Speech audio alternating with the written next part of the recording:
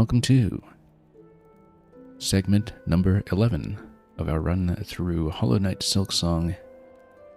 We begin today at a very important juncture in the game, and we'll talk about that in just a moment, but currently we are at the foot of Mount Fey, where we just obtained sufficient mask shards to get up to 7 full masks of health, a very significant upgrade, given how upgrades in general to both our health pool and our silk have come rather slowly. Moreover, we have the Fade Down Cloak, which we acquired right at the end of the previous session. So when we acquired this gave us both protection against cold as well as, more importantly, double jump, equivalent to the Monarch Wings in the first game.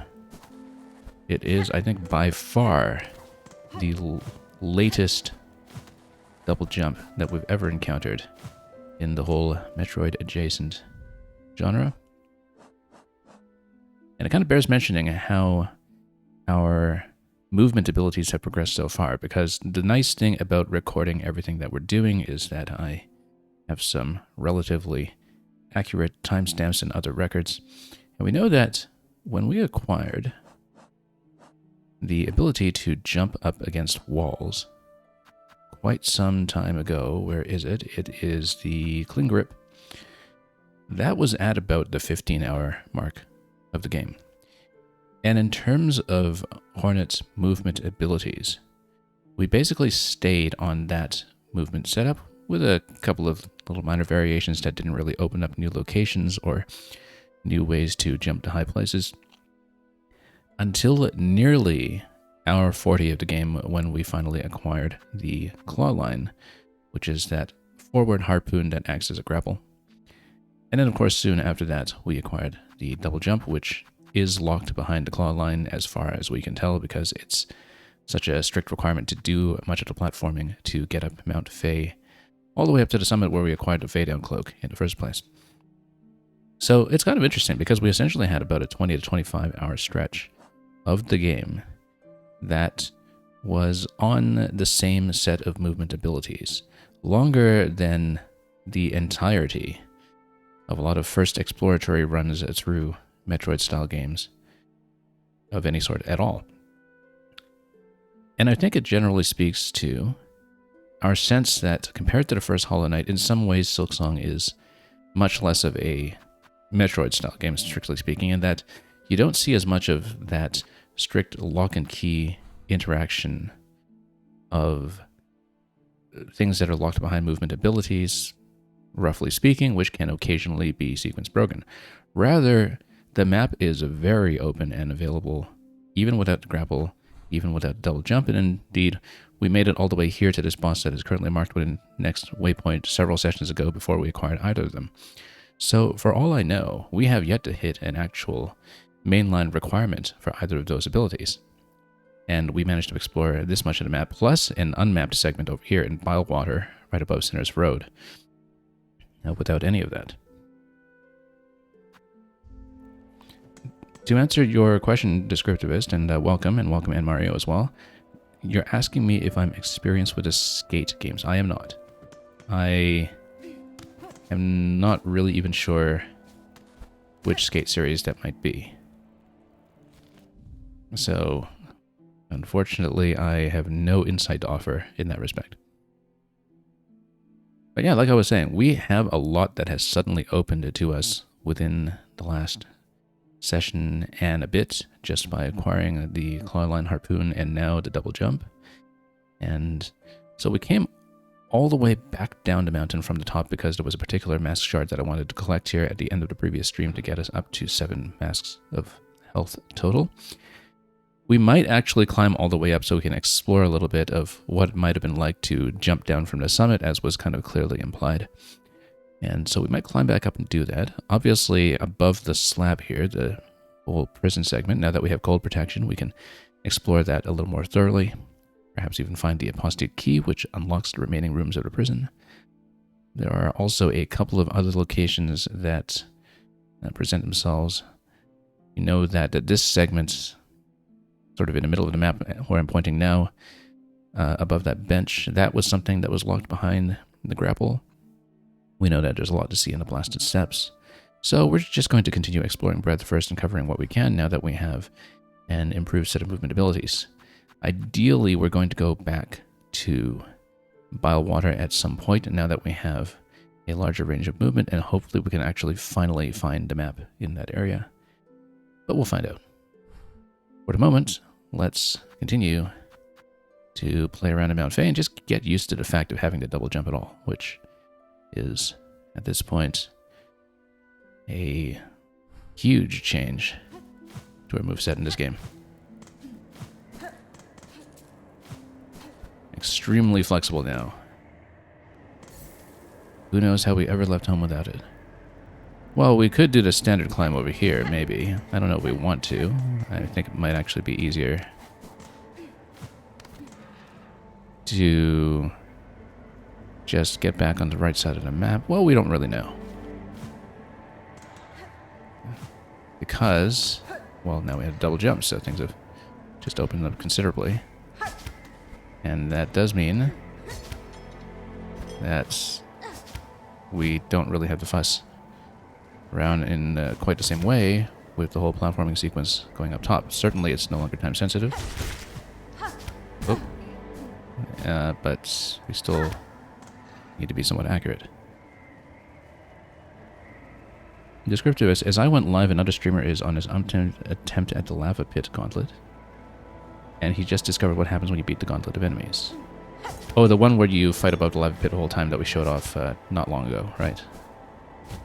I'm trying to remember how far ago because, you know, after a little while this just becomes progression soup. I think that was last session.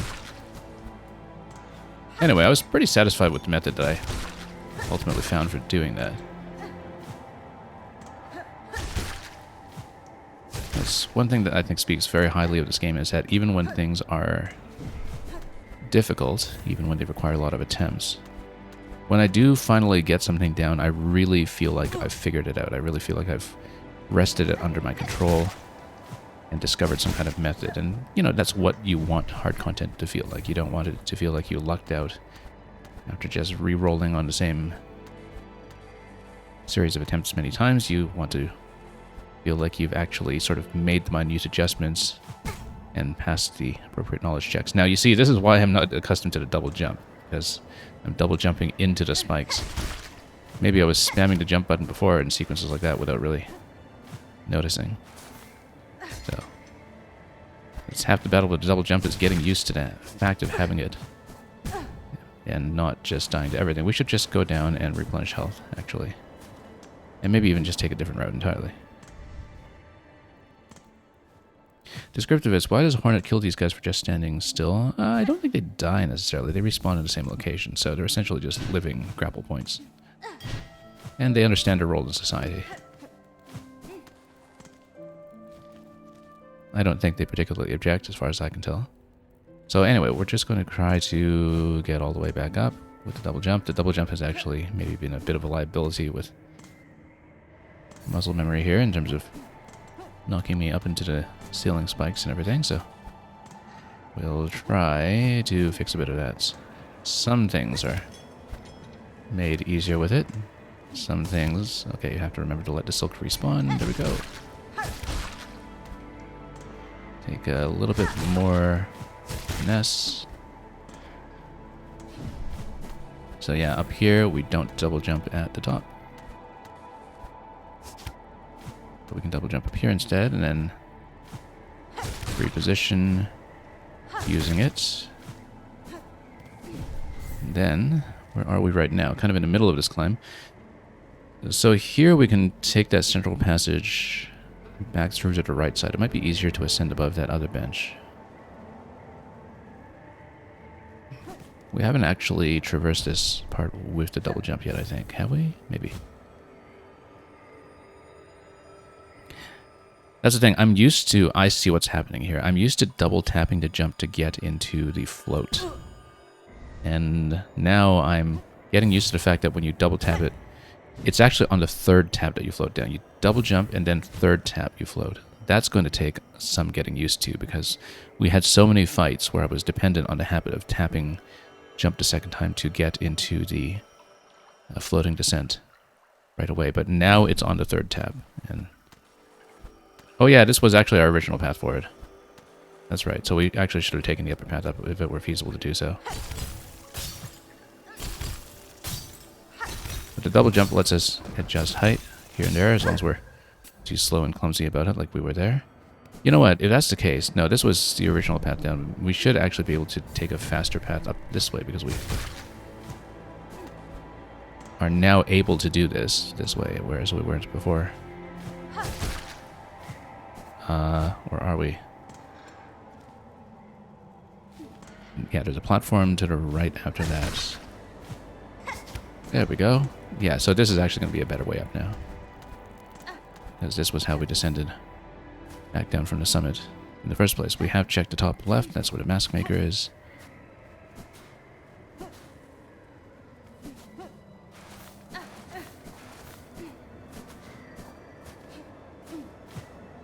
Actually, maybe we can't actually ascend this segment. We don't have anything to cling on to. Maybe we do in fact need to go down, unless the mask maker area has some passage that allows you to go right. So yeah, maybe this was down only, unless we missed something up here that opened up an additional path, which I don't think we did. Alright, in that case, let's just go back down and do things the other way. Again, I really have to get into this new habit here of float being on a third tab. Yeah, that's why we're jumping up into other locations unnecessarily. So if you want to get into the float right away, you have to do a very short tap for the double jump to not gain too much height. The timing is going to be quite different from what we took into many fights before this one. This series of platforming events, rather.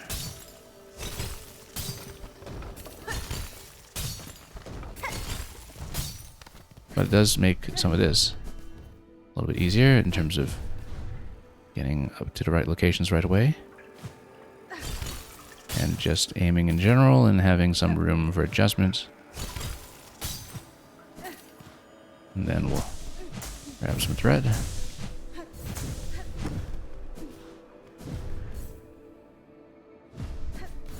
And then from this point on we can just cross. And then... Whoop. Oh yeah, these guys. Let's maybe not die to that. Let's heal up first. That could have gone quite badly if we hadn't healed up in precisely that moment. Anyway, we don't really need heat lamps anymore, but we do, I think, have a way to get up here now. Which was previously not the case.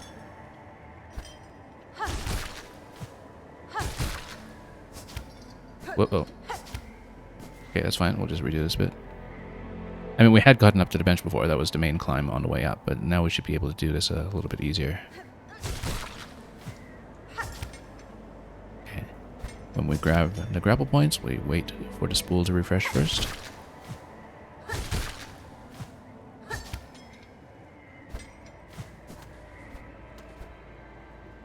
And yeah, eventually we'll want to see if we can go up to the top and try to fall down the right side to see if there's anything there of note. Just to cover that wall and see what's going on.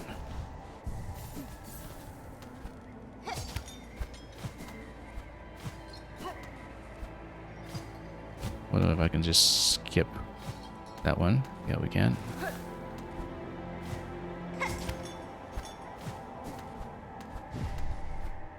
Now let's mind that muscle memory here. Oop.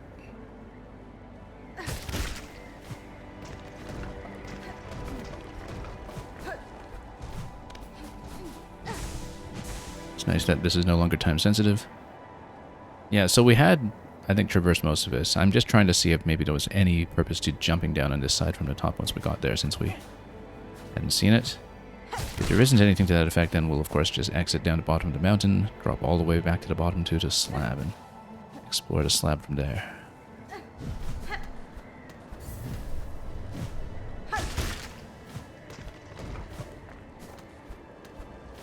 Yeah, the double jump now gives us a lot more flexibility when it comes to correcting our height and position.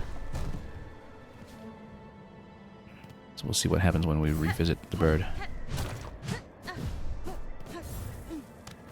And whether anything else here might have opened up in the meantime. No, maybe not. Oh, that seems like a spot where we could have gone up, but was there a reason that we wanted to go up on the right side there? I don't know, because this is where we kind of ascended up to the top initially, but maybe there was something that we didn't see on the way down. This was just the way down when we went all the way down to the mask, so we've seen that part, but I just want to be a little more thorough about this area here in case we missed anything good. The bird is no longer here, but we're going to go all the way to the right and see what we slam against. It might just be one huge descent down to those vertical lines that look like they may very well be spikes. So let's just float all the way over. Oh, that's interesting. Where am I? Well, I can't pull out the map while I'm floating. Interesting.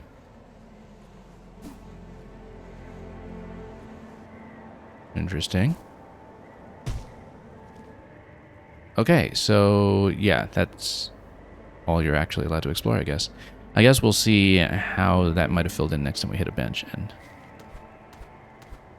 I was kind of wondering if maybe there would have been a way to get over to the prison from that side. But seemingly not so. Instead, we'll just... We're below the bench. We're slightly below the bench. That's okay. We're going to go all the way back down anyhow. And we'll just go to the slab for the next bench to map this out. So I think we've pretty much covered what we can see in this area. Nothing up in the top corner after all. We don't know what the mask maker was for. That is an NPC that we'll just have to return to later when we have a better idea of its relevance. Yeah, unfortunately no shortcut gates into the prison levels here. That was just to give you a visual indication of how the prison area and the slab connects to Mount Fay. Nothing else beyond that, I don't think. We can't really open anything. That would perhaps defeat the purpose of it being a prison. If it were so easily broken. Yeah, this bit here is new. And I think that's about all we can see. Yeah, really have to get used to float being on the third jump now. Anyway, Bell Beast is still here, our old companion. We will, however, explore the slab first. And just to get up to the snowy area up top. To see if anything new awaits. Especially now that we're no longer under time pressure when it comes to inspecting that segment. Now this is interesting. This seems to go up. Maybe. Can't quite tell.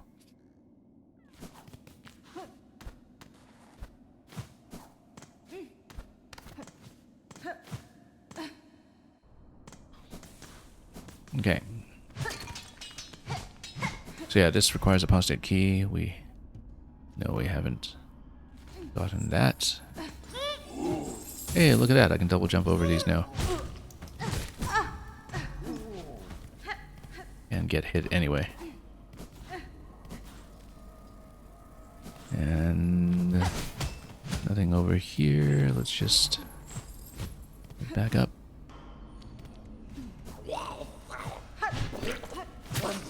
Look at how much height we can gain on. I got drill up and running. Yeah, I do. I can use drill from that position too, if we remember to. Anyway, straight up the central column, I guess, or maybe even over the right side. Well, we'll decide.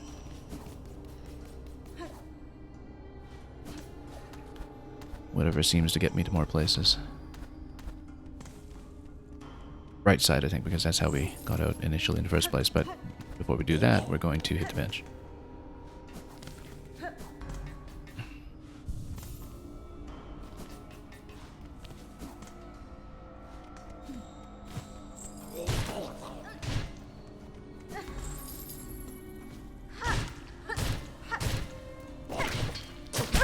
Oh, okay.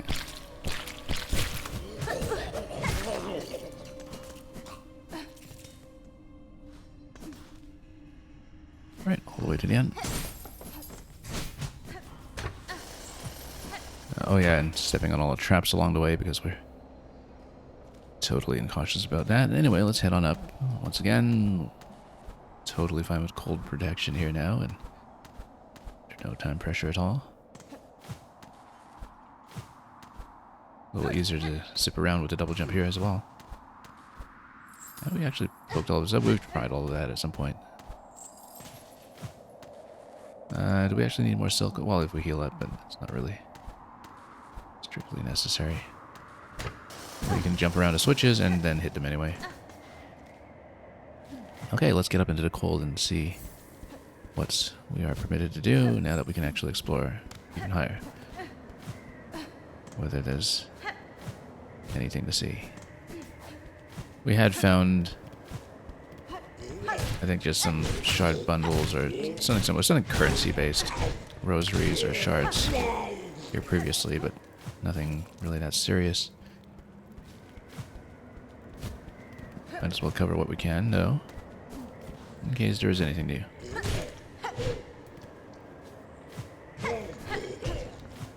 That guy, for instance, lifts us quite high.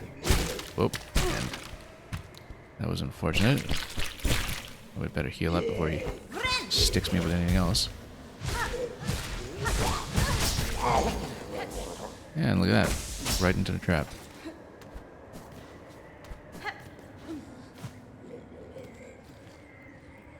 So yeah, we might have actually seen everything here previously.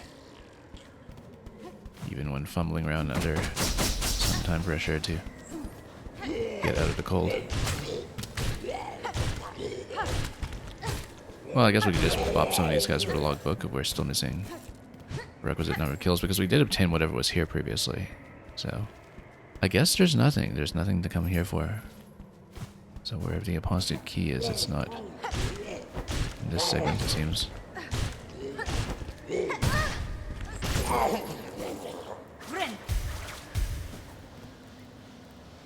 Yeah, because this wraps around this side. We've seen that before. That was just part of the sequence when we were imprisoned.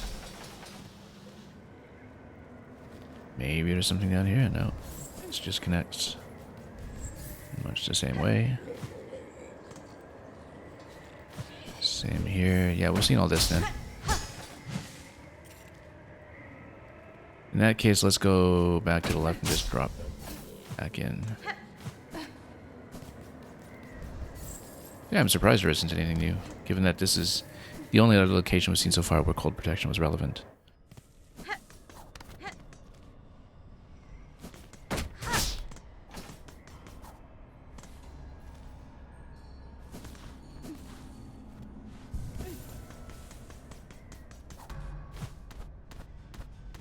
Running up this way. No, that's just a dead-end tunnel by the looks of it.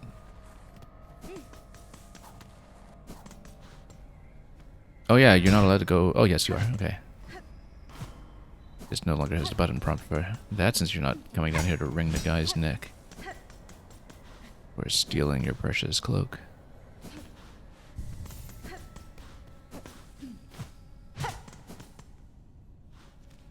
So I wonder where the apostate key will come from then. I mean, we never actually came up here because we couldn't have.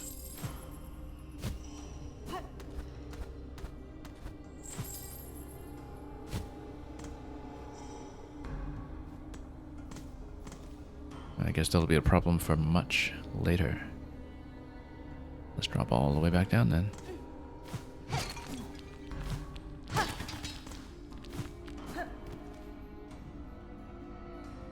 Because I think I have explored everything else here pretty thoroughly.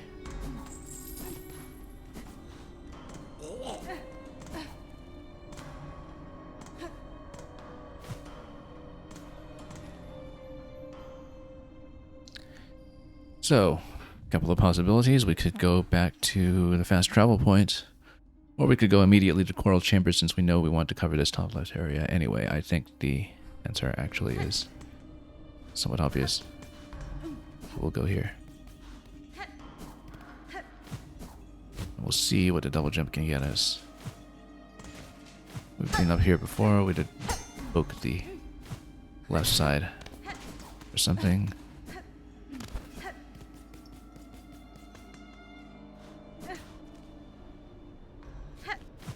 We're in Coral Chambers. We can do a little bit of jumping around, but and then oh, okay. I was hoping to get up with a drill attack against these, but oh.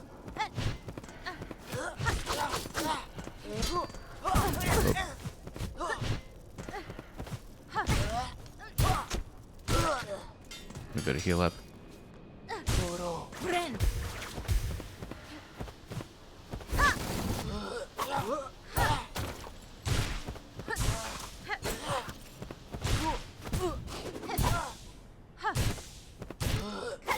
We'll just go aerial combat the whole time, basically. And there we are.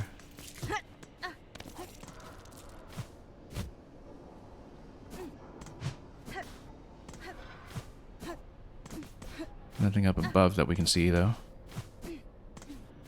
I mean, we can try to jump off of here and see if we can cover that much distance. I kind of doubt it. Yeah, so after double jump, even if you grapple, of course, there's no reset there, and you would continue. Oh, did we never come down this way? I guess we didn't.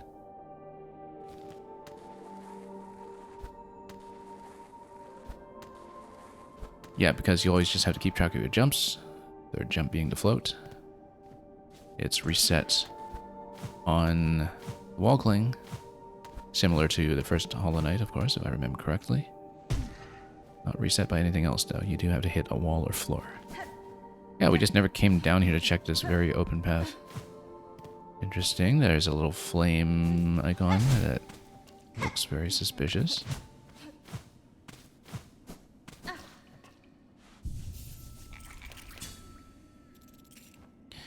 Let's take a look at the map for a moment. So, Mount Fay, as we can see, we didn't uncover anything up here in the zone that is grayed out. I think that is just going to be a hard boundary, even if it looks open from the shape of the map. And here we see that this is the connection point that gets you over to the Ventrica terminal down below. So, I guess we'll do that. We'll just loop around here to continue mapping the zone accordingly. However, this area does continue. What did that do?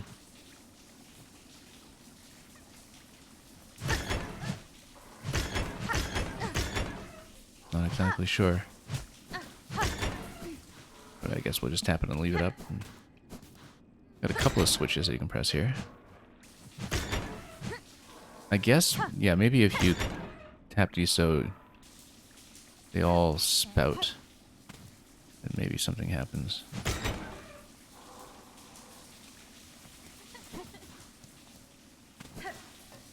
Anything down here? I don't know. Looks like it might be some kind of environmental puzzle that possibly even opens that gate, but we don't know the combination. But there is more over here. Interesting. Can we cut this? Yes, we can. What does that get us?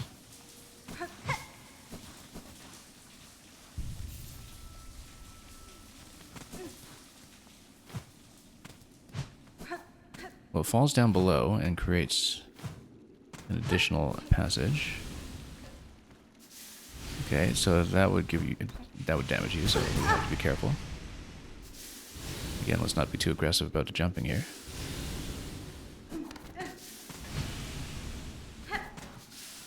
Yeah, definitely a little bit of a change to adjust to. The double jump, certain locations. But I say we actually bench up first before we continue then. So this is clearly something since we open up the passage down below.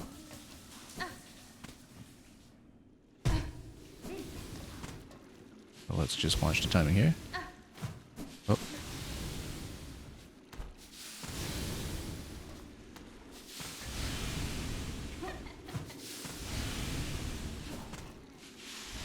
I'll just try to map it out. Oh, no.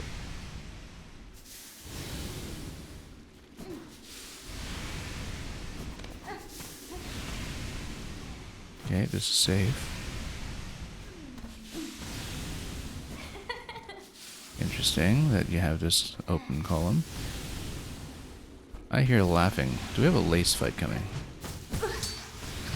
Oh.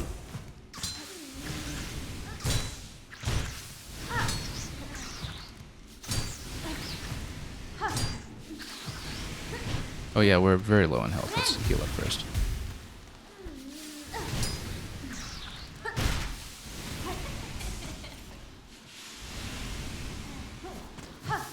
I feel like we are going to have a lace fight coming.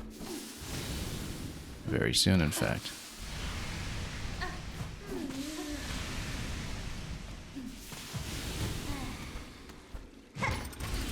What did we just open? This hatch. Oh, interesting. It's a spa. Well.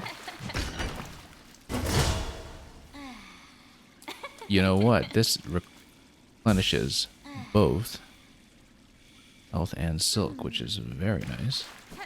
Well, someone's enjoying it here. What are you doing here? Can we talk? Or do I slap you?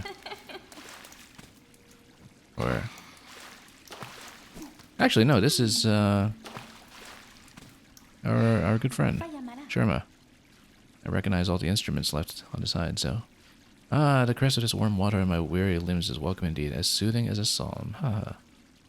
Yeah, I hardly even recognize Sherma without the clanging of the bells. We use Splishy Splash in the holy bath with me, Red Maiden. We can sing together to aid in our rejuvenation. You know what? Can I play the needle in the bath? Probably not. Instruments don't work that way, but I can play here and let's hear some.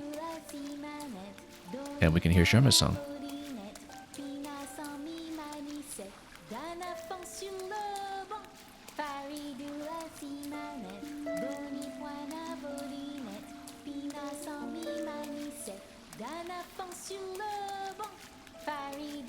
Okay, and it just loops from here, I think.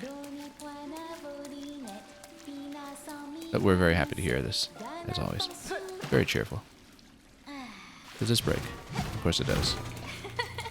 Let's silk up here first. Can't pull out the map while you're taking a bath, though. That would possibly ruin the map. So, let's take a look. This connects over to the other side. I mean, we can just map it out on the bench quickly since we are here. Very nice that we've just found this lovely healing spot. And yeah, it doesn't show you what's to the right after you bust open that gate, so why don't we follow through with that and give that a poke. Connecting passage. Is that all it is? Might be. Looks like there's a potential connection point up top as well that we just haven't touched. Alright, in that case, we have a very convenient connecting passage now, but let's go down to the Ventrica passage that I passed on the other side.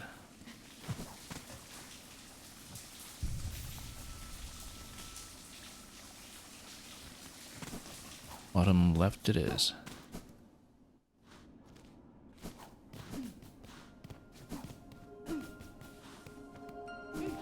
Well, this looks awfully suspicious. Who's fighting? Oh, okay, that's fine. You know what? Oh, which weapon do I have here? This one. Okay. Because I was thinking if we had Red Storm, that might have been here too. Just make sure we get stable again for a heal.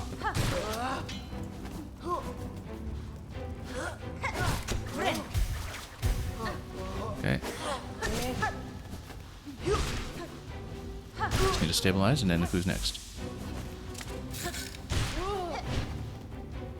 Oh, these ones eat thread, right? So. Okay. And we just bust them this way. And then that's quick. Good. Oh. Have to take care of some of this stuff.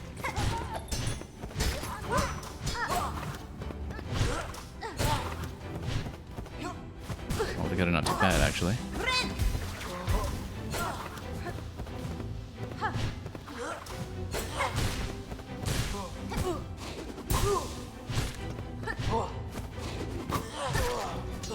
Who's next? Oh, who are you?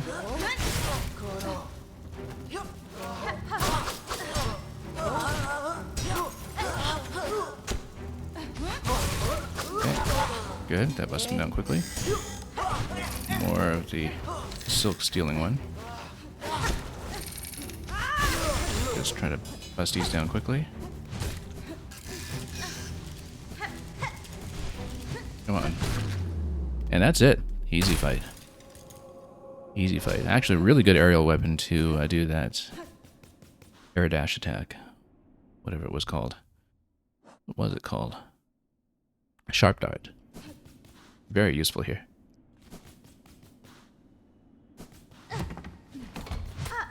Well, let's see what that gets you other than Ventrica Passage. Rosaries are nice to have. We actually want more of those craft stones. Whatever they was called. Oh, they were called because we okay, that's more to fight over there. Let's not fight those yet. Let's see if we can open up anything else. Specifically down to the Ventrica Passage. Yeah, I thought that was suspicious. We need to get up to a heal, actually. Soon. We open up Ventrica Passage and we'll go over to the next area. I'm gonna open some doors first. Lots of rosaries.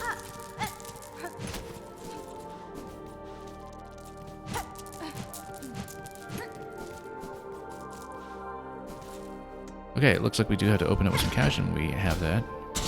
We'll have the door open here as well for the connecting point to the right side. And of course we'll pay in.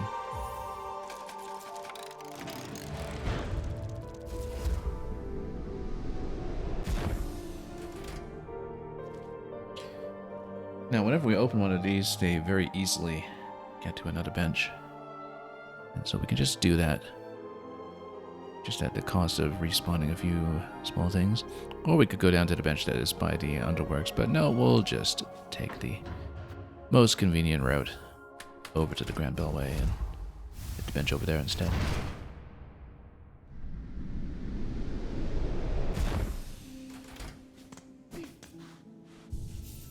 Yeah, normally I'd change back to Threadstorm, but actually Sharp Dart was very good on the fight that we had just now, so absolutely no regrets about having stayed on that instead.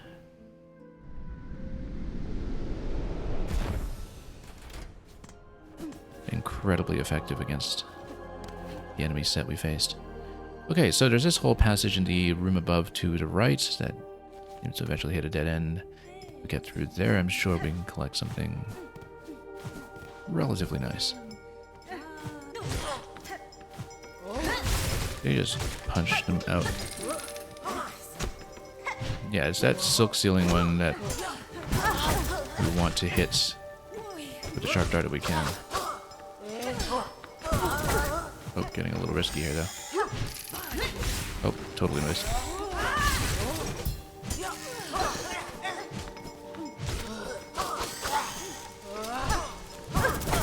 Okay, that's a little too risky. Let's redo. We'll just get back in there and heal up, try again. We should actually be using our tools that are based on shards as well, because of the fact that we are going to be short on silk if it starts to be suctioned away. Oh, did I take the wrong one? Or, well, let's see. No, this is correct. It is marked as coral chambers, but this whole thing is coral chambers, so, you know. Couldn't necessarily tell. You know what? Let's build up some silk off of this one to the left. Once again, just... because that'll give us an easier start. And we... just go... like this and just draw some of them in.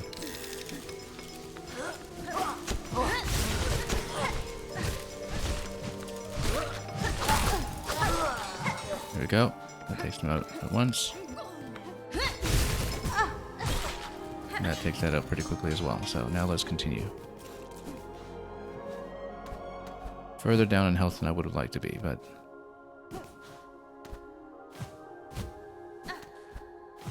anything to tap up here? Not really. That's just the room we're dealing with. More silk.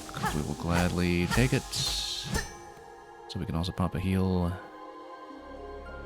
immediately, I think.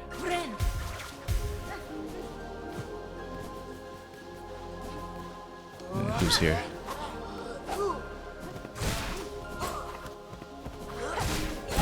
Oop, that hit rather harder than I would have liked.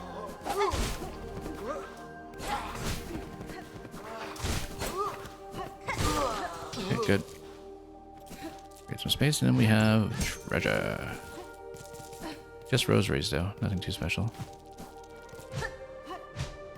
More cash that we'll probably squander or lose haphazardly at some point. But anyway, we went to Ventrica Passage. We want to now proceed up and towards that top left area because that is something that we know will be available to our current movement set. So, a lot of filling in blanks today, I think. That will be the order of the day. Will we even drop through here? Or are we able to get back out? Let's see. Oh yeah, there it is. Just trying to look for that passage.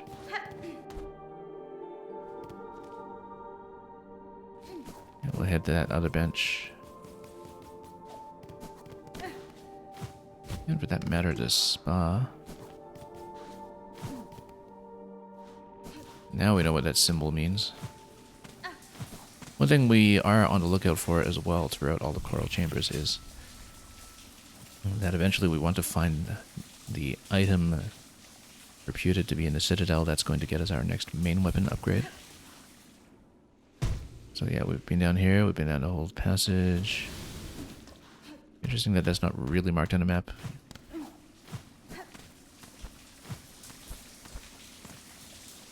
And this whole circuit here, yeah, let's just proceed and take a bath. Oh, our friend's no longer here. What's this switch all about?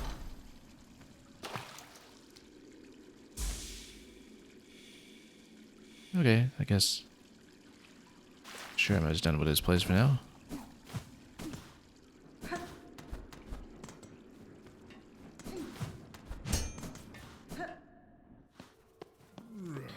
Now that we're here, we just climb up the tower and head to the left, up the top. I'm not gonna bother with a lot of the fights, I think. I mean, this guy we should probably get out of the way with.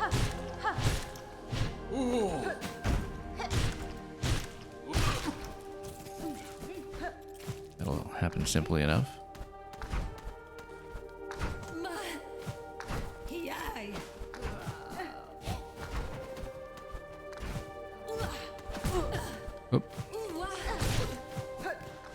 Stool off of that one, and then let's just keep on going up.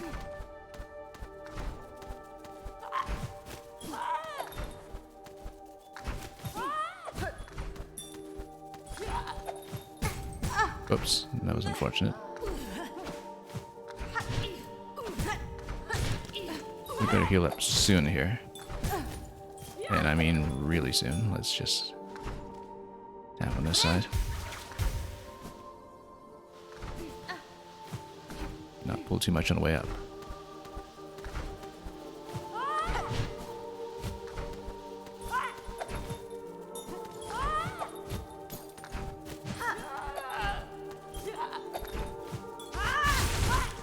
That works too, mostly. As long as we don't run into everything along the way.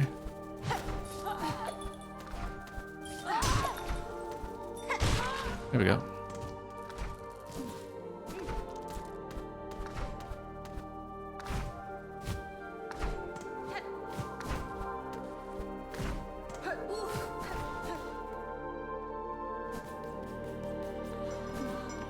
Okay, this area here we've been through. That goes to the bench. That's where we want to go as well.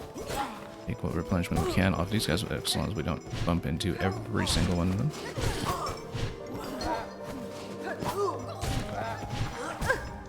I mean, every single one of them. Let's just go for the bench. Let's not mess around.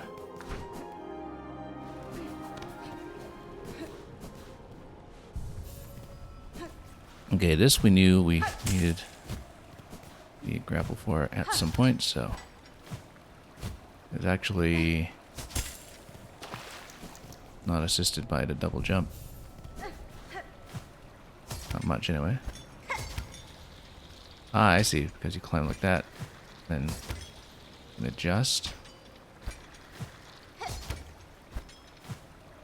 Yeah, everything's accessible with a single jump. And we just want to grab some thread off of this afterwards.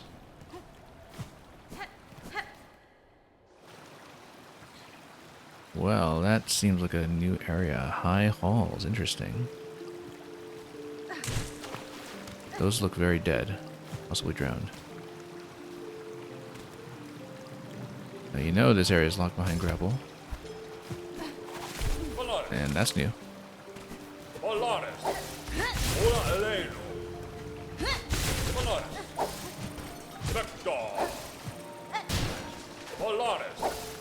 Whoop.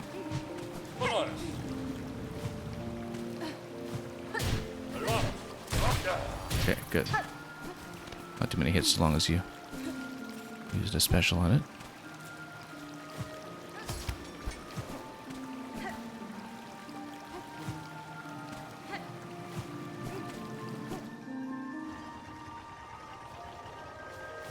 Let's try to find a map station for this zone. Looks like you can go down here as well, but let's go up first and see what we can do. This looks mildly threatening, but we'll see. Yeah, those golden mess on these, I guess, makes them clerics of a higher rank or something. What we can tell.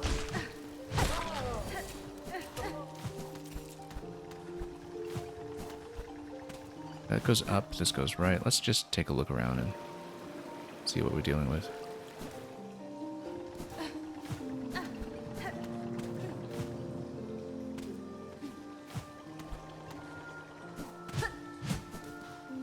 Just to map the place out a bit.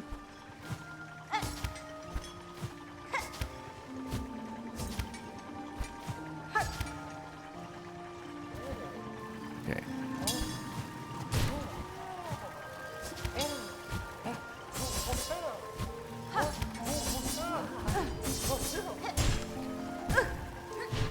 Okay, that's gonna be a little tricky.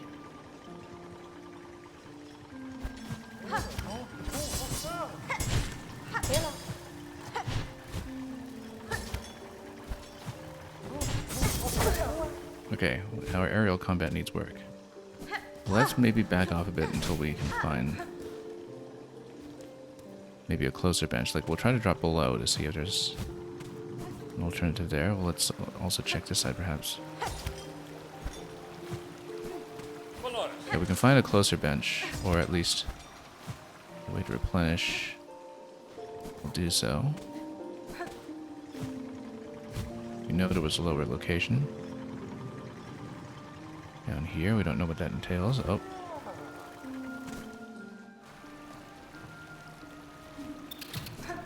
We don't want to die all of a sudden here because we will want to track location. But if you're down below,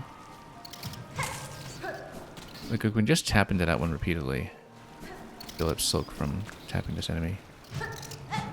Whoop. Very close.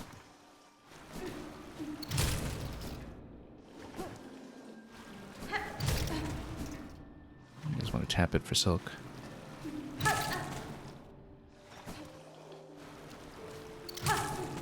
Nope, missing. Just want to tap something safe that we can pull up Silk on so we can heal.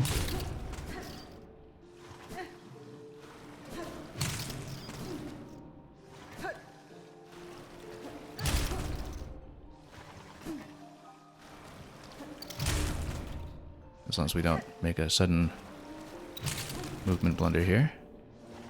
We'll just take it patiently until we've built up.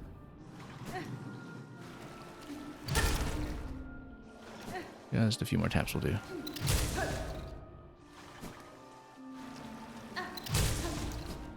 Okay. Good. Now we're actually able to play.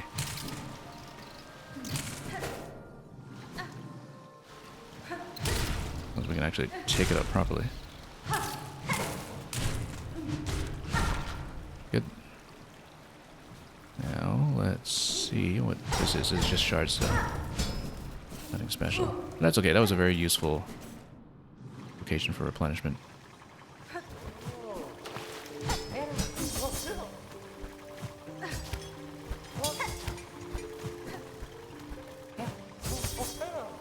If we can get out of this room, then we can at least trap that one down below without dealing with the spawn. And we'll just resume to climb up top.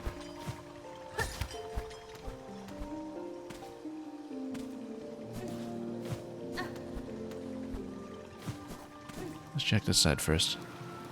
This time, since we know there's a lot of obstruction on the way up on the other side.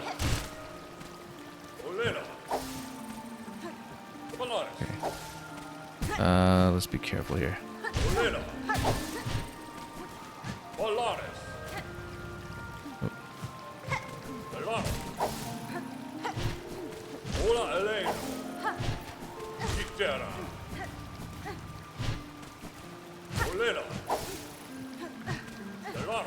Actually, let's keep moving, it's not too bad.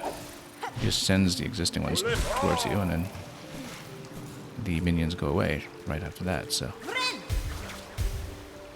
really not too bad.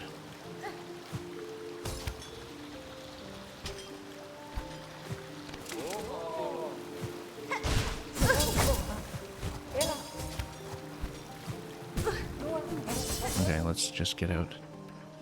We're pretty deep in at this point, though, so how many rosaries do we stand to lose if we drop out all of a sudden? 288. So yeah, that's the right side route, not the upper route, but I guess we'll climb and see what happens. Whether any of those pathways rejoin each other. Does this break? It does not. But you do get treasure, and that seems to be what you get for making it all this way. Now, the enemies are still there on the way back, so, you know, this is by no means safe. At some point, we'll want to beat up these rosaries, since until we get some of the craft stones, craft shards, whatever they were, we don't really have a major rosary dump that presents itself just yet. I mean, the thing we're working towards is the architect key. And just take a look here. There was this area in the bottom. I wonder. Oh, that's just if you fall and fail, I guess. Or maybe, no, there's something down below.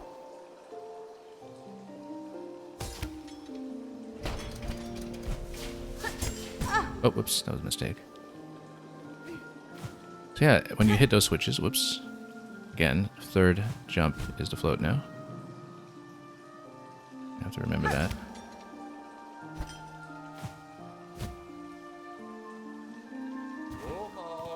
Let's tab out here first. What is all this? Any of these come out and mob me?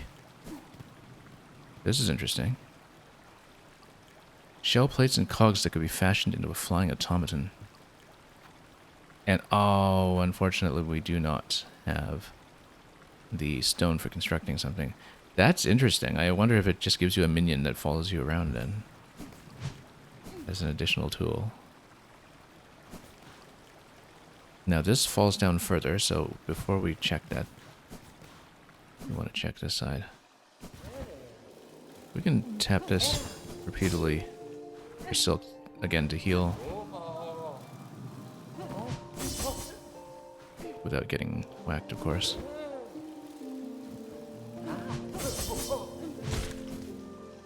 Just do this and just get the heal up cautiously. Very cautiously.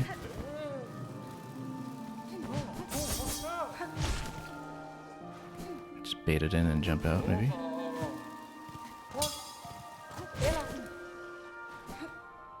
Just one little tap at a time. It'll take a very patiently to do this. No need to rush it. Oh, that was close. I had a different swipe than usual.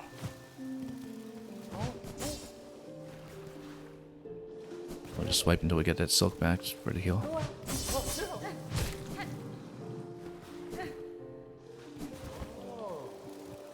I mean, we're so far from my nearest bench that we do want to work in that self-sustain at this point so we can keep on exploring without getting too deep in and losing my way, since this is still a zone that is unmapped. Also don't know how much damage this does. But 2 masks do not feel safe at this stage of the game.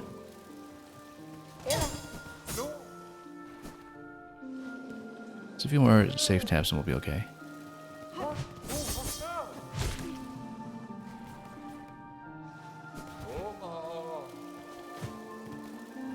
Nope, we do need to try to attack into it a little bit, I think. Yeah, because attacking into it kind of baits it in. Okay, now we can take it out in earnest.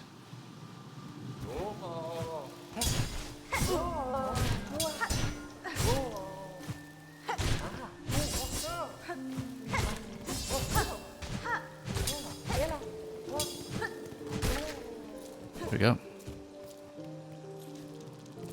Tiny bit of damage there, but we'll deal with it. So yeah, this goes down, the left side also goes down. Very difficult to say which would rather do.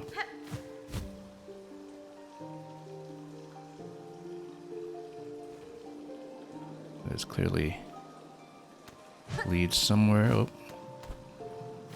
Not hit any spikes. Oh, no, too bad. Well, that's clearly something we move towards. Maybe if we use the special that I have to dash left. There we go, that works. Quite well, in fact, and this will connect. That connects over here. That tells me that there was something to drop to on the left side that would be worth dropping to, so we should actually go back up when we can. However, we've floated down enough that I don't think we can do that at the moment. Is this safe? Yes.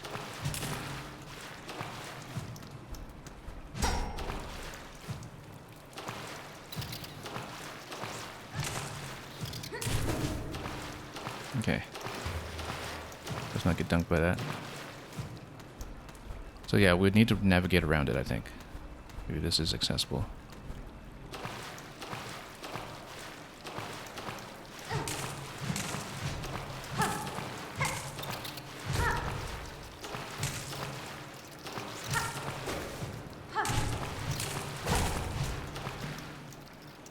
Can I ground that thing yet?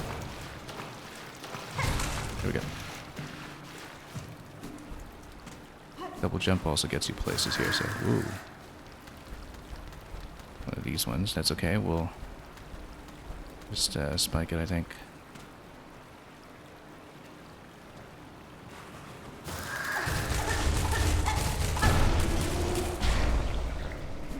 I'll have curved claws, take it out. Continue to explore the tunnels. This might be the drop we're looking for. Yes, it is. Psalm cylinder. The cylinder can be played in a gramophone. Interesting. We haven't found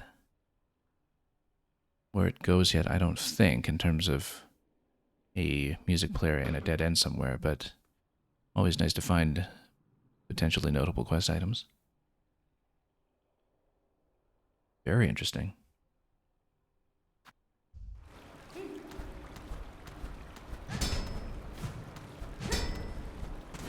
Okay. Let's continue.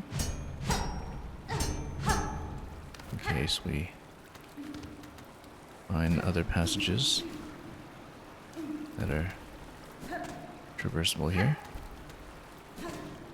Yeah, of course, having the double jump allow us to skip over the water seemed to be a pretty big deal when it comes to this area. Also, having this be available as an easy tap from the door will be good because it means that we can heal up here and then build up silk.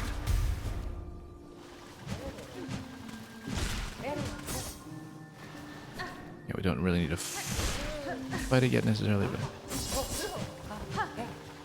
let's fight it. We're at full.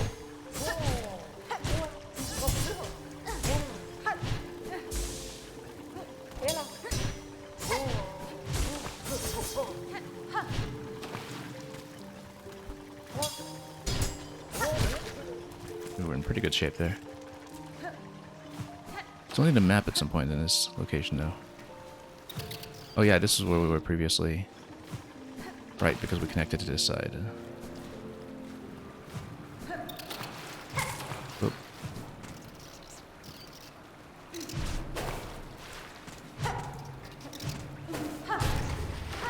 And we'll just spike it. And drown the thing.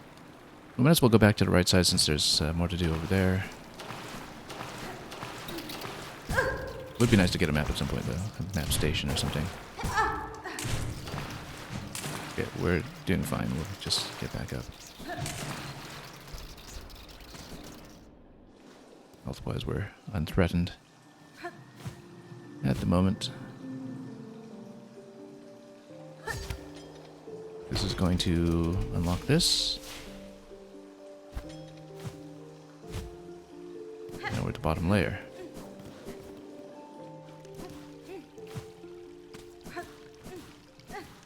Oh, something new. Loot the bed. That's a frayed rosary string. Whoever's here. Ooh, that's interesting. That moves.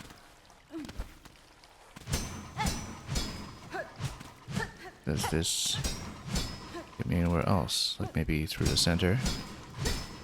That's obviously worth checking. Doesn't really seem to do much for me.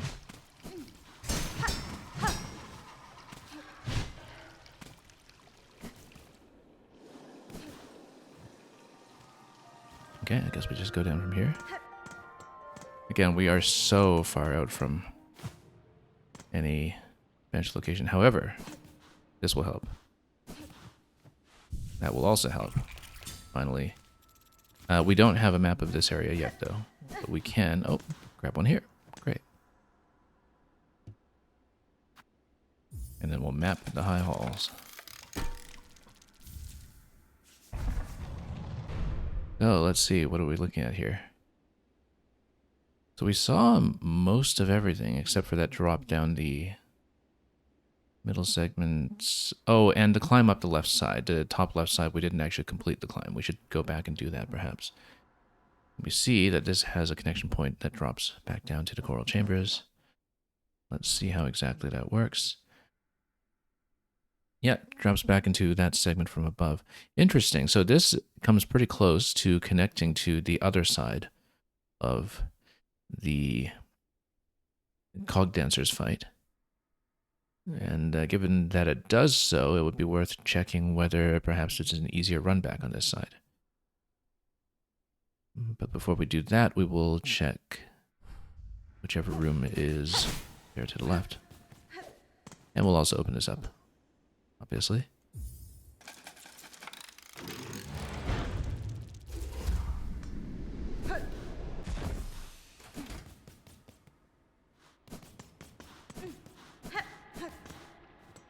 This seems ominous as well. What is this icon? Is it a shop or is it... Oh, it's a lock. What kind of lock? Simple lock. Okay, so... High halls will also have a simple key. We're 2 simple keys behind at this point. One here and one for rescuing the... Who was it? The prince who was in the Cinders Road, Green Prince.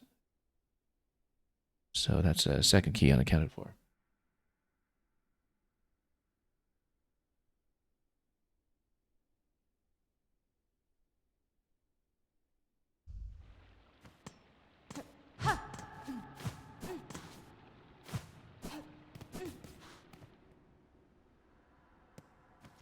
On the left side over here, let's see what this is. This looks like it's going to be a fight. Oh, this must be the gramophone. Maybe we... Is it? Actually, it's a fight. It's a fight. So, who's fighting?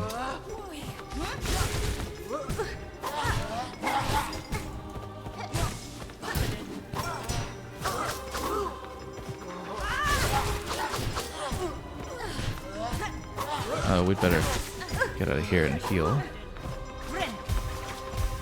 Hopefully. We can get replenished really quickly here. And simplify the segment, hopefully, without taking too much damage. Who's next? These I'm not actually too concerned about, I think. We should have used a drill against them, in fact. The drill just wrecks them.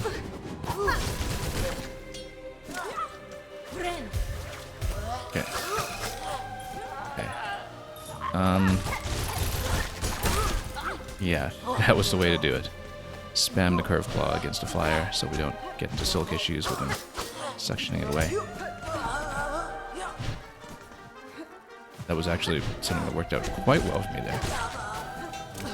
Impressively well. Okay. Let's try to get above them. And just try to wreck them this way.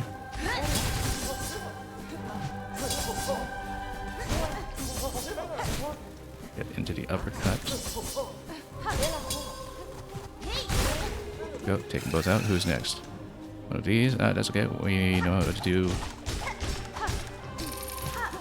that. Oh, still more.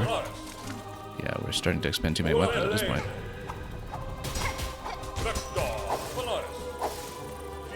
Yeah.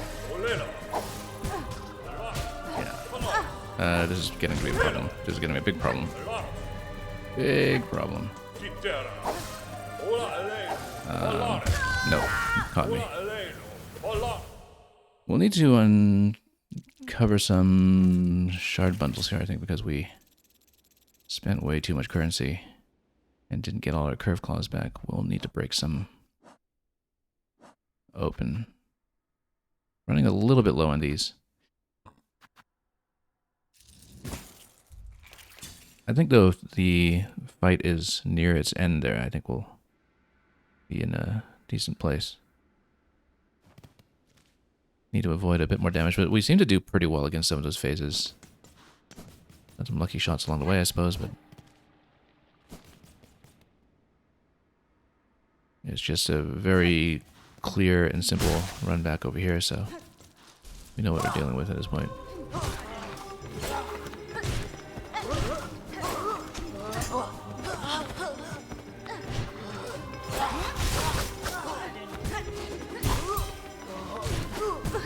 I'm wondering if we want to stay on that forward lunge attack, whatever it was called. Sharp dart. I think so, because it's very good against the aerial enemies. You don't have to deal with the kind of cooldown time and vulnerability that you do with Dreadstorm. We'll need to heal up pretty soon, though, here. Oh, completely whipped. But we know drill works well against these guys, so we don't get caught by their attack. We're whiffing like crazy, though. Whiffing like crazy. This did not go well.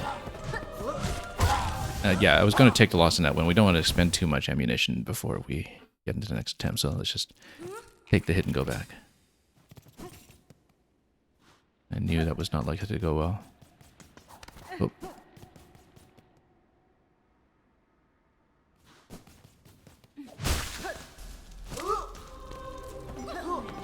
Okay, nope, getting a little rough here already at the start.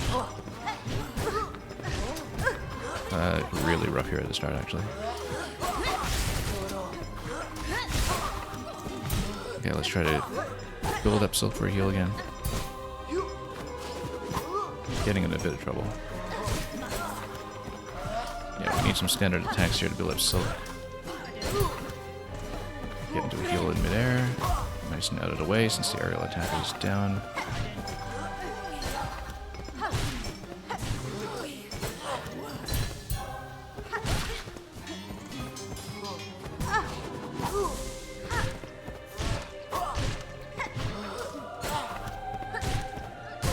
Okay, now let's not whiff like crazy on the drill if we can. Oh.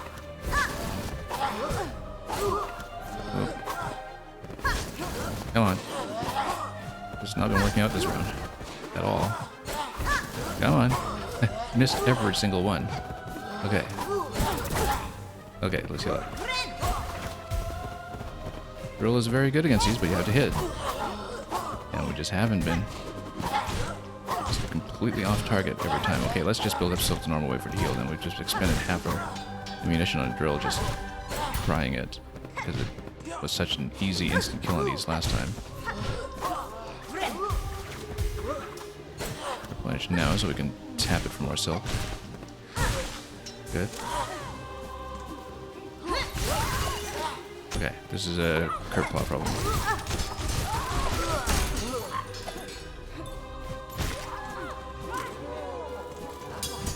Okay.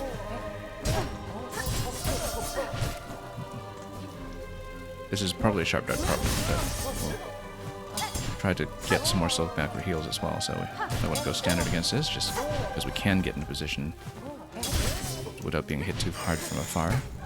Oh.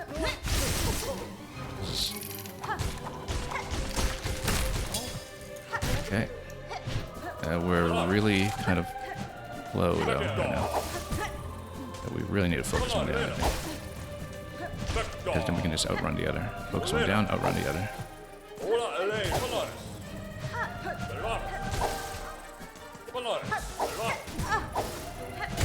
Nope. That was it. Yeah, getting a little too low going into that phase. I really feel like that looks like it might be the final phase, just given the way the fight is balanced, but we never know. Anyway, we're kind of out of ammunition again. Maybe we should have fully replenished the Curve Claw going into this one, but that's okay. We'll see what we can do.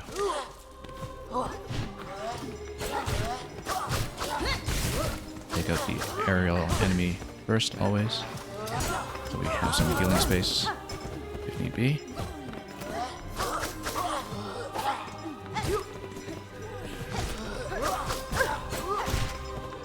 Okay, now heal up. Good. Then we build.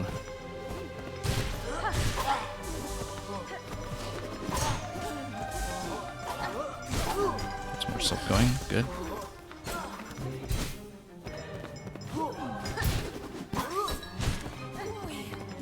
Yeah, it feels like we're kind of stabilized here. Just don't need to burn too many resources and do it.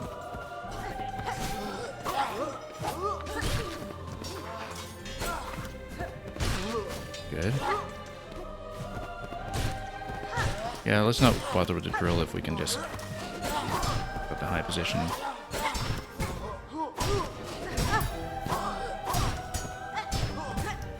Okay, we'll need to heal up in just a moment. Heal up now so we can build Silk.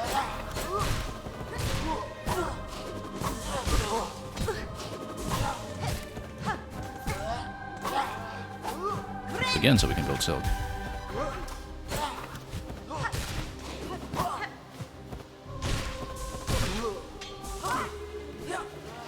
Again, Curve Claw problem.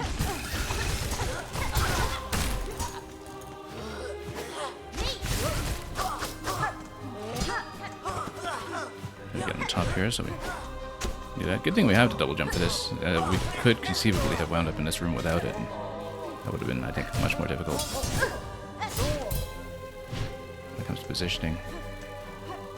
Sharp Dart's very good against these, but right now we're just in need of more silk for heals, so I don't want to use too many specials.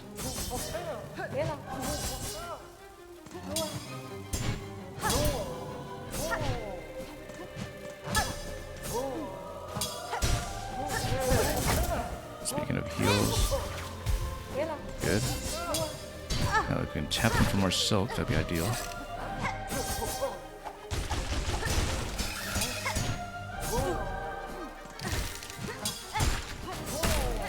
Again, way too low going into the next phase. Way too low. We need a lot more silk here.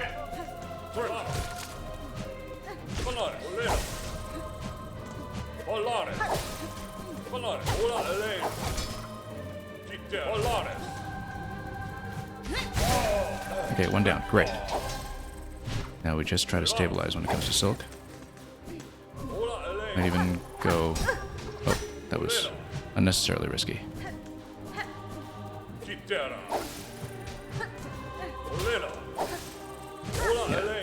Consistent movement is the key to this pattern. If we can sharp dart him, that'd be even better, but not counting on it just yet. Hopefully this is the last phase. Given sufficient distance, I'm not doing too badly. He doesn't respawn them. At least it doesn't seem like it. Oh, he does, okay. We should remember that from earlier. Sharp dart. Punch him. That's not the end. Who's next? This guy.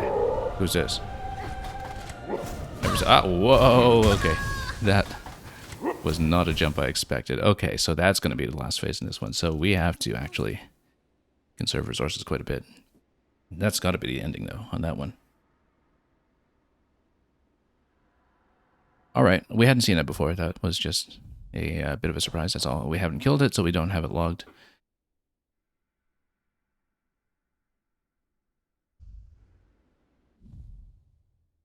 We will need shards.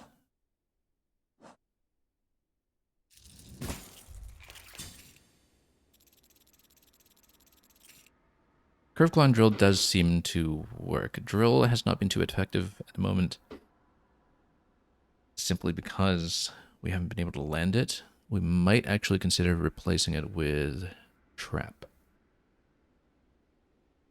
Because with Trap, at least we can run away from things and focus mainly on dodging. That might actually be better, given that we haven't had good positions for Drill. So let's just try to change the loadout here.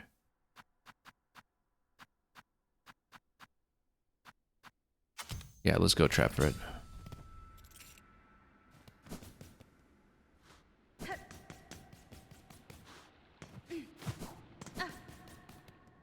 Sharp Dart definitely stays, I think. It's too useful here.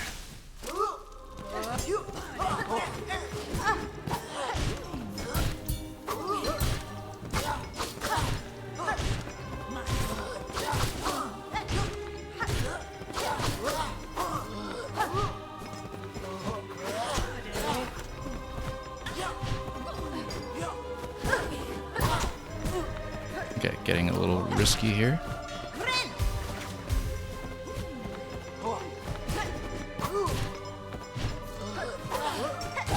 Not as clean as the last time, but we made it. Yeah, no need to control here anymore since we don't have it, and since it didn't quite work out for us when we were missing anyway. Heal so we can get more silk back.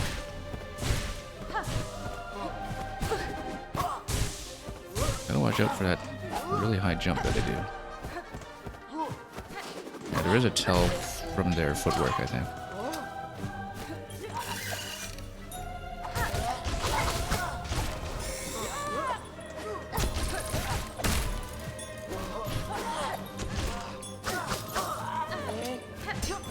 Usually these don't remain quite so alive after Curve Claw, so let's just once again heal now so we can go for more silk.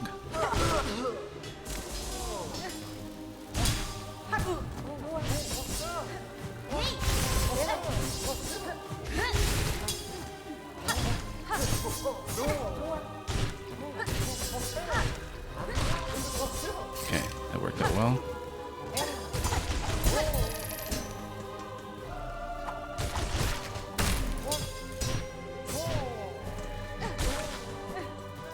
Okay. You know what? Trap might work for this. If we don't die first.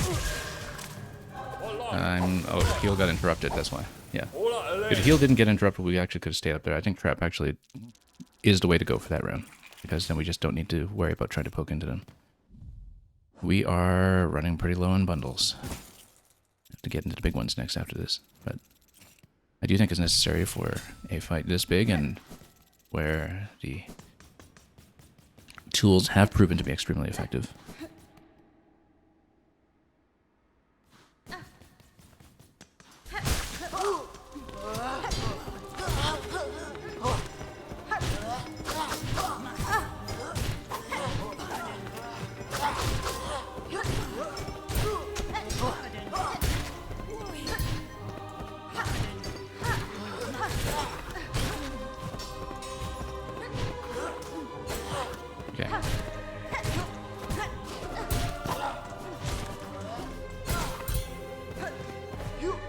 Okay, back out of that.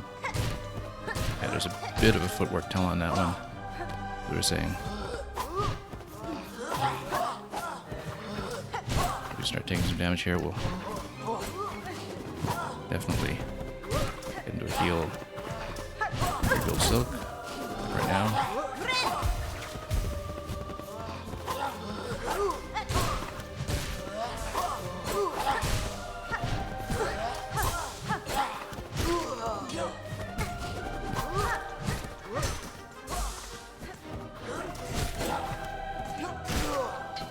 Okay.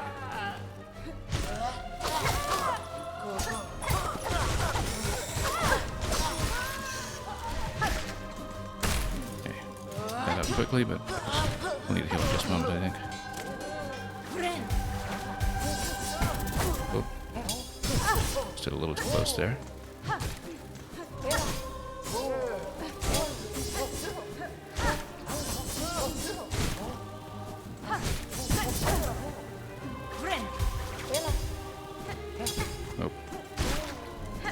Yeah, if you take damage while you're in the Reaper state, you actually lose the effect.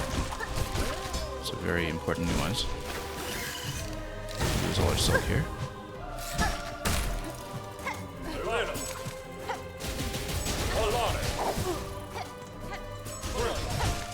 Oh yeah, Trap's absolutely the way to go, except he respawns all three at once, so... So we're in kind of a mess there. So yeah, the trap has to land on top of the big guy, otherwise... Actually, it might not be that effective then, in that case, because of how that works. Really burning through our shard supply here. Yeah, because I guess the shards get consumed by the little bee minions there, and the problem with that is that they consume the shards, but then they get respawned quickly. That might not be as effective on that phase as I hoped. However, in other aerial phases, that might be a different story.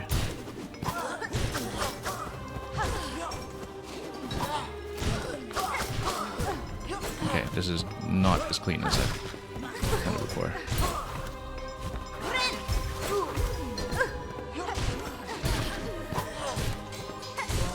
Yeah, so you lose the Reaper effect once you take damage, so you really have to not take damage immediately when you do go for the heal. Otherwise you don't get your Silk replenishment.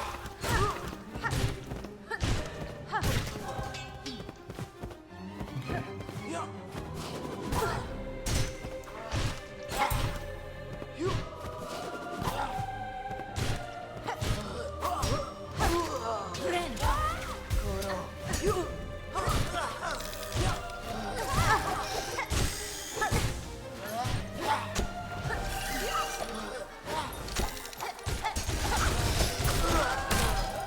Okay.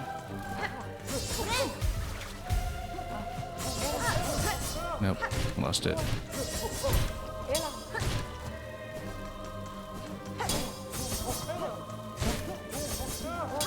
The uppercut kind of works, except it goes into the shield.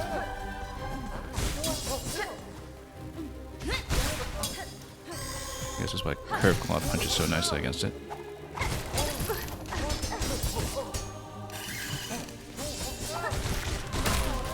Okay.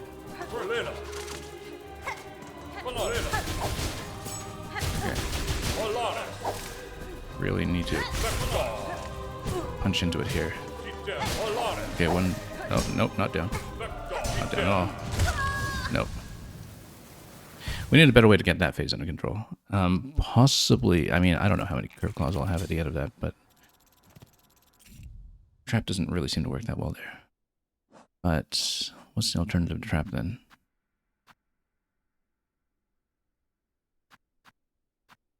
Might even want one of the attack buffs or something.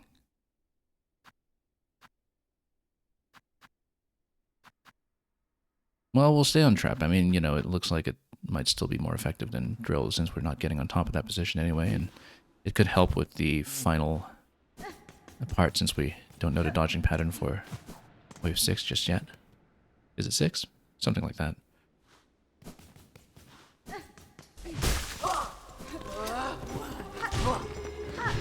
Okay, let's just try to get on top of the flyer right away if we can.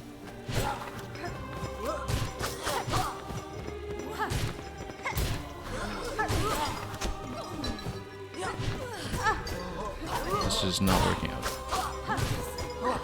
as well as I would liked. We're already losing. I'm going to throw it this round, I think. Depending on whether we can get health and silk back.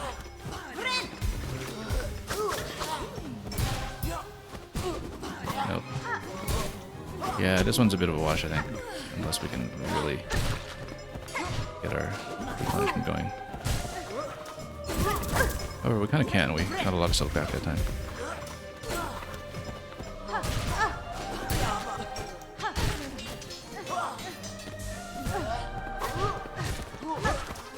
The injection timing on the heal might be less critical than the replenishment time on the silk for this fight, so we might want to do a little bit of reconfiguration. We're getting a decent amount of silk back, so maybe we're okay.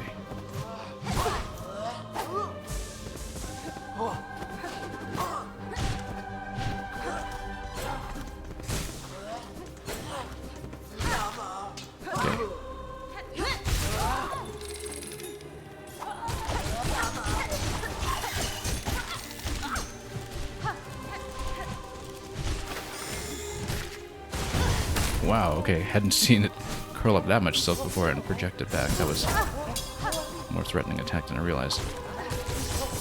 We need some silk before we expend too many resources once again. See, when we're really committed to a fight and we start spending things like the curve claw like crazy, we really can't afford to just lose and eat into the shard bank once again, the way we've been doing here.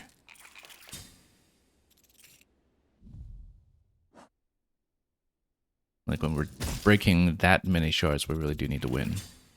Otherwise, we'll have to start relying much less on the sub-weapons, which is going to be a big problem for certain phases here, so...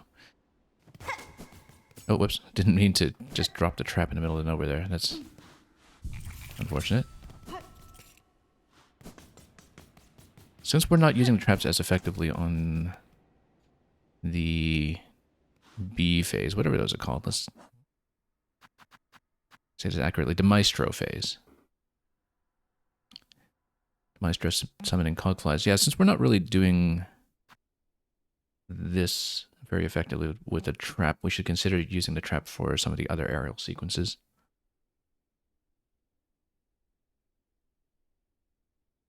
But I'm also thinking that I might need to save it for the one at the end, which we have yet to identify.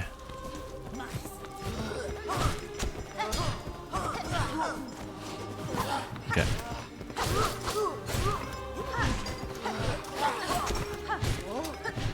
Nope. Oh, couldn't get in position here. Just trying to get above. That's more like it, somewhat.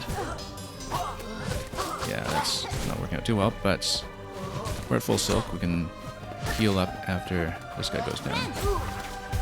Just, oh, lose out on replenishment completely because of the fact that we played that. Actually, we still get a decent amount back. As long as we keep tapping into it.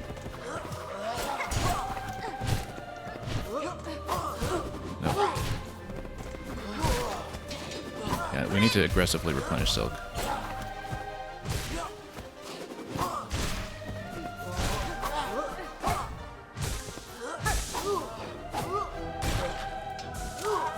Okay.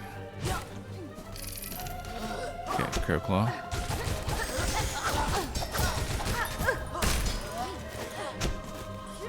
Probably too aggressive there. Without enough benefits.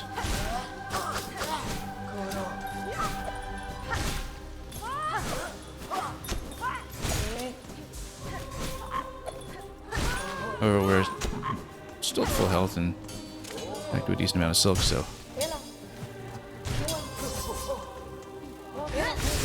Yeah, these ones we know are pretty vulnerable to our special. Yeah. Just knock it down again. Great. Let's not burn too much silk at it though.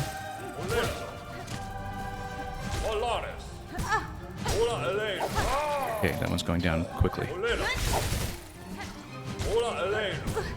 Now, this one's just all avoidance at this point. Get him in a trap. That at least clears some bees. Sticks them. Great. Okay. Take him through this way. Okay. Good.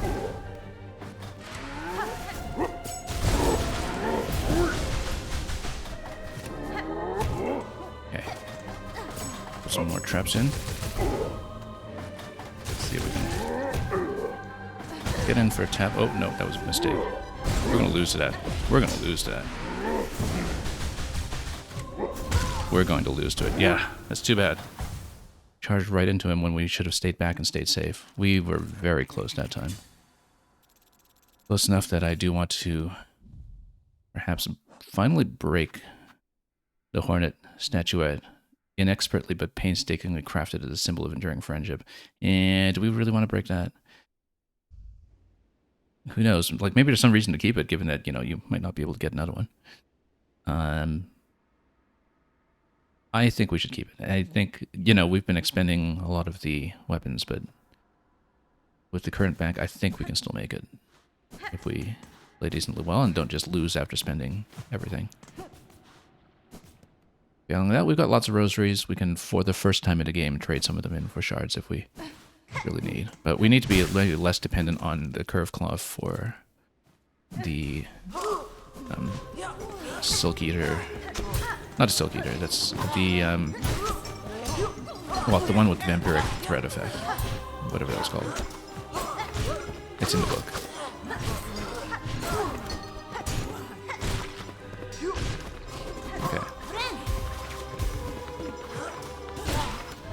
For some silk, if we can. That was not very well played. Not very well played at all. We just need to get another heal down then. Tap more silk.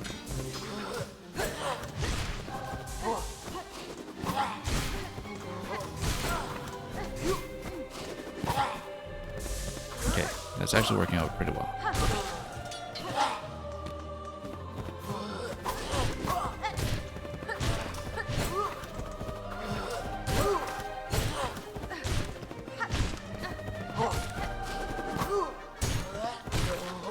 Working out really well, actually. This was clean.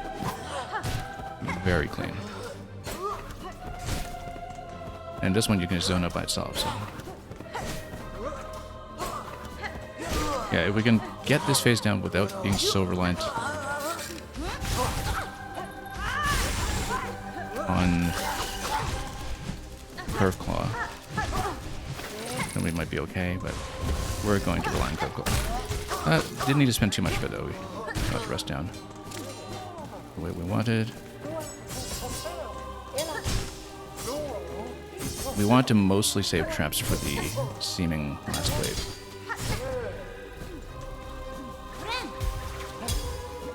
Oh, ran into it before we could get Silk back. That's not good.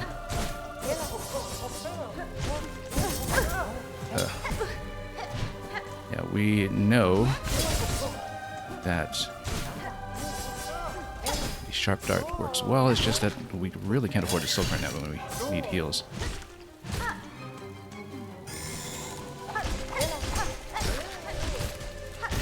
Okay, got that, but now we're potentially in trouble here. A lot of trouble here. Yeah. And we have no ammunition. However, let's see. If we, I mean, you know, in order to get our Silk back, we do need to dive back into the fight. Very low in Curve Claw. But we do have Deventrica Passage, and having Deventrica Passage allows me to potentially port to a vendor somewhere where we can just drop rosaries or shards, which I have, again, not had to do at any point in this game, but which I think might actually be necessary here, since we are blowing through the weapon stash. And oh, except all my rosaries are with the Cocoon, so unless we use one of the Silk Eater items to get that back and retrieve it, or unless we find a way to back out of the fight, then I guess that's not happening either, because we can't afford to buy anything. So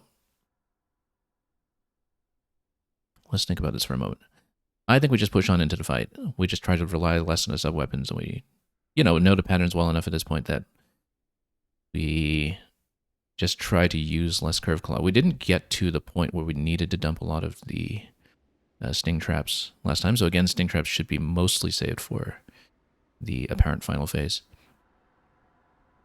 But if we get enough Silk replenishment going, and if we just avoid damage after popping the heal so we can actually get the Reaper effect going, then the Sharp Dart is going to do a lot of work here, and we can possibly use that a lot more in lieu of the Curve Claw where necessary. So let's just roll with what we have, and let's just maybe ease up the reliance on the tools just a little bit, having dumped hundreds and hundreds of shards on this. We are also able to back out if we really want to buy a shard bundle or the tools. But you know what? Let's just try to do the fight as is. Need to be a lot more accurate about some of this stuff. Oh, already a pretty bad start here, but again, we can pick out a flyer so we can have a safe healing position. Then we pop some more Silk, or at least a little bit, because then we can just keep our Silk going, right? And heal up every time we need to. Oh, except we lost that.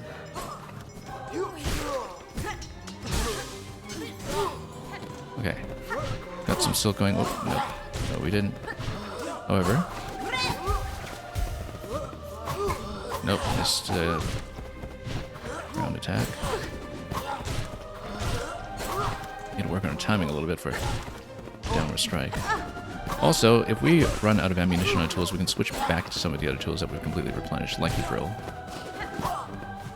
Not that the drill would be that useful against some of these situations that we're finding ourselves in. Nope, so right into it. Very unfortunate. Okay.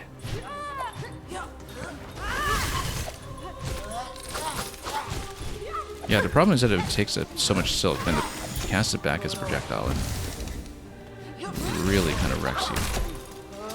Now we don't have enough for heals. Unless we really tap into some of these guys a lot more accurately than we've been doing. Yeah, I really need to just tap them. Oh, look. That's okay. We haven't lost any resources on this fight because we haven't really been using the tools.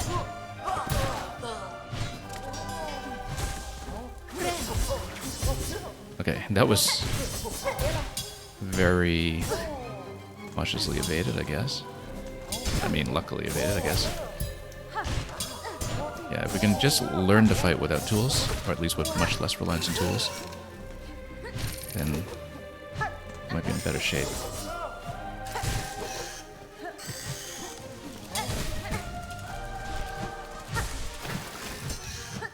Nope, you see, the thing is, if you let it bundle up to silk, then you just get wrecked. That's okay, that was just a practice run without tools. We can get that far without, if we could just get decent silk replenishment without immediately running into enemies to negate the Reaper effect, then we might still be able to make it with the methods currently in play. And if it so happens that we expend things like the Curve Claw, we can just switch to other tools in the arsenal like the Long Pin, etc. if we really don't want to pop more shards off that beautifully crafted tribute statuette.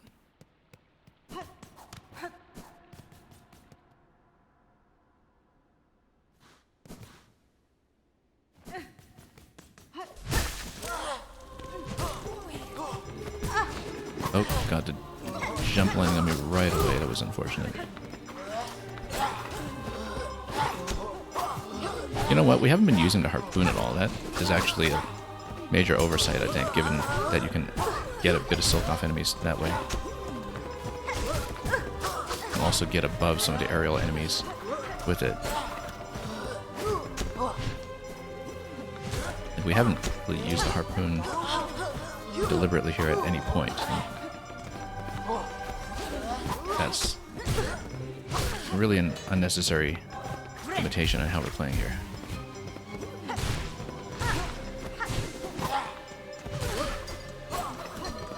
Let's get more silk going.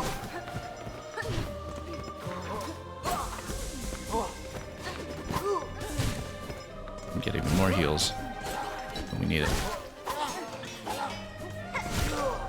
Good.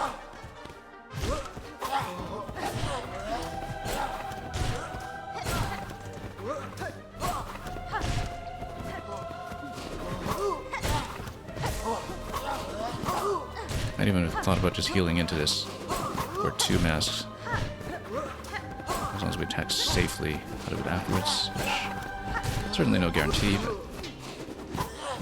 but it's okay, let's just stabilize and have lots of this attack, Sharp Dart, available on this phase, because double Sharp Dart is enough to kill that. And then we need to get silk back after that.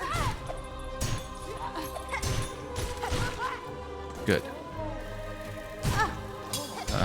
We're a little low now. We're in big trouble now. Yeah, it's too bad. Too bad. We were actually able to stabilize out of that. I actually like...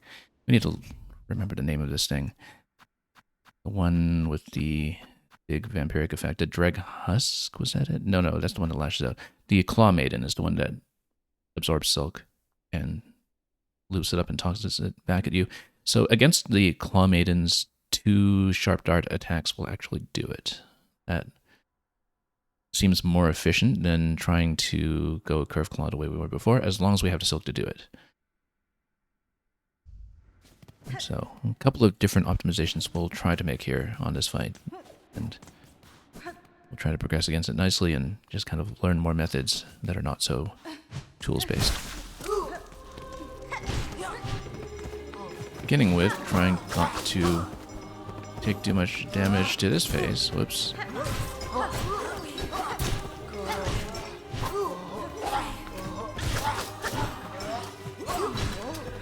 Need to really get above this guy.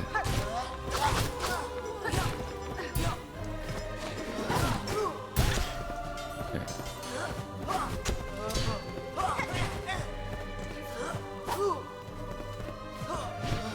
haven't been using the wall jumps enough, if anything. Oh, that was actually not intentional as a heal. That was just input. But we'll take it. Get some silk back in the meantime.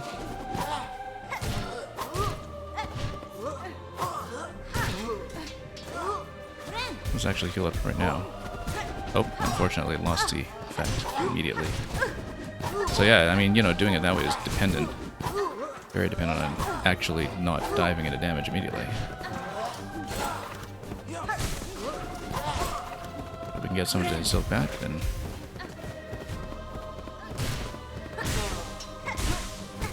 Okay, that's fine. Lots of silk. Lots of silk. Okay. Let's actually just kill everything right away, and then we do need some silk back to heal up again. Nope, that was a mistake. Yeah, we're in a bit of trouble against this phase unless we can get out of here. No, too low. Health was much too low. That's okay.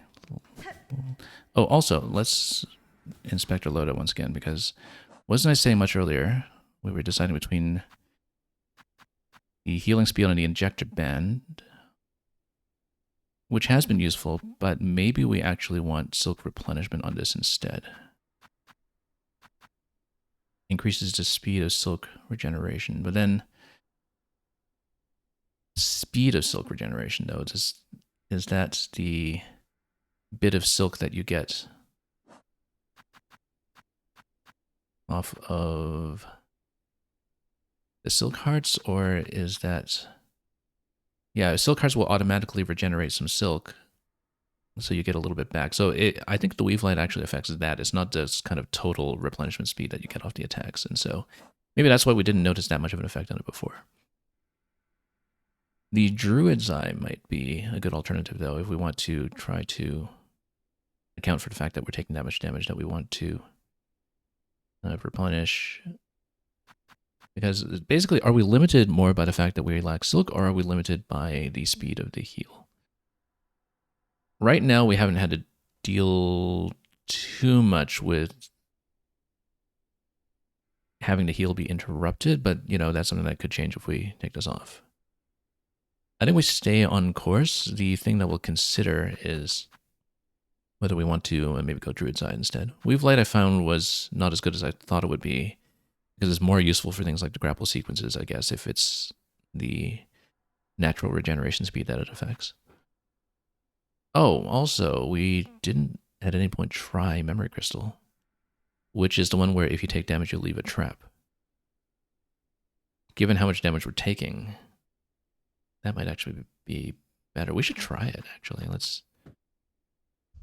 We haven't played with it yet, so we should do at least one round with it just to see how it works out. We want to keep Multibind on at all times, though. We really do need the heal off of that. So let's see if the healing speed is a problem if we're taking off Injector Band. I mean, you know, healing speed is not as consequential if you just clear the skies in the first place and avoid interrupts while you're up there. But yeah, it leaves the trap, Memory Crystal. Trap works out quite nicely.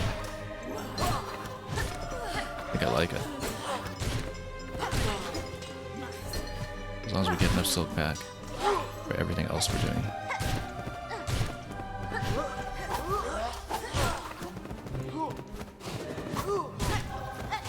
Okay, we should definitely heal up for a moment. Yeah, look at how quickly it went down. Now, the purpose here is to try to get silk back, so... Oh, no. Got hit. But then it gets hit by the trap somewhat. Just kind of shield against it, maybe? No, not really. Okay.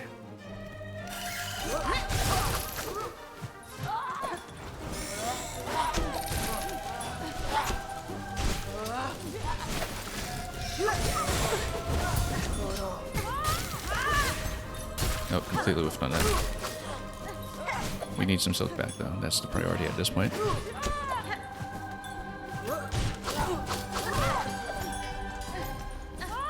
Maybe lead it back in, but... yeah, that's a little bit rough right now.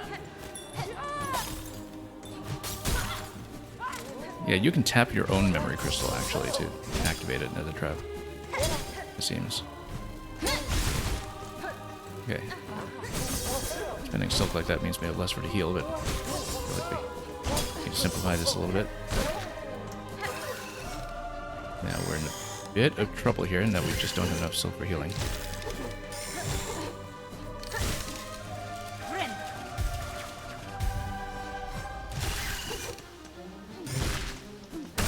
Okay, stabilize somewhat.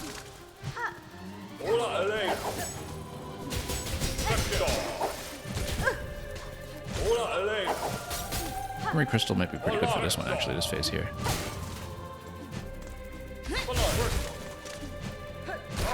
Okay, one down. Oop.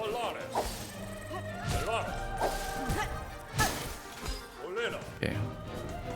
I'm low on health. I don't want to use the sharp dart yet until we stabilize. If we can stabilize. This is not looking good. We really do need to tap these. Maybe sends them over so I can get some silk back. Okay. Nope. I was just trying to tap those for silk so we could heal because we were in such a perilous position, but that is heavily dependent on accuracy, of course. But I like the memory crystal. It's eliminates some of the ads quickly. We haven't had too much trouble with healing timing.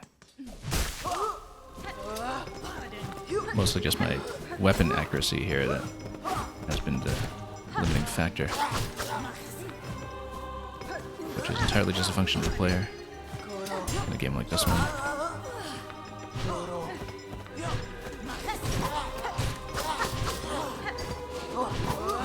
Nope, nope. Okay, spiked it with that guy. Let's let him get a jump on me here. There we go.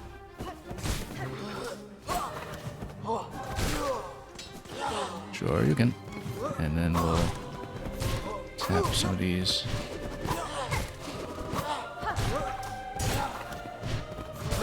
Oh, stood right in it. You know what? Let's try to poke it for silk. Great.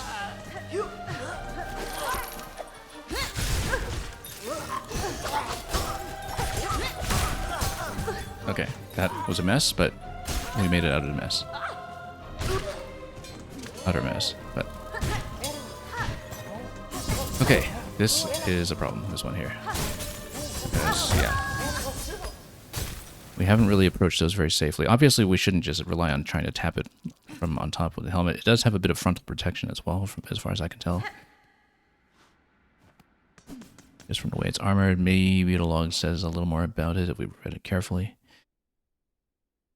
Their bodies were never built for combat. The haunting has altered their nature dramatically. However, the gold does seem to give them some protection. So.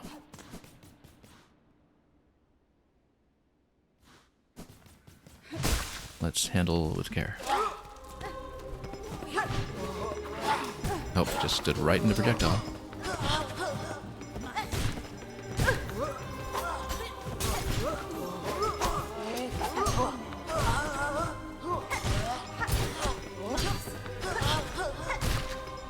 Okay.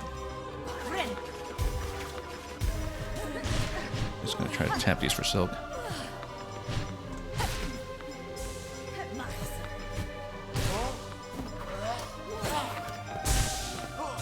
Yeah, the Reaper effect actually goes on for quite a while if you don't take damage into it, and so we're in a great position there, only to squander that first point.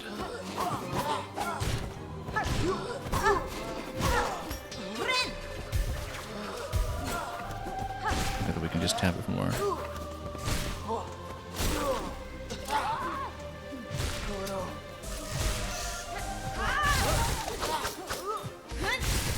Take it down immediately, good.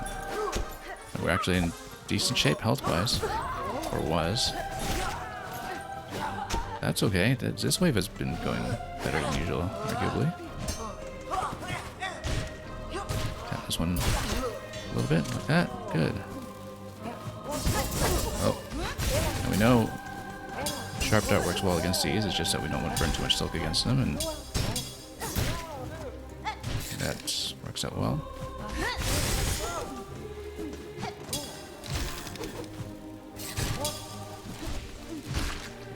Take it down quickly.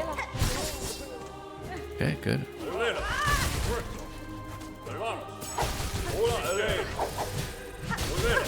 Yeah, this is getting to be a problem here. A big problem here.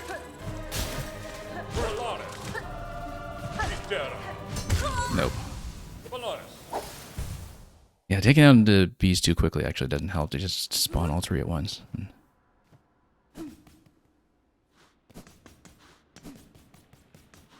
We spent too many traps that time too. We need to save some of those for this phase. Okay. We were doing so well in the early phases too. We're in a very stable position.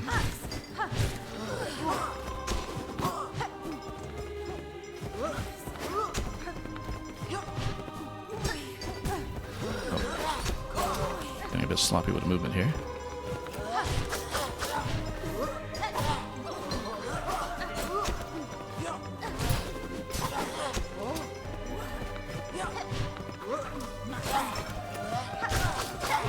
So much evasive movement off the flyer here.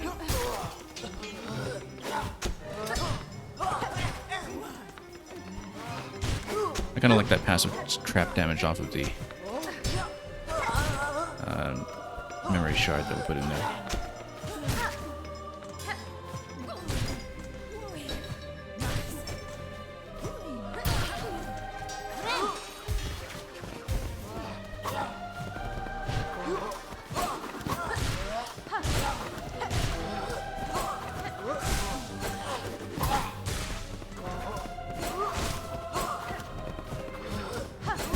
Nope, got caught.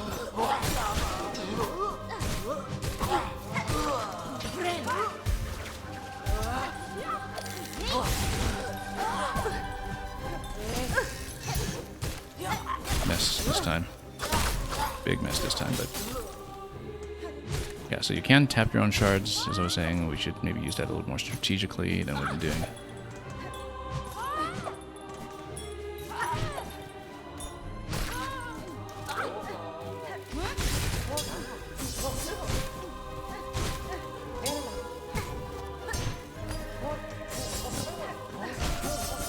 When one of them goes down, the claw maiden comes out. Be aware of that.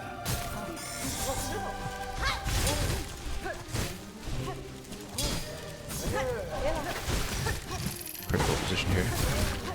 Unfortunately, nothing available for heals, so we're probably just gonna die.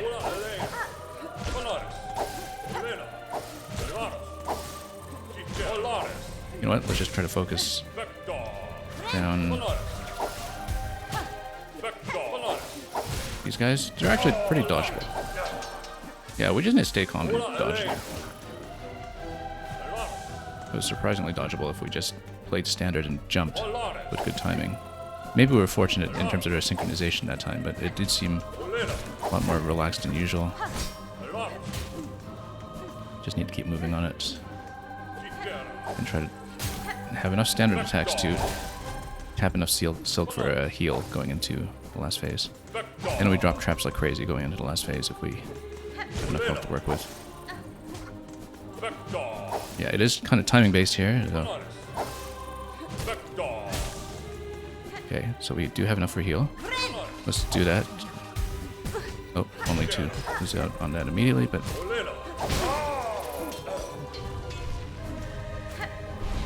okay.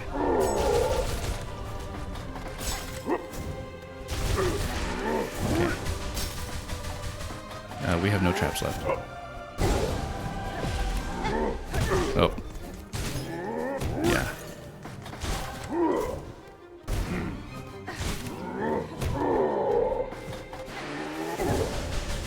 Oh. Very close there. Get out of the orb. Oh, too much silk. Let's not get too close to that.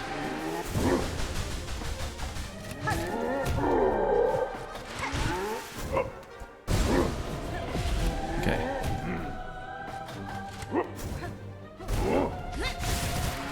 Okay.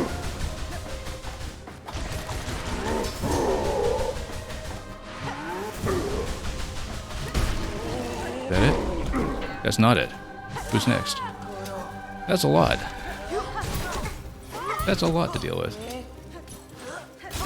Okay, let's just try to build more silk for heals. If we can build enough for heals without dying, we're fine. I should probably try to clear space, but... oh, we're in big trouble. Okay. Need a safe heal.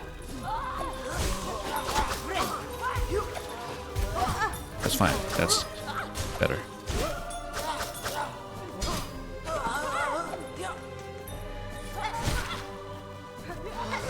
Surprise in this fight.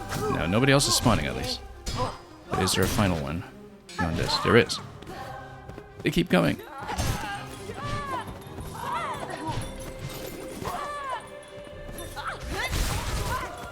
Okay. Oh, there is this one. Okay, can't get nuked by it. But it is going to take all the silk. Dodge the attack. Okay, spiked it at least. This one's grounded, so we can just play around it, and as long as we don't get it jumping into me. Bait to jump, maybe.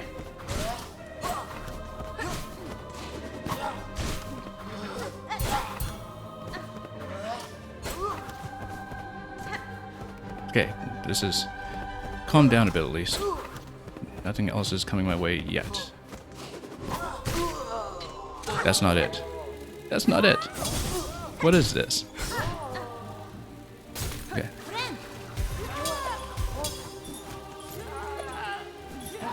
Get some silk going.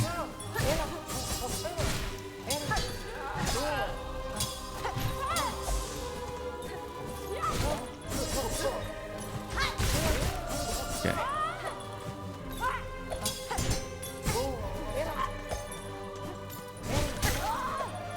Okay.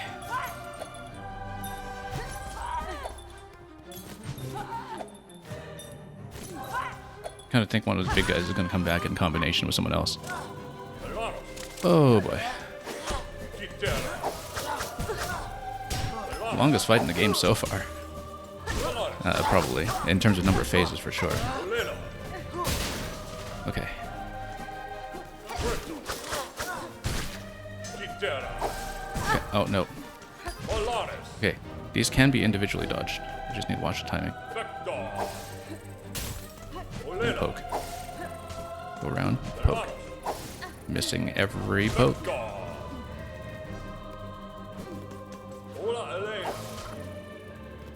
Just watch the timing. Poke. Poke. No. Never getting close enough here. Heal. That's okay. We're up on health. That's the important thing.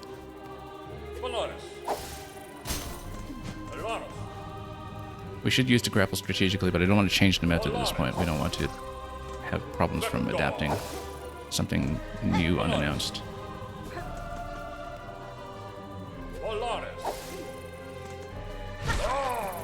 Down. Still not done.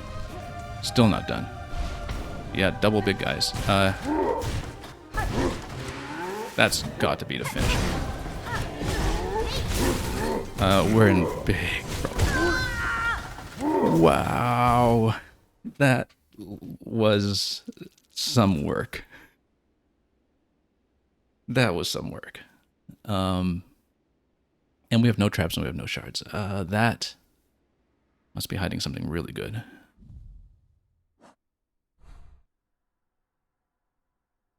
The forum. Yeah, so this is actually named on the map. This is... I was thinking this is, you know, definitely getting into the range of some of the Colosseum fights in the first game.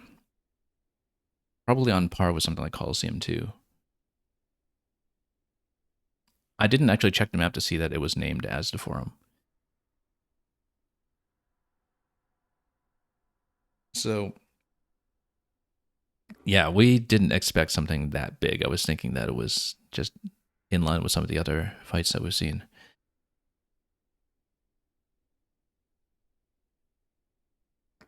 I think we need to come back to this one. And my basis for saying that is we need to restock weapons for it. Because we've discovered some pretty good methods for it. I mean, I haven't really had to back out of a fight. We did back out of Cogworks Dancers because I hadn't mapped out the zone at a time, and we ended up diverting ourselves for hours and hours and picking up tons of movement abilities in the meantime and covering most of the Citadel. This fight, we just need more shards for it. We feel well practiced right now, and it's very difficult to let go of that when, you know, we've been working on it and we've been making progress. Significant amount of progress, actually, given that that's the first time that we've made it past the phase with one of the choir clappers. And we just need to defeat the final two to complete the 100 notes, as you can see. Mighty percussive disciple of the choir, wielding a mallet and silk spool to rapid enhance their attacks. I feel like we've come up with some techniques here that are in a good place. And that it's currently doable. It's just much more doable if we have more shards to refill the weapon bank first. Whether that's going to come from my finally trading rosaries for more shards or through something else, I guess we'll determine. But regardless, let's get the cocoon. We can tap it before we start the fight. If we unavoidably start the fight, then we'll just die on the right side and go back for it one more time.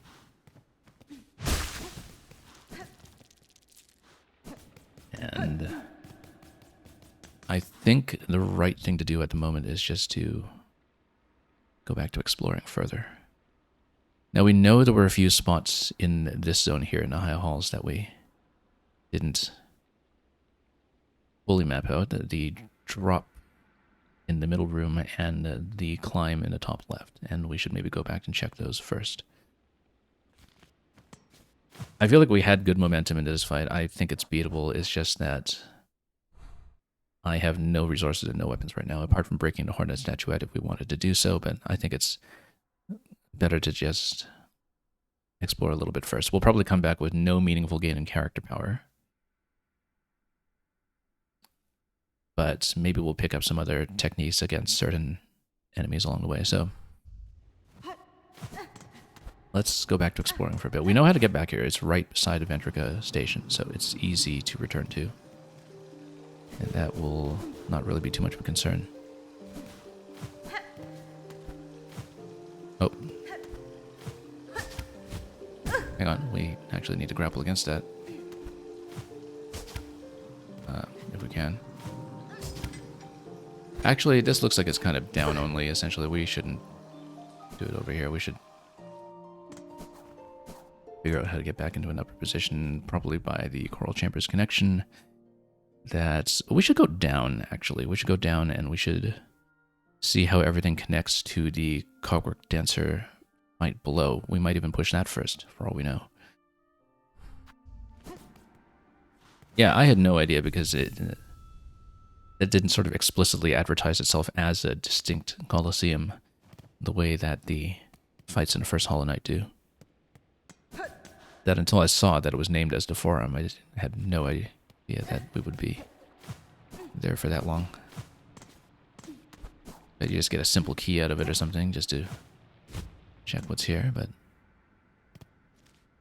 yeah, so we're short on a lot of the craft stones as well as simple keys, and that's something we'll just need to explore more of the map to get. In the meantime, let's just see what else we can open up. This looks like it's not open from this side. I want to see, yeah, so it's the same kind of guards that we saw on the other side going to Cogwork Dancers. Now that we have double jump and grapple, is easier to get around them if we really wanted to skip them. Otherwise it would be a somewhat lengthy run back, I guess.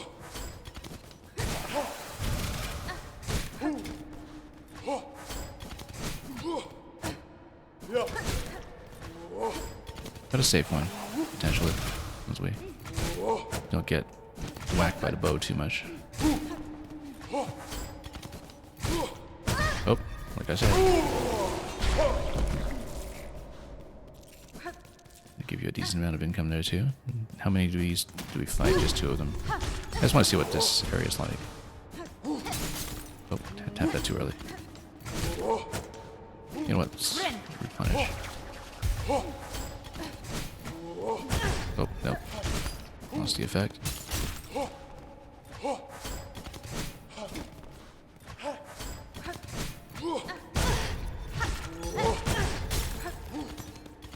And we're low on health. I'm just going to try to tap into it for a heal. Very carefully. And unfortunately, we accidentally dropped out of the next room. But it does mean we can have this quickly.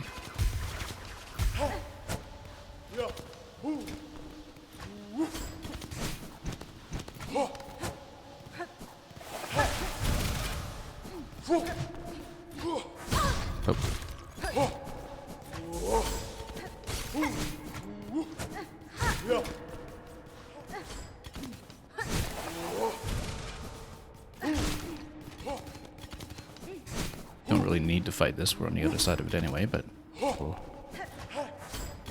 get our revenge. Perhaps.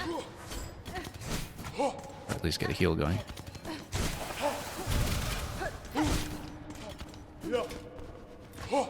Oh, stood way too close, stood way too close.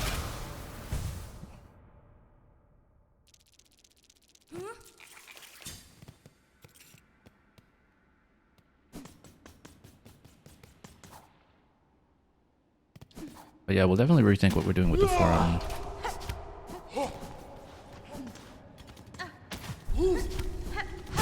Also, yeah, the claw line makes it really easy to just get around them. Double jump in the claw line, you can just jump over both of them, which is not something I was able to do when we originally scouted that run back on the other side as well. So there's a lot that might still be open to uncovering over here. Let's just drop down to this location and connect down to the lower location because we, in that bottom room that's marked with various decorations, I don't think we really properly explored that either. So let's go down and just cover more of the zone. Oh, here's something. Hitherto unknown.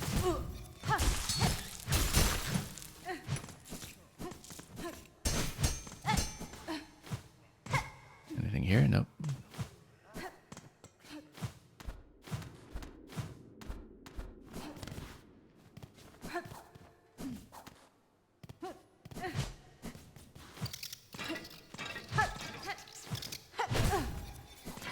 You know what?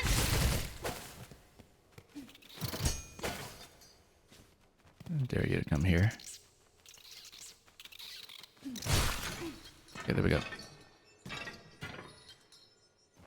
It just went down, didn't it? Let's continue. Seems like there's a lot that could potentially be broken or uncoverable from either side. Let's check this one. Something's glowing on the right side. That's absolutely worth checking at some point. What this is, we don't really know. But on the right, there is something there.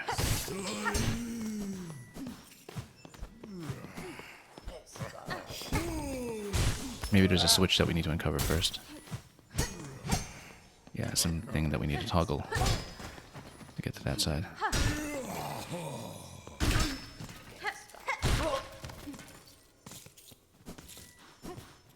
Let's see. Or maybe that's something we need to approach from an adjoining room. Or maybe there's something else that we must break on the way down.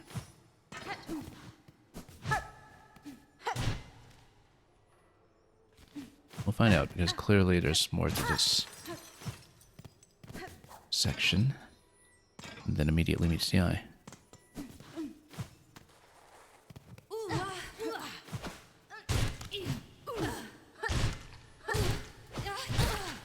We'll see if there's a way to go up the right side. Like over here, for instance, if we can... Oh, well, we're almost dead. We need to go up here. Didn't even notice until much too late.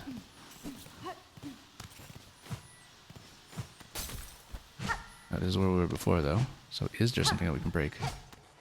We'll get you up there. Not yet, but I feel like a switch to open that gate is likely the outcome. Just need to check everything and possibly even other adjoining rooms that we haven't quite seen yet.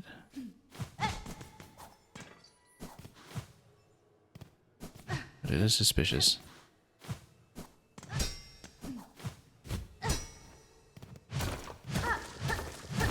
There we go, that's something.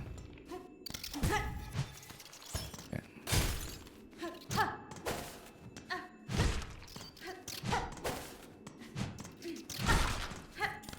And what is this? Rosary necklace? Yeah, we'll always take cash. Seems like we don't have a way up to that glowing spot, though. Oops. Yeah, so you've got a dining hall here. We hadn't been here previously. Maybe there's a way up from the dining hall. Up a column to the right, and then we connect to the room on the left. That's, I think, the likely outcome at this stage. Open this. So yeah, this was previously not accessible from down below anyway. Even if we had traversed here. This, however, has a gate connecting below. Interesting. To the lower level. Below, perhaps, the high table.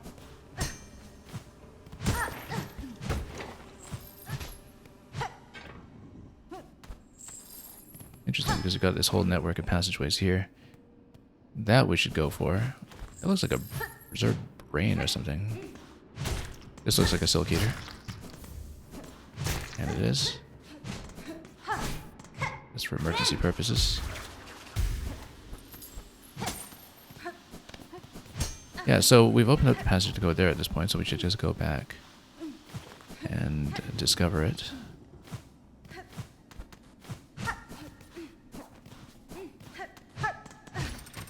Or had we? It was somewhere here.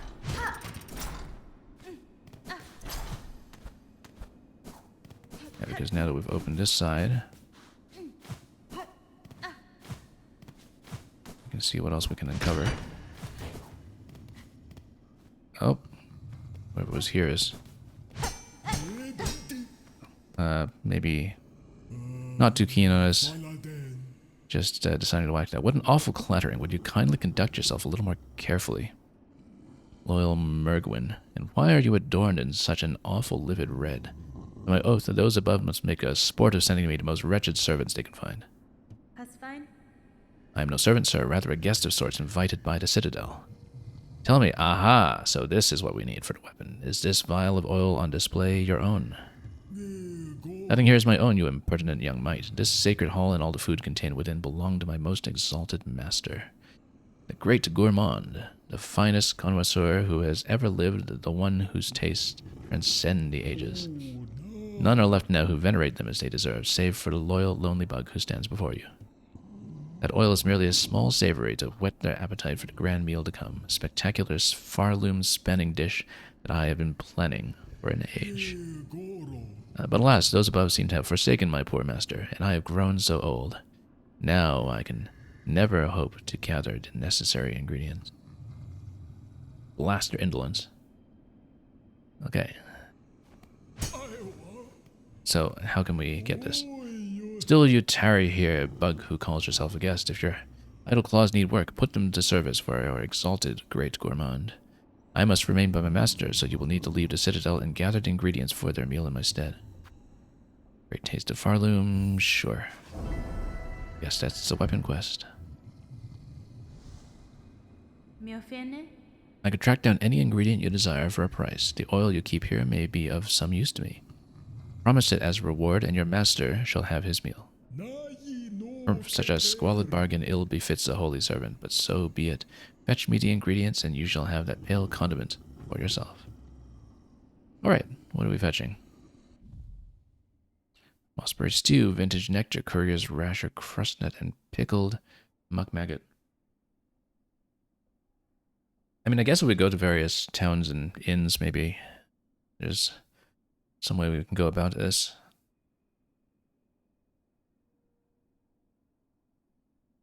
For example, the courier's rasher you can probably just get off of Bellhart because that's where the couriers are. Muck maggot would probably be off of the area with all the maggots. And so on. Probably worth checking the halfway home or other locations like the Pilgrim's Rest. And yeah, we'll see. Lots and lots to do.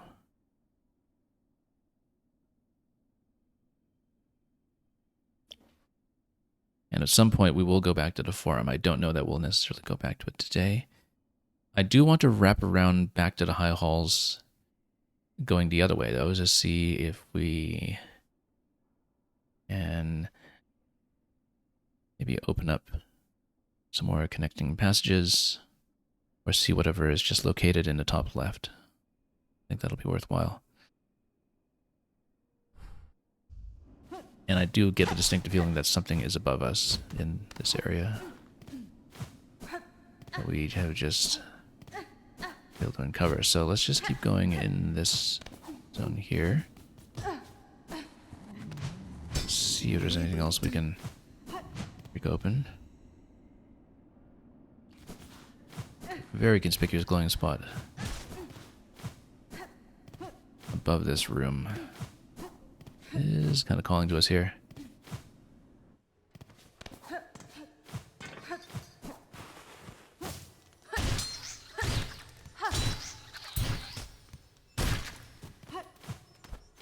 Maybe there's something else to this we just haven't seen yet. I feel like there's just some kind of switch we need to find and press.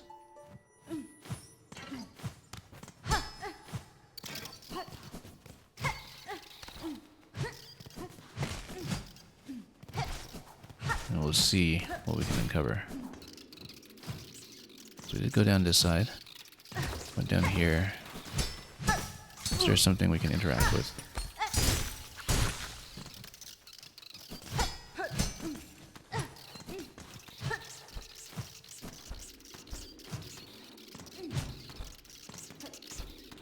Any crumbly bit of wall that will present itself to us. Not sure.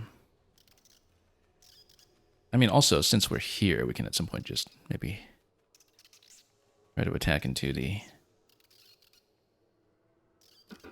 Cog Dancers fight, since we've been putting it off for so long. But I do want to wrap back around to the high halls first to check some of those locations before we forget about them.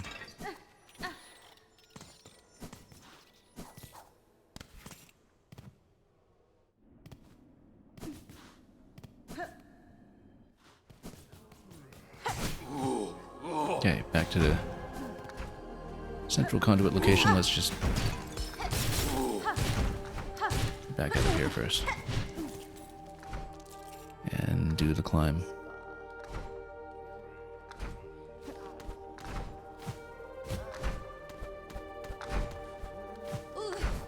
Oh, whoops. We can just grapple through some of that. I have absolutely been underusing the harpoon in locations where really should be using it, including just for basic movement. Speed your way through certain locations.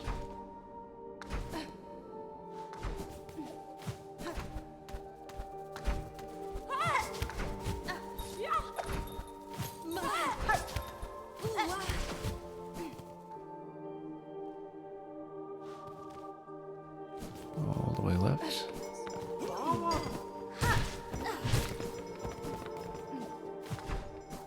Yeah, actually check this location here. I think we must have.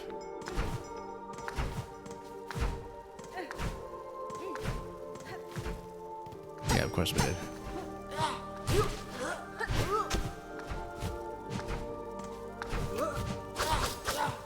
Into the spikes. There we go. Thought I could.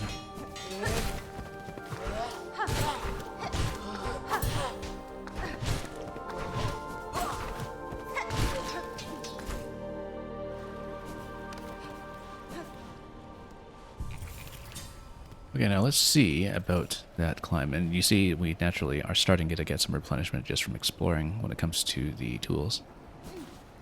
That's exactly what we're hoping for before we make another run at the forum. Funny thing happened on the way there.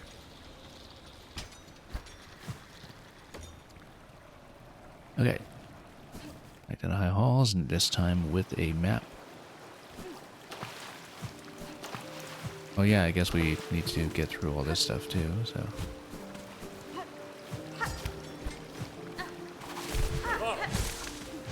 Well, it's good practice to fight some of these.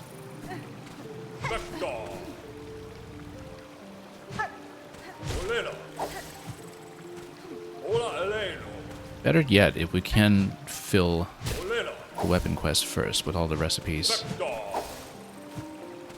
We know how to do that, and if we're able to do that currently, it's probably better to do it before taking on the forum. That's one thing that we could really use, is just more attack power to get through that quickly.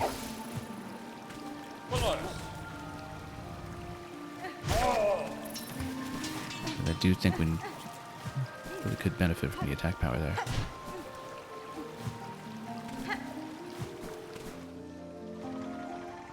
Okay, so the climb all the way up top, that's what we want to do.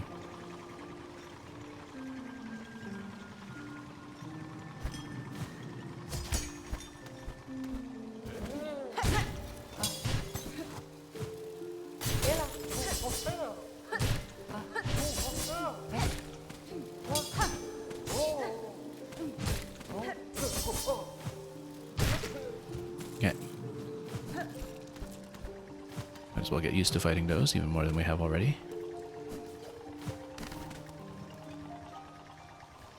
This bit here looks like it might be a double jump, getting up to this ledge.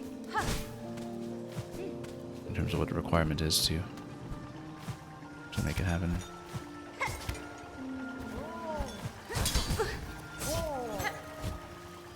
Yeah, there's a soft wall over here, so we...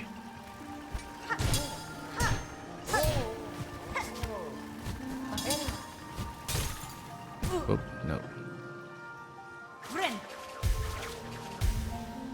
Low on silk all of a sudden, which is a big problem when we have to grapple. I really can't whiff those quite so badly. Nope. And yeah, the walls are not climbable once you get up to a certain point, so...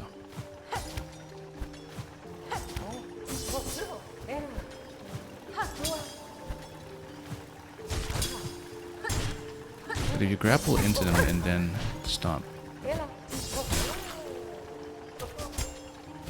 Oh. Maybe that's doable. The issue right now, though, of course, is that we have one more of these enemies to deal with up top, and don't have much flexibility in terms of how much damage we can take. We'll just need to play around the next flyer carefully.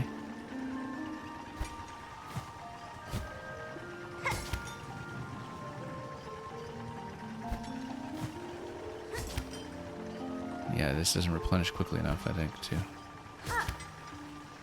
work out. Oh, missed it.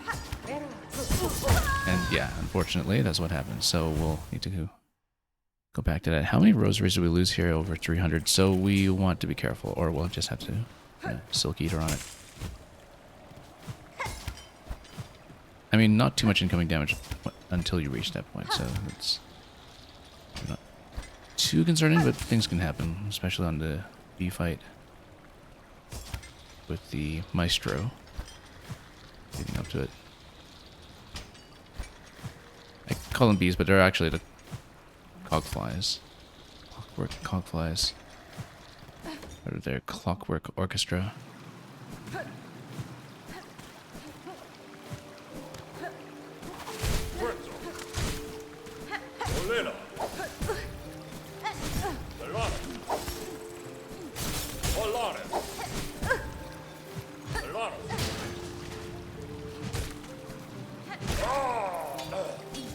Okay, that was a little rougher than I hoped, but we could have just skipped it. Now, if we can just get up to the cocoon safely, we'll be in much, much better shape.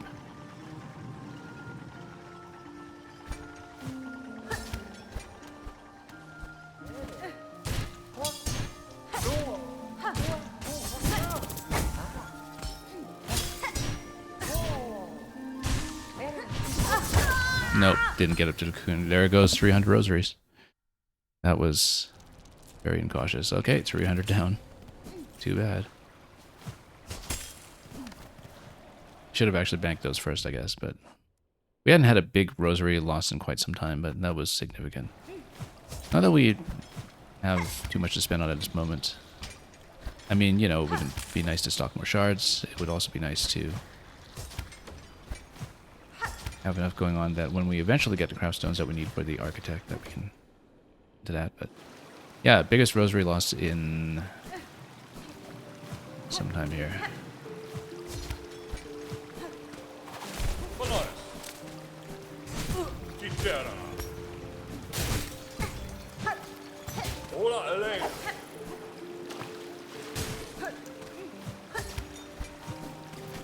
That's okay. It's not too concerning.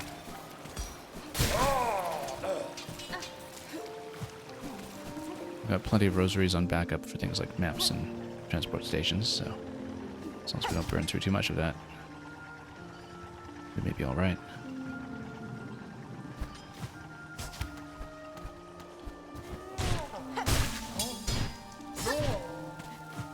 Let me just kill this quickly, maybe.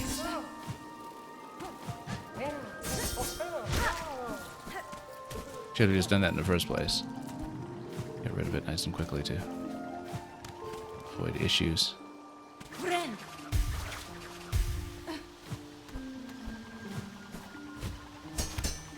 Yeah. Okay. Again, we do not have the walls available for climbing here. That's the whole purpose of this challenge.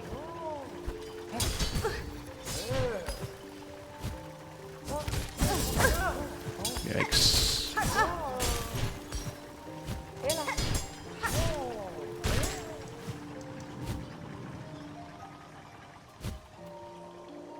Okay, that's okay, just one at a time.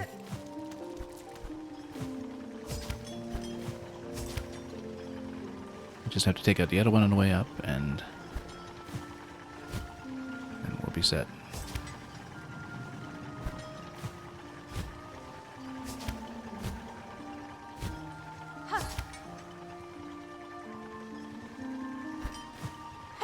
Getting this timing down for whatever is up above is part of the issue here.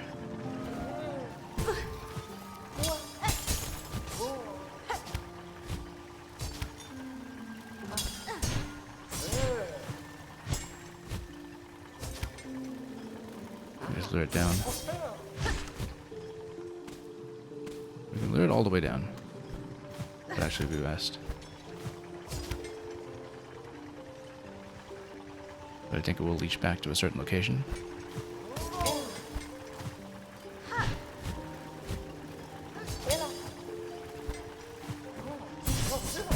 Nope. Health was too low for that.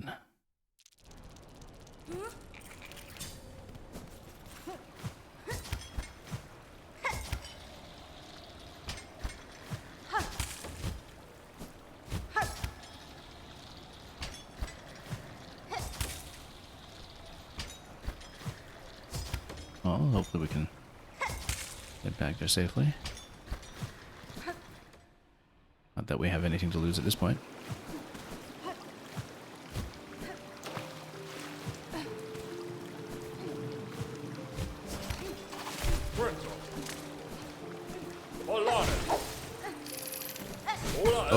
expect that one. Haven't seen it here before.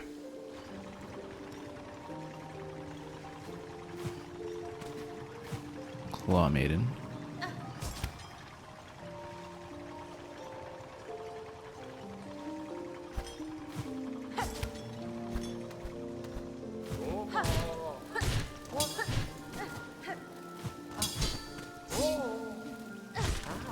We can master these ones. That gets us in a much better state of form when we eventually have to deal with it.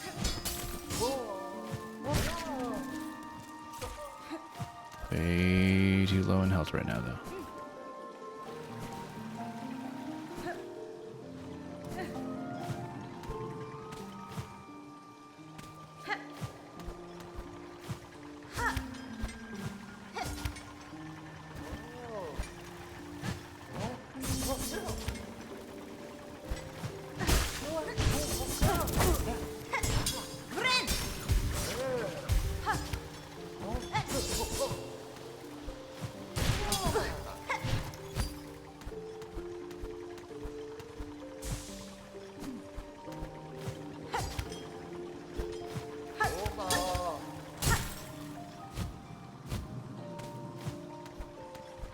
I was trying to lure that down deliberately into the memory shard.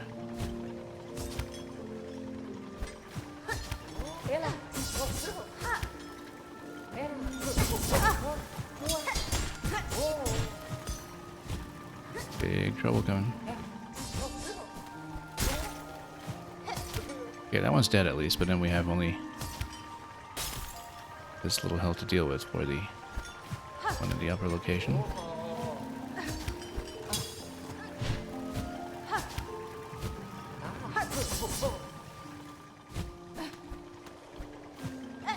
The lack of silk is absolutely an issue as well.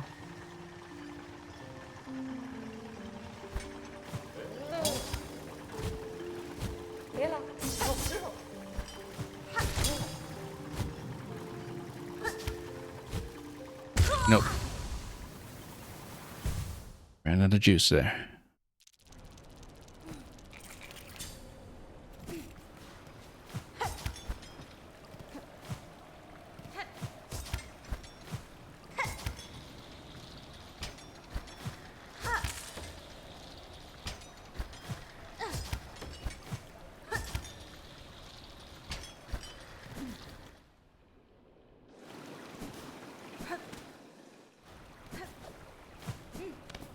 You know what? Every time I come back here, I was going immediately over to the right and forgot completely that you do in fact have some extra self-replenishment. Oops. Well, that certainly helps. Among other things, it means we'll just skip that guy.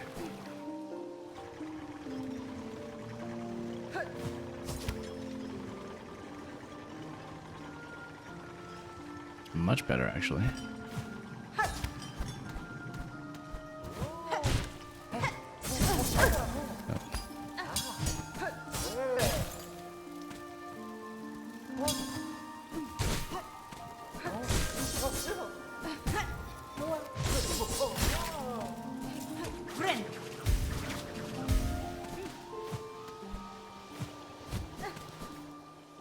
Maybe shouldn't have spent all the silk here either, but that's okay. Oop.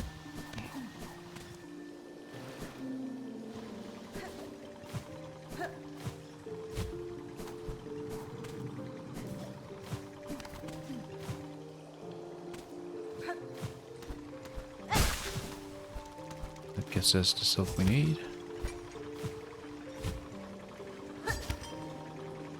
Let's not spam this too much, unless we run out of silk for rapid movement.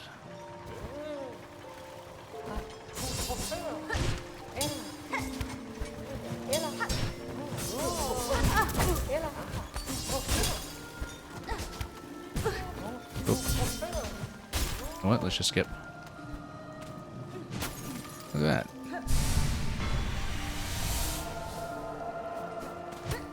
Half of what we need for more silk. That's okay. At least we've now mapped out that location. Now we're going to drop Just skip those and continue over to the top right and then drop down from there. Oh. Hitting absolutely everything on the way down, of course.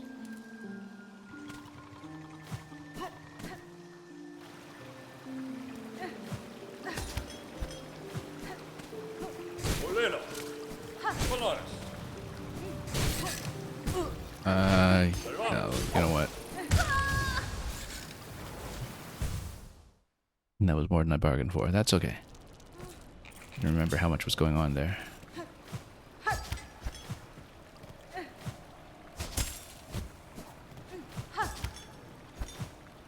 Let's remember to spool on top this time.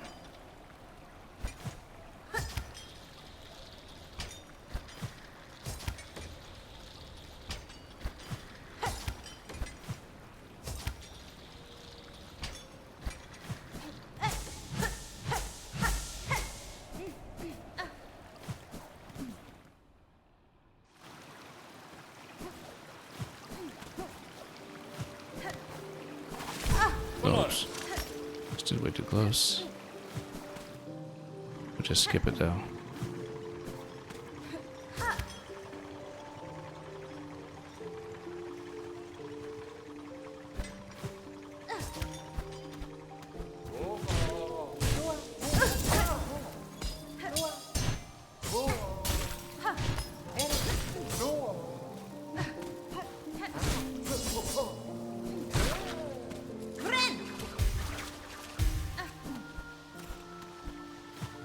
Get your right side, and then let's climb.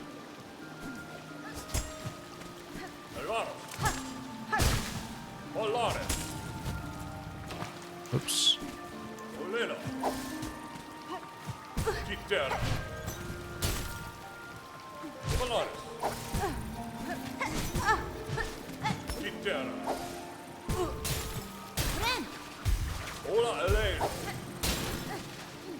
We need to practice against these ones anyway, so.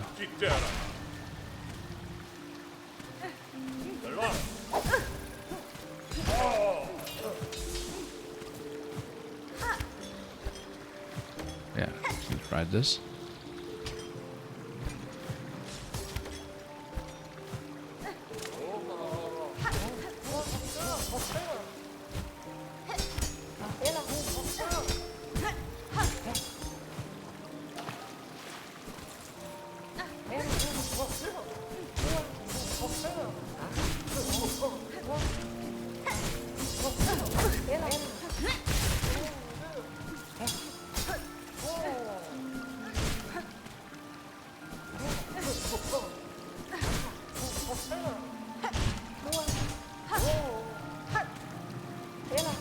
Yeah, if we can just really figure out how to burn these down quickly, and that solves a forum problem as well, potentially.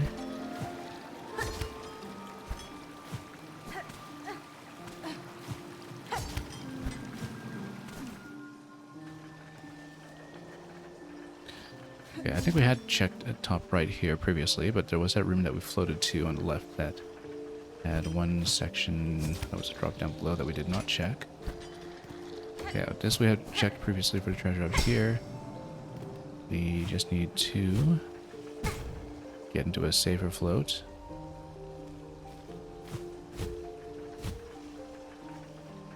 After having expended a double jump, and we just float and have the grapple ready when we need it. Like right here. And we needed the location on the left. But we do not have the stones, but we didn't check this area down below. There's nothing here. This is just a drop. Okay, that was what I was curious about. Let's try to drop safely to the right and just return to that bench, having completed the circuit here and gained that one spool fragment. We're not fighting that right now.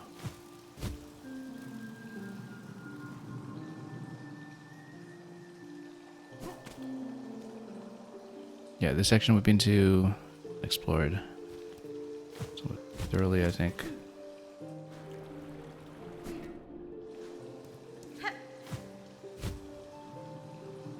Let's head for the bench.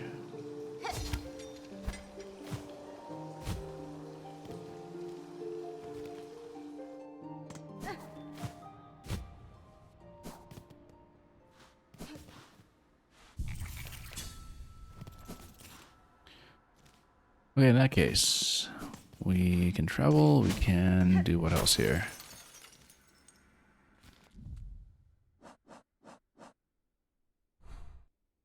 Let's figure this out. So, I see that there is a location that is pointing up, middle of the map right now. That seems like an opening that we might want to take a quick peek at. We can also do the cogfight, but maybe we don't want to do that just yet before we've had a chance to explore a little bit further. And I do want to go back to map Water at some point. But yeah, Terminus is up here. First Shrine is over here. Definitely more stations to pop at some point. We'll find out where they are.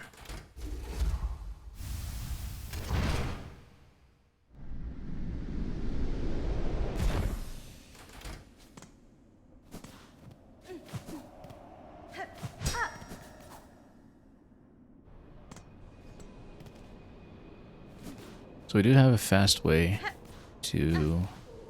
Oh, Songclave. I was about to say we have a fast way to kind of skip over the crickets at this point if we want to make it over. Yeah, so once we restore this location, there was some dialogue earlier about how this would significantly restore the town. Well, now it is in fact a town. So you found this place too, sister. The Citadel's grand promise has been strangled away by cursed thread, but at least the great bell here grants us from sanctuary. We're amongst the blessed few, granted just a little more living. This one seems to be getting my attention. Well, well, see here what your brash behavior has wrought, Bellringer. Just as I predicted, this once peaceful sanctuary is now crawling with all sorts, with the beginnings of a shabby little settlement, all huddled around this old shrine. I noticed, by the way, a new quest board. Oh, Songclave was actually one of the escort destinations from Belhart, way down below. These poor bugs all are victims of the Citadel and its insidious attraction. This place draws them up into its maw only to consume them utterly. Not a miss. Aye, inside and out's nothing but a grand gilded lie. Well, at least these few stragglers can enjoy a moment's safety. Poor fools. Okay, maybe. New quests and building up Songclave. Well, too bad we just blew 300 rosaries from death. Old merchant pilgrim was seen wandering down in the coral chambers. Find that. And pins, bring us pins at choir bugs, those blades still sharp and strong. And yeah, I never really figured out what happened when we donated down to Belhart as well, but I guess we'll do this once we can pay for it.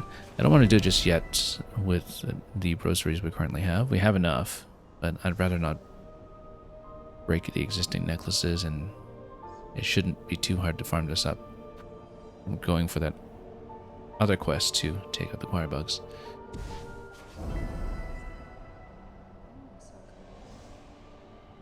So we'll come back for the donation. Let's see if maybe anything is new here when it comes to shops.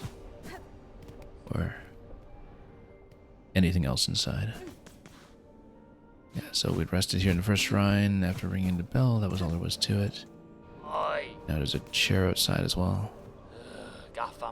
Bellringer, you might think me a dullard, but I understand this place in the well good senses. Brought here, weren't you, from beyond the border of our lands? You are correct. The one who waits atop the Citadel. Through their hospitality, I arrived in this kingdom. I seek now to return that welcome in kind. Beastly words, them. Finely spoken, but beastly, all the same. I just pray you don't bring any more unneeded pain down on the heads of these gormless little pilgrims. Okay. So let's see about that room that was up top there. Also, why don't we go back this way in case we can take out some choir bugs along the road. Let's just go down this way. Let's Oh, whoops. Oh, yeah, no, that's what that passage is. That's why we should take the other one instead. Less fussy to push through.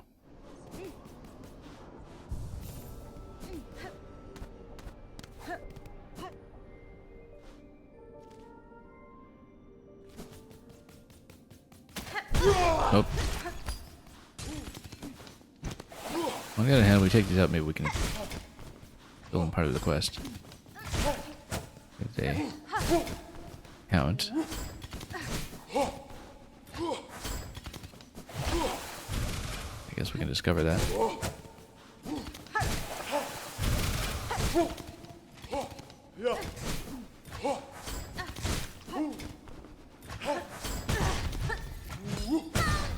I've actually rarely thought about using our own charged attack. That's maybe one of the issues here when it comes to how we've been fighting, that I keep forgetting that we do in fact have a charged swipe. Didn't use it at all in the forum fight. But there's rarely any downtime to do anything there, so.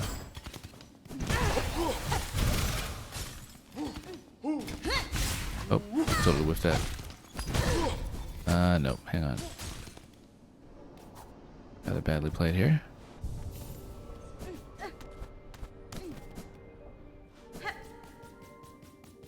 Yeah, if we just mean to do the cogwork dancers run back, now that we have some more movement abilities, that could actually not be too difficult.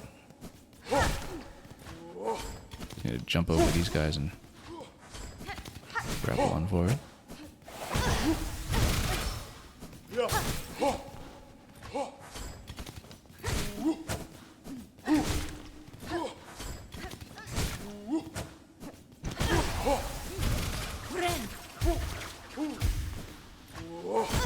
Nope.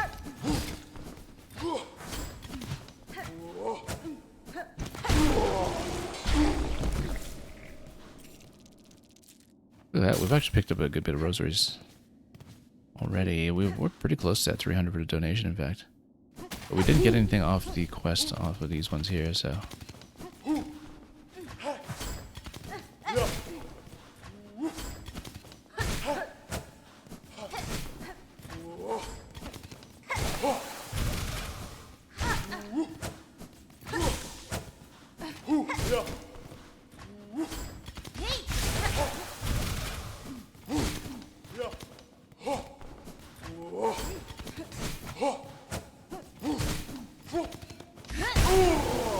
Press them down, and there we go. Yeah, this area here we couldn't jump up to previously because we didn't have double jump, but now we can have it. And we can open this up. Memoriam, so this is new. This is a new area. Completely. And we'll try to find a map station for it as well. Interesting.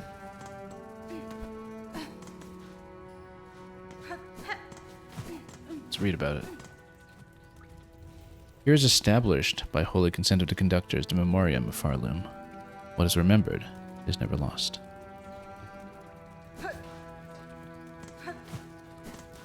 So, what exactly have we lost? I mean, here we kind of recognize these from fighting them way down below.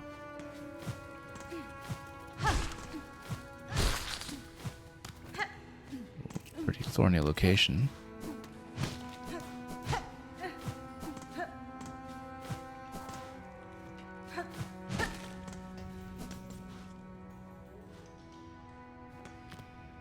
Interesting.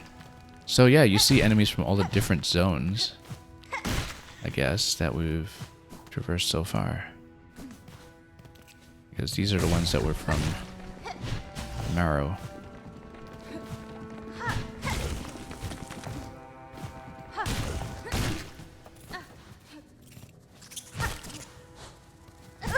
And you've got a menagerie of different enemies that you fought throughout the game, I guess.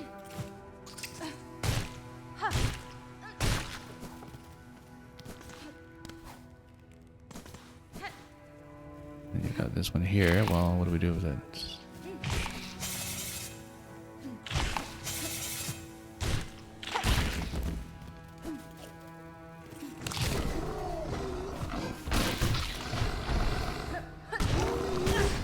that's gonna hit hard.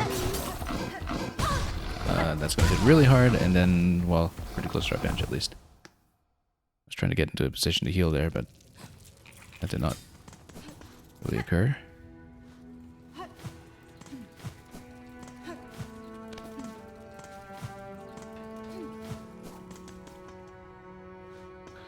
Also, was there a location up here? No, not really.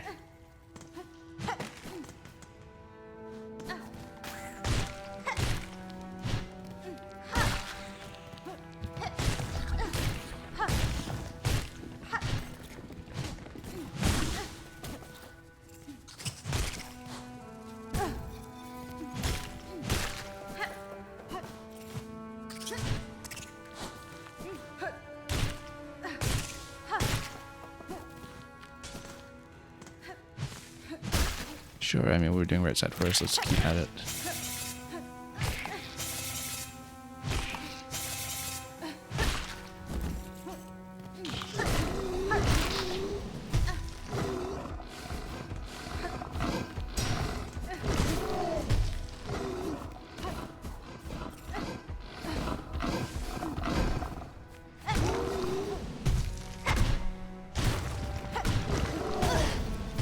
Nope, let's...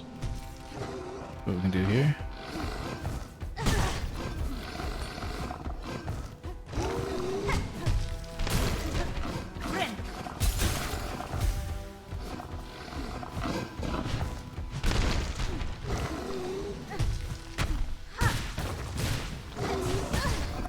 Okay, got a bit of silk pack.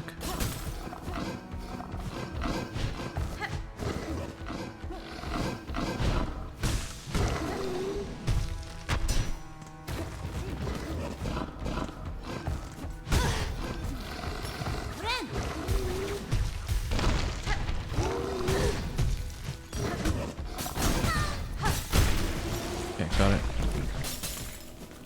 Just barely. We got a beast shard off of it, that's good. We do need shards for a lot of weaponry at this point, so.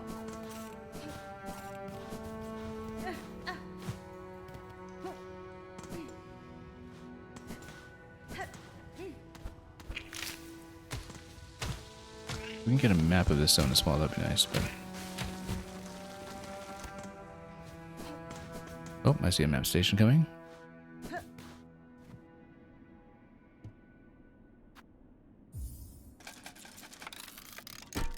Always a priority. So, map of the Memoriam, what do we have here? So, yeah, there was an upper passage that we haven't been to yet. Connecting passage back to the bench that maybe we should complete over to the left, if we can. If that does in fact connect. We'll see.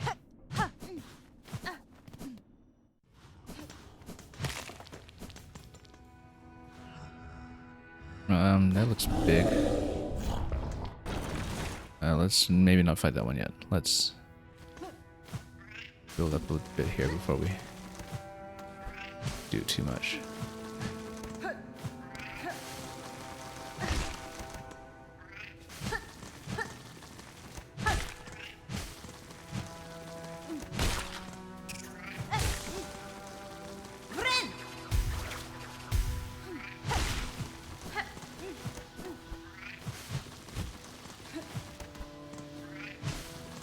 No, she's gonna whiff every swing.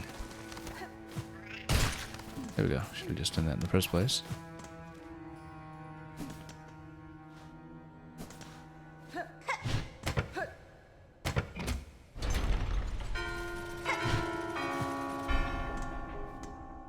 I guess we need to tap that in order.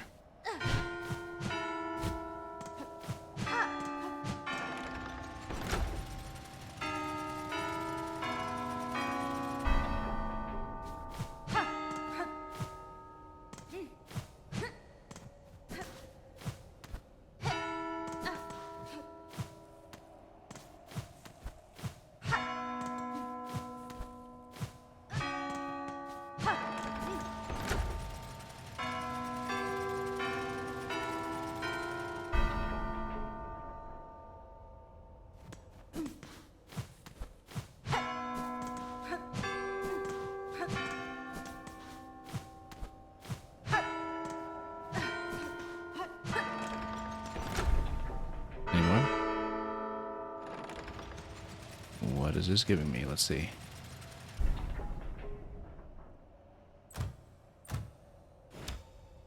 Interesting. Cog heart piece.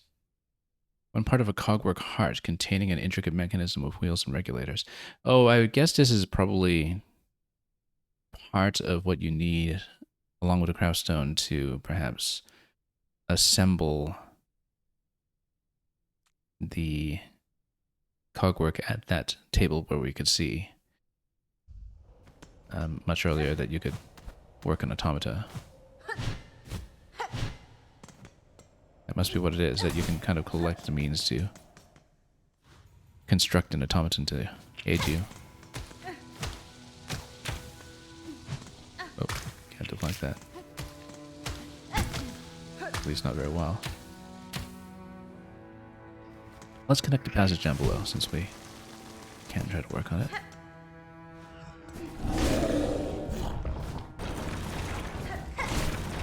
Oh, just roll back quickly. Roll back very quickly then.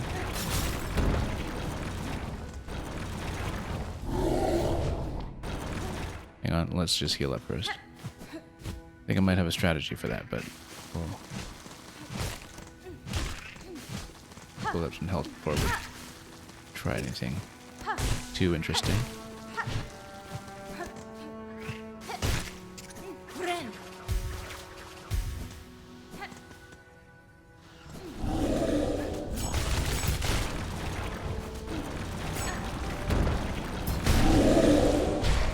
Wow, trap just takes this down like crazy. Very effective against it.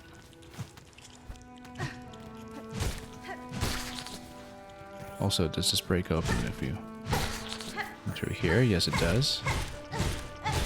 Notice too, you can get more berries. You know what? This quest. Great taste of Farloom mossberry stew. We know exactly who can make a mossberry stew. We can just go back and ask for that. And see how much it costs to put together. Crushed nut, I don't know what to do with yet. Pickled muck maggot. Yeah, so some of these I think we know how to get.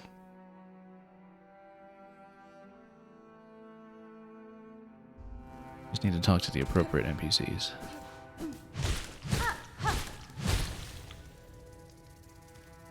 Yeah, so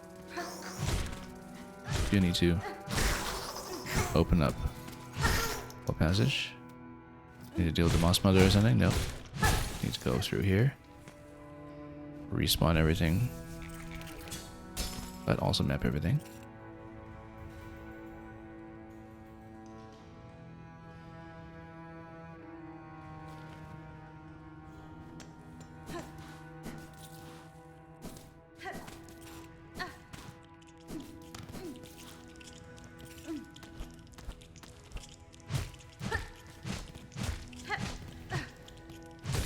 Interesting.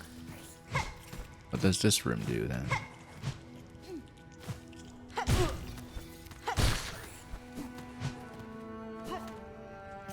Might be a connecting passage from somewhere else.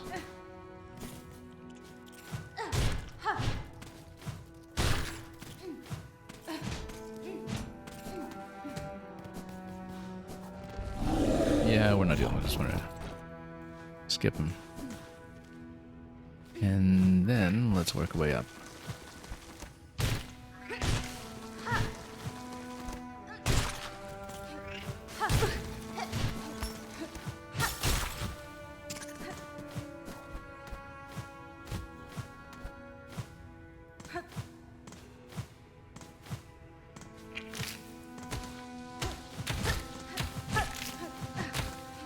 Can't hit you, just attack him down below, I think. Oh, those are for stopping.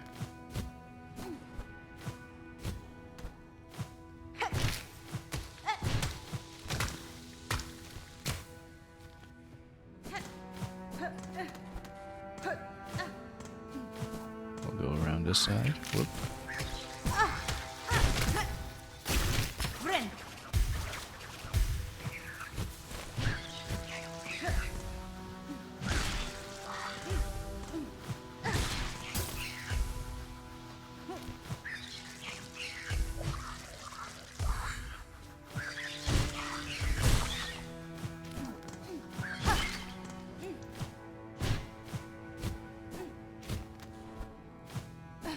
It looks like it might need to be opened from up above. Not much else going on here, actually. You can see so far.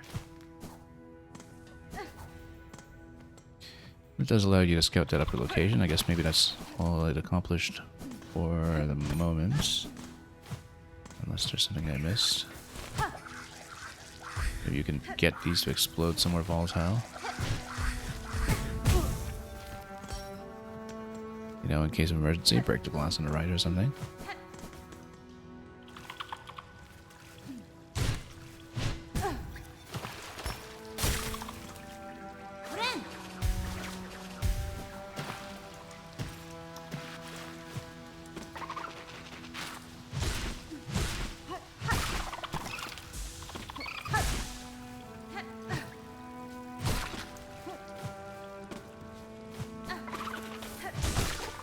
Okay, just gonna knock that out.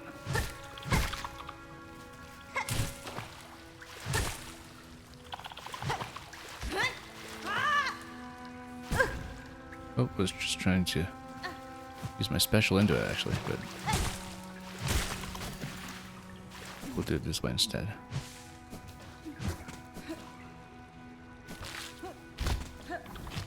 Yeah, that we can probably stomp on. Go left.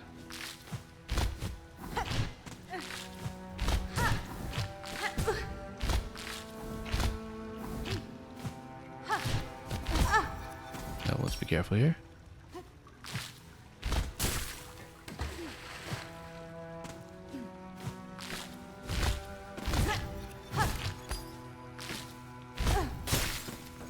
I will need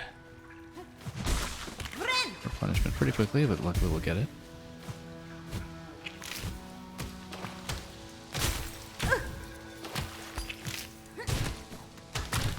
What is this? Memory logget? We'll take it.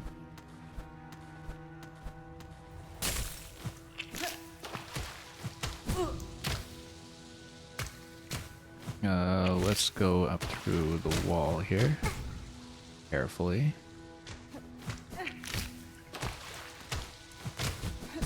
No, carefully. Still have to learn how to adjust your movement around the double jump. We've not been doing a great job of it, and we're about to die. And yeah, we died. So that's okay. We'll just get back to that spot. Collect our 100 some rosaries. Shouldn't be too bad. Back upstairs and back to the left.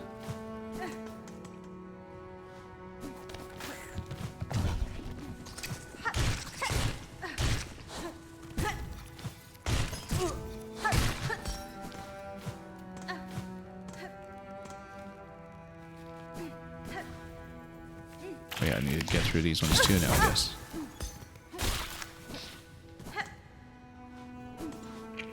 Hopefully without dying too much.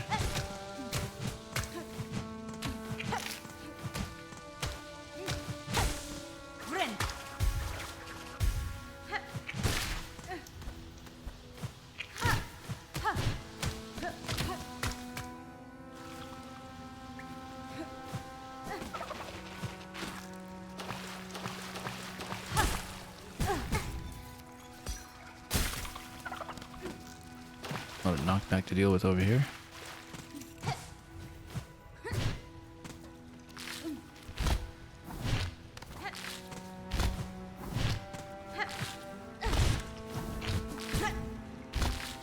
Hang on, let's just make sure we tap enough for a healer if we can.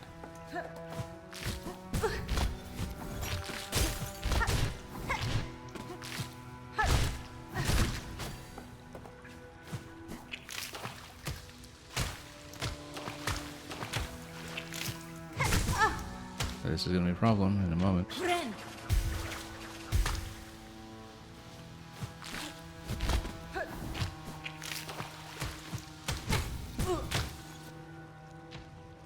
Probably should have just grappled over to it.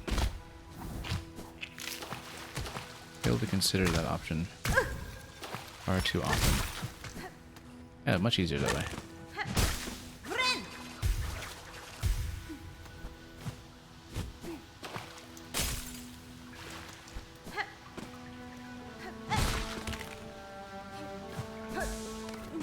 Much better. We can't touch that, but... What can we touch here to go forward? No, it's right side. Wrong room.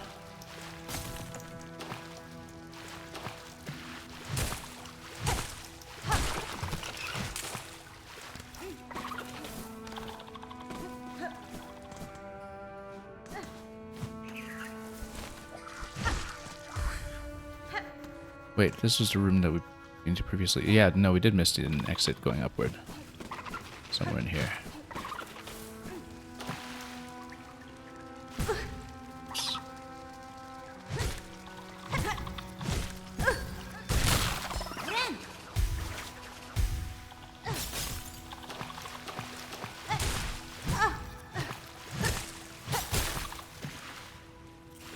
Not jumping into that. That would be baits. Yeah, so there is something that you can poke through up here then. I guess you just need to break this safely. There you go. Now, this biome doesn't look the most familiar, but we'll crack this. Oh yeah, okay. It's... Whoa, that's good.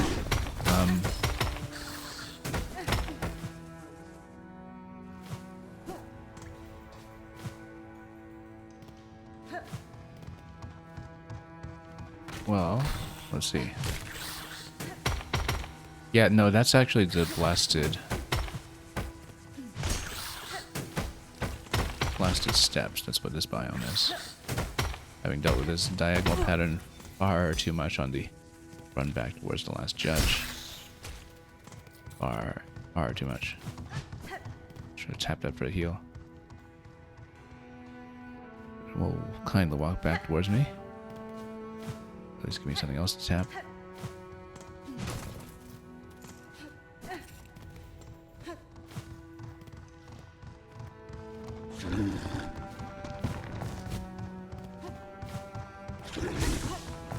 Okay, there we go.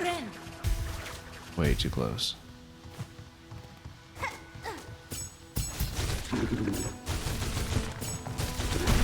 There we go.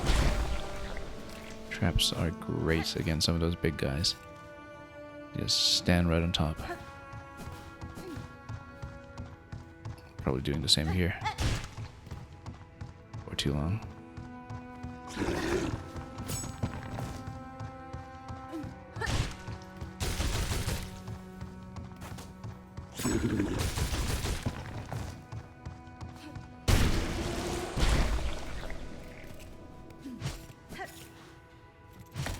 Anything to look at over here? Probably.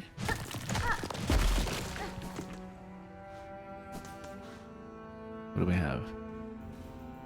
Containment fails. Memory lost. Excise outer. Maintain inner. Shellwood stasis sustained. Remember. Maryland stasis critical. Remember. Jordanian environment exceeded. Destined to forget. Interesting. So...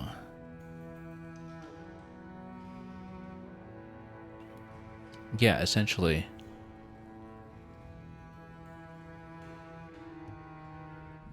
things are breaking containment on the map.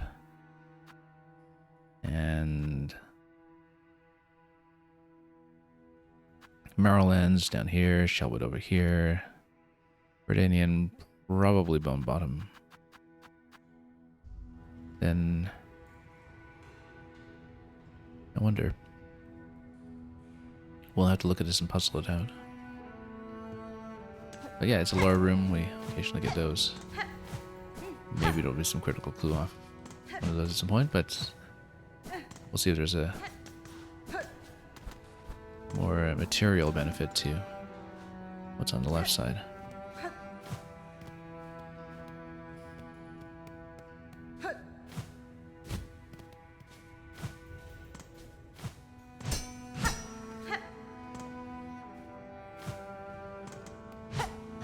Oh, this should be pokeable. There we go.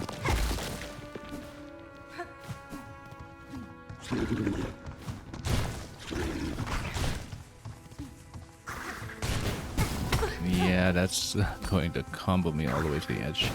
Let's just stabilize for a moment here.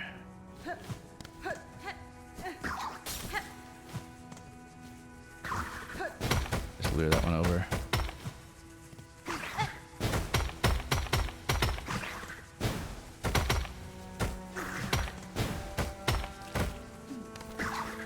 Oh, just trying to tap it. No, couldn't hit it that at all, so. Alright, let's start this one from scratch here.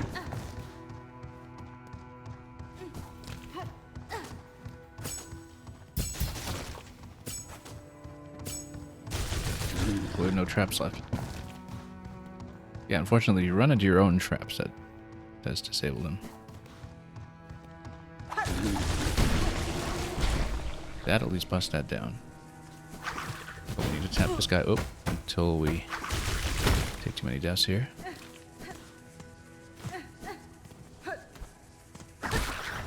Okay, that takes it down. That's fine. It's just that we have nothing left for heals. Have to watch that double jump there. Be cautious. Feels like we should get on that ledge.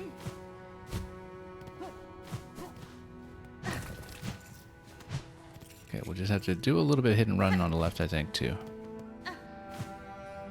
Try to get enough silk for the next heal. Oh. We can... Okay, just hit and run until we can heal.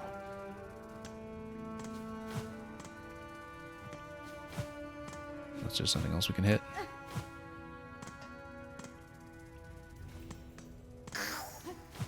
Lure it over. See if we can tap into it. Come on.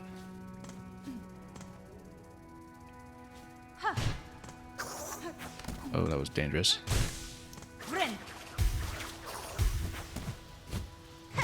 There we go. Totally intentional. And by design. Whoa, that would look threatening.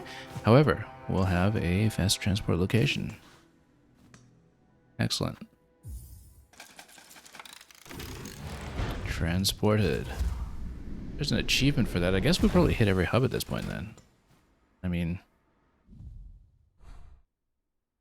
Yeah, because if we take a look at the network... Maybe that is every terminal then. We should, now that we've unlocked everything, actually go to the terminus at some point to see if maybe there's something we can get off of having unlocked everything. We should check that now, in fact. Because what other purpose would there be to the terminus, apart from giving you some kind of acknowledgement that you've opened every station? Unless it's just here for the flavor, of course. And for the bench.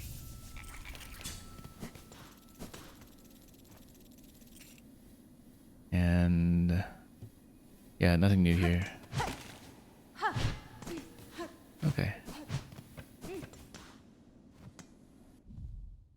Just here for the flavor then.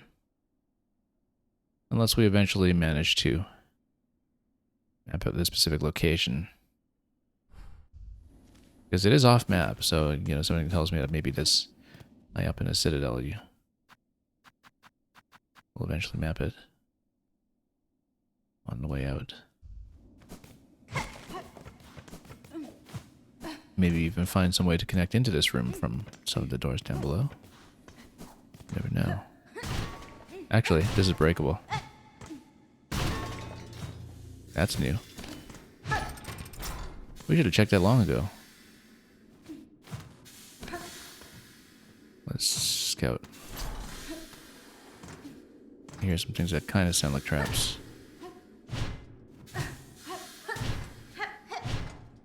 This looks like it has to be broken from below.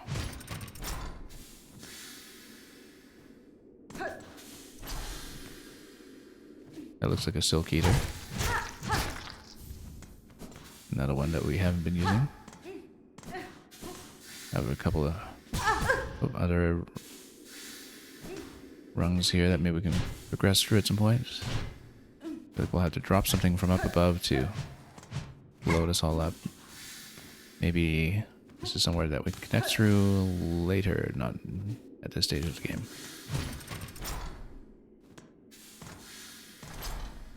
Unless we know how to break this thing.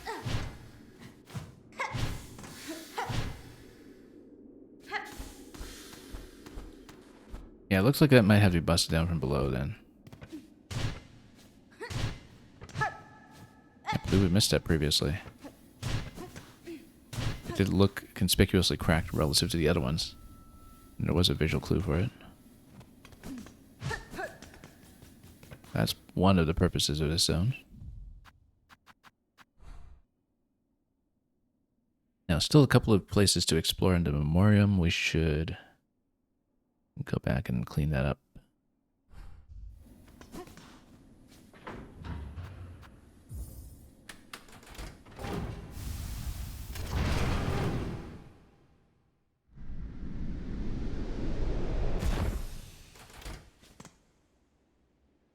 Derbyshire Visitor reporting the latest headlines.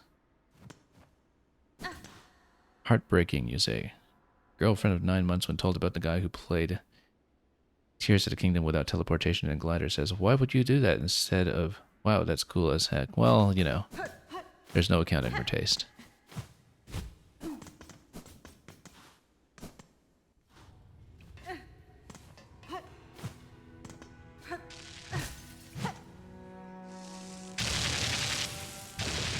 Okay. That looks really sappy. We should probably grapple across, jump up, and then grapple again. We haven't been in any zone that even resembles this, so that... Ooh. There's even more at the menagerie. I guess, yeah, these are from all kinds of different zones. Like, well, I mean, these are from the Wormways. Actually, yeah, portraits here from all over. This, ooh, that's interesting. What have we discovered? Materium. Tubes and receptacles built for the storing, recording, and research of various materials. The materium can be assembled in a home. There's a lot that we're picking up all of a sudden that I have no use for just yet. Huh. Very curious. Yeah, there's clearly some kind of machine assembly quest that we're picking up at some point. Dr. Cliche, having some familiarity with Tears of the Kingdom, you would question why anyone would play it at all.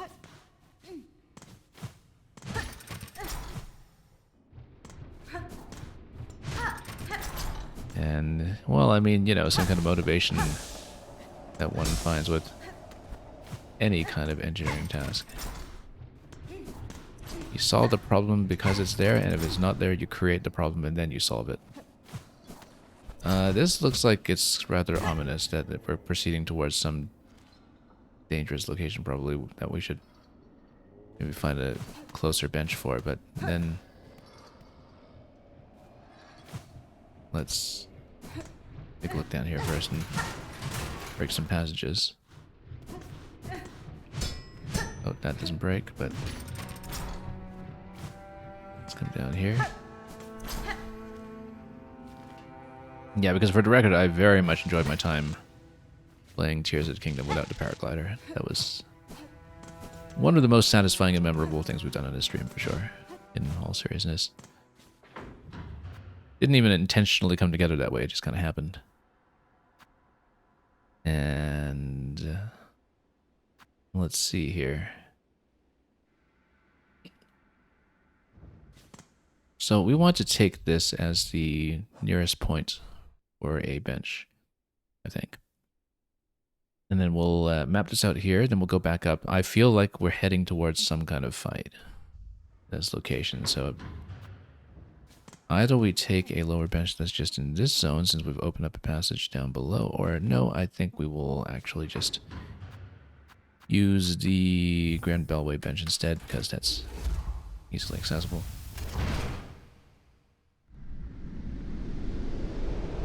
Also, how are we doing for rosaries? If we have 300, we should actually pay for the town donation. No, we don't have 300. We have 157. How do we spend that many? Huh. Or lose that many?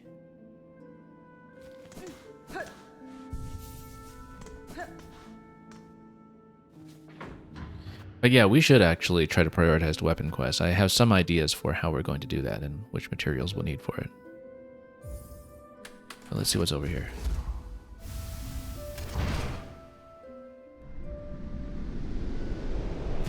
In Germany, the Stadtvisser says you'd call this a Wutkutter. If I said that correctly. Also, there's a room down below that we haven't mapped yet. How is there a room down below we haven't mapped yet? This one? Oh, interesting. What have we not looked at here? This looks awfully suspicious.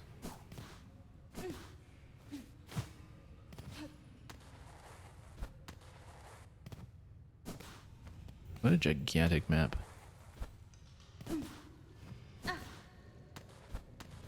Let's just take it one rung at a time. See what we can break open. Curious. I guess this gives you some silk, but then doesn't seem like there's much else going on.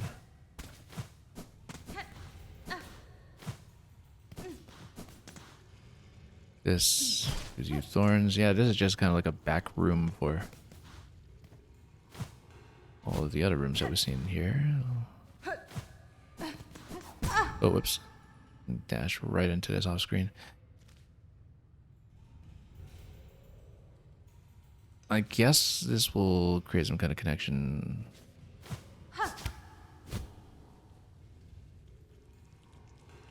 Oh, no. Wall jump onto the right and then grapple again, yeah.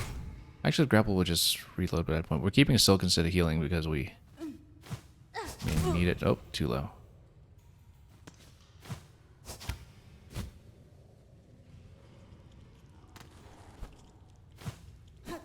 No. Yeah, we need to grapple over left and save to double jump. At this point, I think I actually do need to heal.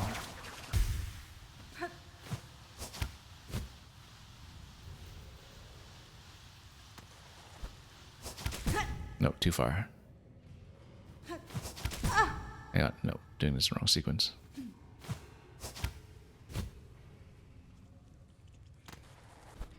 No, don't want to jump up like that.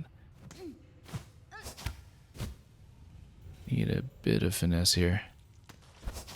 Especially when it comes to gauging distance. Yeah, that's a little too low.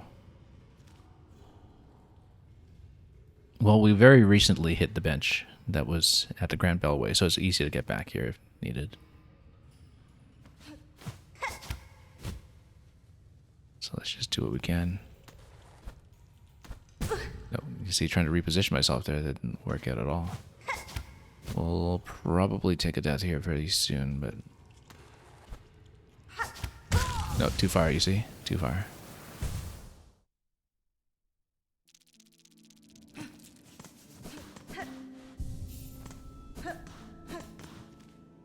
Okay.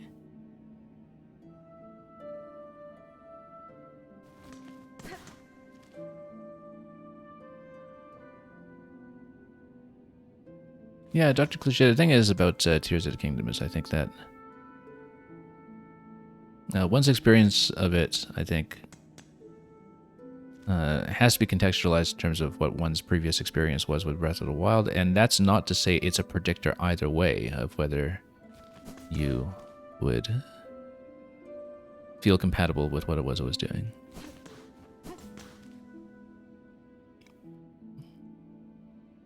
I'm just saying that in some ways that's kind of like a necessary context for what people are coming from, whether it meant that they had an experience that was much greater or much worse, or just something far more complicated entirely.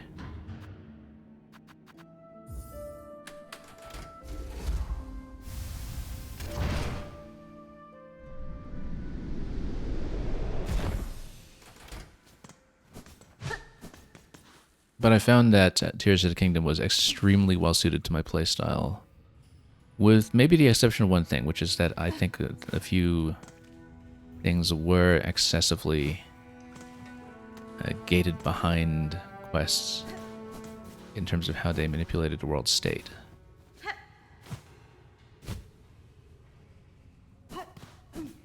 Because I very much like just doing everything my own way and in my own order.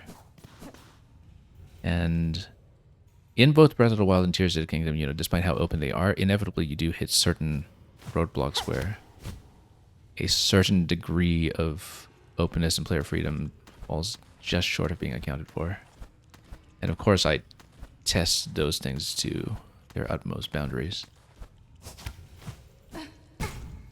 Oops.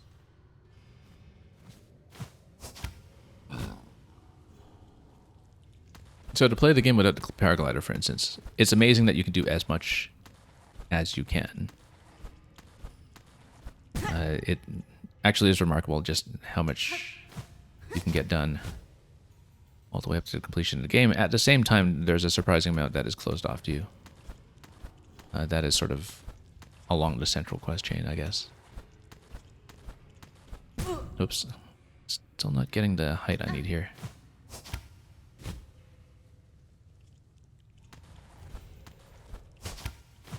Okay. Maybe jump. No, we shouldn't use the grapple. We should actually just use the dash. The grapple goes way too far there. Harpoon goes here, but then here. I mean, this is a very familiar kind of platforming obstacle. It's just the usage of the double jump wrapping around an air dash. Very familiar to games that have the combination of air dash and a double jump, which we're about to die to again, but that's okay. Easy to come back here, like I said. Just trying to gauge distance. Nope. Yeah, I could get a double jump down the other side.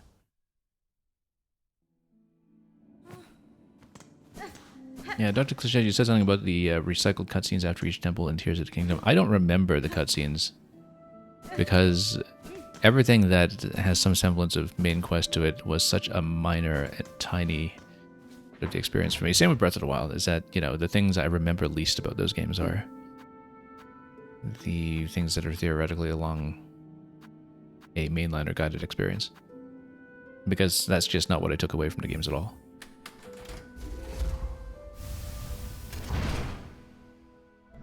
The things that I do remember are when I find my own solutions to interesting problems, and I found that Tears of the Kingdom was very flexible in that respect, in terms of, you know, lots of room to get yourself into trouble with self-imposed problems, essentially, and lots of flexibility to invent your own solutions to that.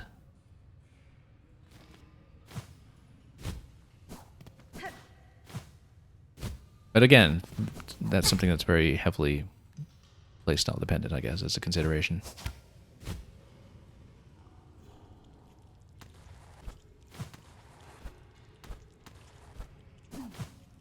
No, just short, just short. You see, I'm having a bit too much of a drop there at the end, and I'm not exactly sure how I am to get out of that. Let's... No, wrong button. I don't want to grapple over, I want to air dash over. Hang on. Like... This one you need grapple. This one, like, I find that maybe you need grapple to cover that distance, but it goes too far. No, and then if you hit the wall, you can't really float down from that point. We're just having way too much trouble here. Let's see. Watch this just wind up with a shard bundle or something at the end. Also, no, you lose the double jump if you try to go down directly. However, if you go down there while having preserved a double jump, that might have some possibilities. Did I even pop my cocoon that time? I don't think I did I? Did I just lose everything? I think I did lose everything because I wasn't paying attention. Okay, that's fine.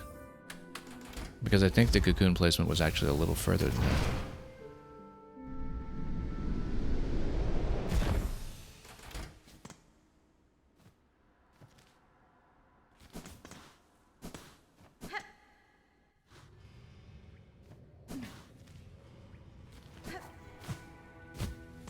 Yeah, definitely, unless you really have a kind of good system for it. I found that both Tears of the Kingdom and to some extent Echoes of Wisdom, where you have inventory systems of things that are selectable that are just way too vast a collection to work with. I found that in both cases, and I think I mentioned this explicitly with respect to Echoes of Wisdom, that I thought that what the real solution to this UI is when you want to do rapid selection from this massive collection of different objects. The solution is the Wii U gamepad. That is actually the kind of magic bullet to just have a second screen interface for quick selection on a wide panel. Anyway, so yeah, the Cocoon was way out of position. So you know what? We just lost 150 rosaries there. So we've lost a big chunk. We should have beated those first since we had access to the station, but I didn't think about that, so that's okay. Easy to get those back. We're frivolous about money in this game now. Okay. Nope. Okay.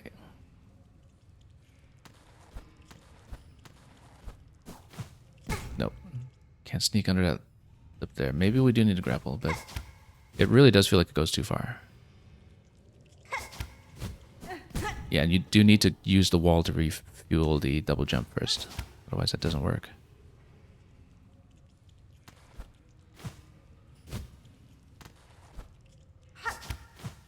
There we go. There we go. Hey, look at that. We actually got this back for nothing. And that's worth it because we completed another fragment of the spool. So that's significant. Okay, now we need to get out of here below.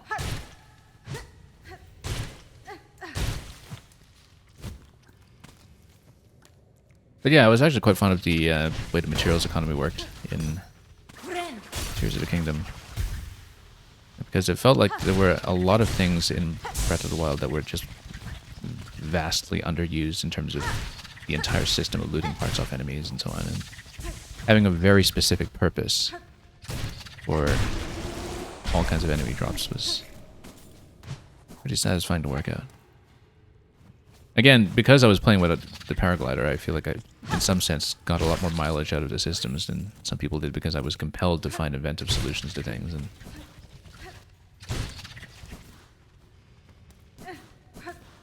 of course, when I played it originally, I would have been totally unfamiliar with some of the speedrunner techniques for doing safe landings from infinite height. That was not something I could have discovered by myself, so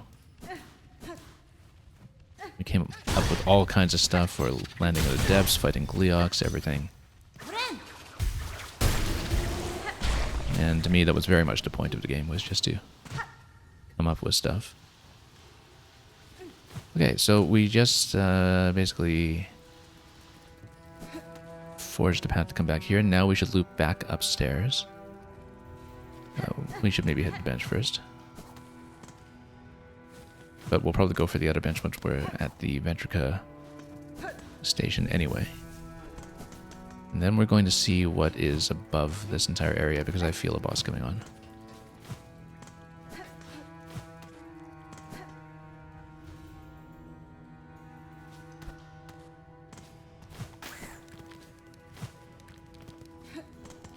Yeah, 06, you said the platforming segments where you need to preserve the fade down cloak are really hard. Again, I mean, I'm making a lot of reference to Prince of Persia: The Lost Crown, which I played earlier this year, because it has a lot of platforming segments that are pretty much the exact same idea, which is just, you know, figuring out at a moment's notice the proper sequence of weaving your double jump with the air dash. I feel like Hollow Knight originally had a couple of things like that as well, but it was much less oriented around specific platforming challenges or sequences, right? This is not the side of the room that we wanted. We went too far to the right.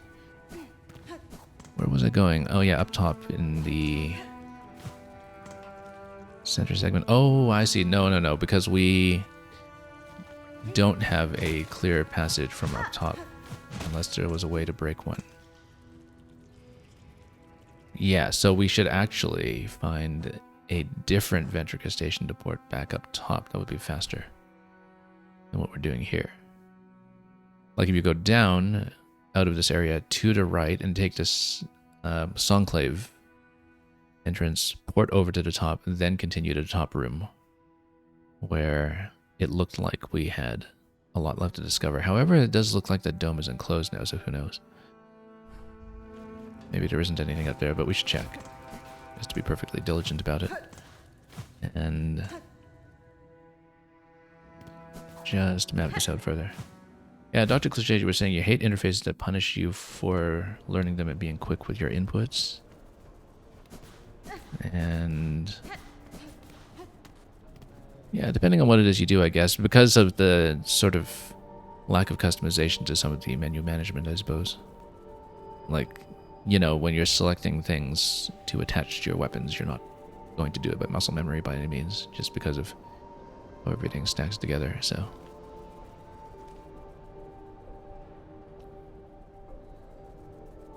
But to me, I really didn't particularly mind, you know,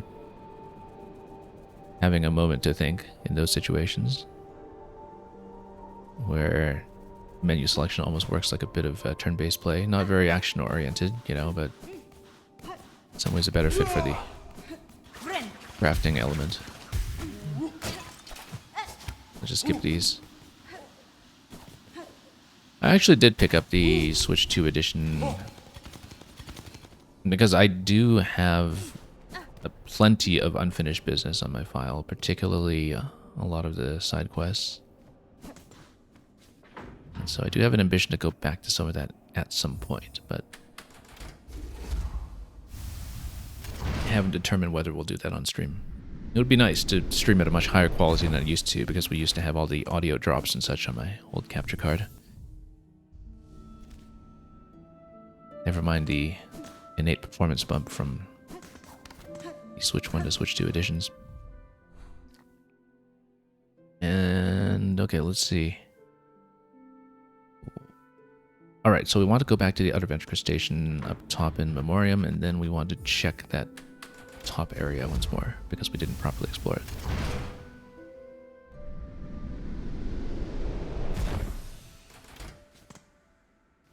Yeah, Dr. Cliché, the thing you said earlier about building a cool vehicle, finding a shrine, going into the shrine, and then your vehicle is gone when you come out, that was actually the source of the biggest single challenge that I had to work my way out of in the game. Which was the shrine that was beneath a particular whirlpool, which I think was in Lake Hylia. And because if you do the shrine, and if you're like me and you're not using fast travel and you don't have a paraglider, then you have the issue that you have no persistent builds that are available outside for you when you try to get back out of the whirlpool back onto the surface. And so it took me, I think, about an hour and a half to figure out how to get out of the whirlpool with no fast travel and no paraglider. And it was really satisfying when I did figure it out. It was enormously satisfying. That looks like a flea, except bigger. Like a really big flea. That's very suspicious. Very suspicious. The flea boss? Kind of. The master flea. Just bumping into everything. Oh. I wonder if it counts towards the flea circus. It must. I mean, this is only phase 1 here. It's not even a named boss, so it's... You know what, let's just leave some traps. Traps are great against big guys. Oh.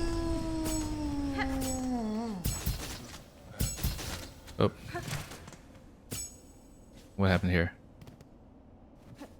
Did it just get collected as a flea? I guess it did. Maybe. Maybe it did. I guess we should go back to the flea circus and find out. Unless it trails me somewhere else. I think that... I mean, let's take a look. Huge flea. Oversized bug briefly consumed by anger after its long time caged. I would not have guessed so large and marvelous a flea existed. I'm pleased it saw sense before I had to strike a killing blow. So yeah, I guess we did kill it. That's too bad. We can't collect it.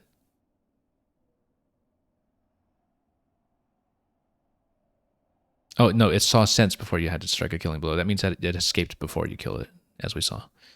So instead of going to phase 2, maybe it returned to the circus. We should, or to the caravan, rather.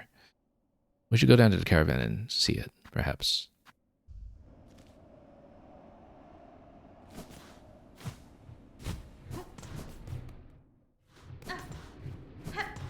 And see how many stages we can account for in the weapon quest, which I would really like to do before we reattempt the forum, which, you know, we got pretty far in the forum on the best attempt.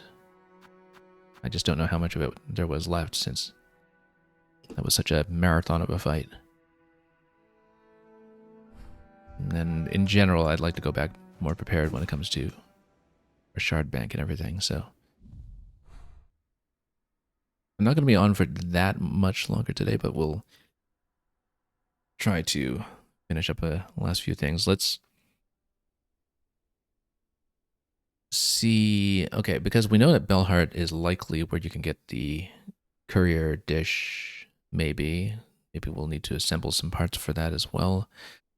We know that Bone Bottom up in Mossholm is where we'll get the mossberry stew. And we have some extra mossberries for that, although I don't know if I'll have enough. We know, furthermore, that... Oh, actually, the fleas all moved to the entrance to the Citadel at the Grand Gate. I forgot about that, so that's where we would want to check. That gives us an opportunity to maybe roam around the Blasted Steppes as well to see if we can make a further ascent in that location. And of course, we still have the lingering problem of mapping out Allwater, which we did not get a chance to return to just yet. So lots and lots of open problems on the map before we go further. And yeah, we do know that, well, I mean, now we know where the oil for the weapon upgrade is located. But as you can see, there's this central passageway that we'll need to loop around here in the column that's at the center of the map when we pass through the wheel, left to right or right to left. It'll no doubt connect to that lower passage that was a closed door with the dancers. So I think a lot of that is probably locked behind the Cogsworth dancer fight, which again we can probably attempt. We're ready to take on it quite some time ago. Or ready to attempt it, rather. But we've got lots of business to get done. I feel like we should check certain locations, like the halfway home, for one of the recipes, or one of the food items, rather. So we're not going to get it all done today, but let's see what we can tick off the list. Let's go down to Mossholm first, just to see what the mossberry situation is. And specifically how many berries we need to pay in, since we have been discovering some new locations for it. So we've got, I think, 2 berries currently. No, we've got 3, in fact. So maybe, for all we know, that could suffice. So let's just go back down and see it. Now, it's the quickest way. It'll actually be from the Marrow stop, rather than the Bone Bottom stop, by the looks of it. Ada!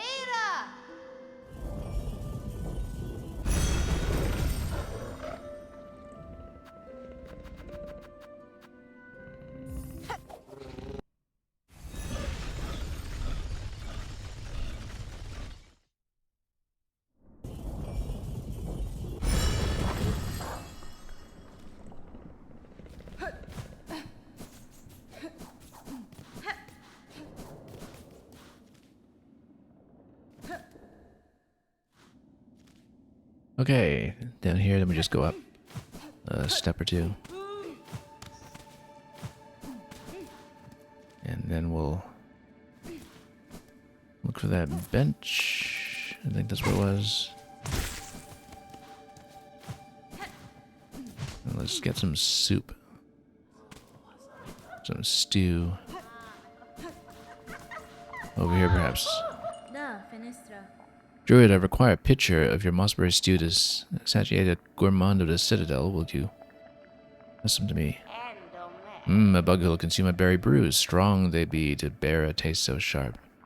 Here is a flavor so ripe, searing, flavor of pleasure and pain. They too may see divisions if they tasted strong divisions. Could they see? Grant the stew for your bug. To share divisions? Yes, we shall pass it. So we didn't even need to pay any berries for that, I guess. We just need to talk to NPCs. And so, oh, we can actually sell off mossberries for rosaries. Oh, we might as well. We're not doing anything else with them, so. As long as we remember to... Wow, that's a lot, actually. I was about to say, as long as we remember to beat them up afterwards.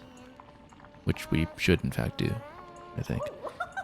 If we want to pay in the other ones. Or we can just keep them and eventually just return here to cash them if needed. But it might make more sense to have more rosaries on demand. So yeah, I guess if we pay 20 each to make necklaces, then we kind of lose about 60-ish, and that's really okay. Let's just pay in some more then.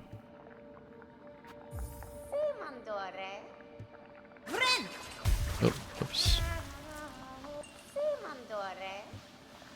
Clicking a little too much here.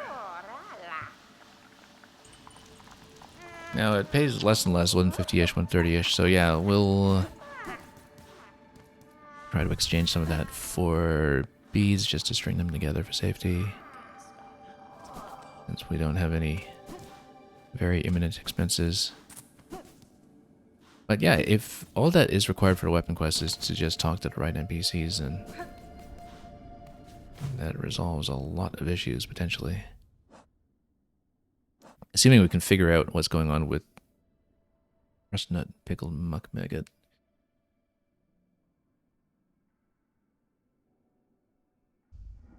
I mean, we roughly know what zones we want for that, perhaps.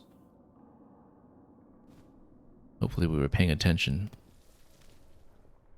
It's like a quiz for how well you know the different zones in this game. The original Bellevue Station is here, and we'll take it over to Greymoor, and we'll check the halfway home. And Bellheart will obviously have one off the courier, I think. It just makes too much sense.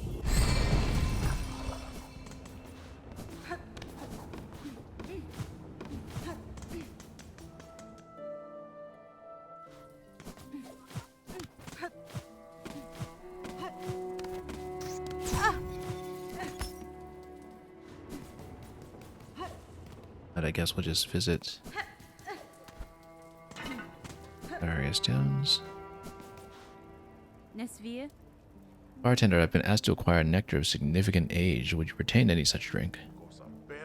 After the finer stuff, eh? Sure, I might have a few vessels left, but I can't be selling them cheap. The shells in my cellar are the last left in Farloom. Once they're gone, no bug will ever taste such sweetness again. You know what? We can do it. Let's up a rosary. Okay. The nectar's always on tap, but you find yourself feeling different. Let's do this. Glad we found this cost before we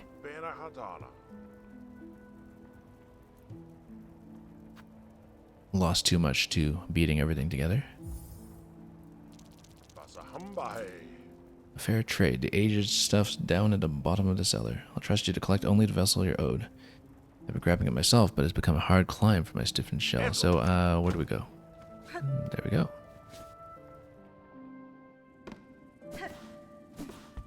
Hopefully not hazardous down here. You know what?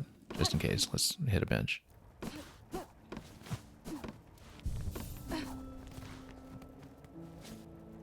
One just doesn't know. You see? Exactly. Things can happen.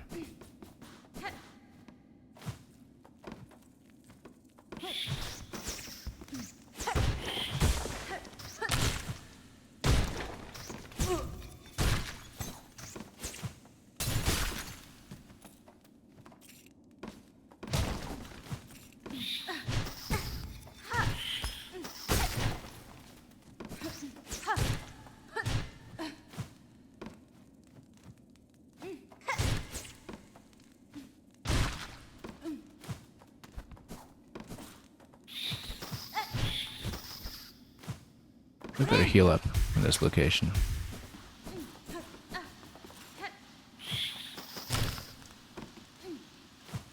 Oh, that looks like it was it. Let's just inspect this and pick it up in the cellar when we can. Let's just get rid of all this stuff first.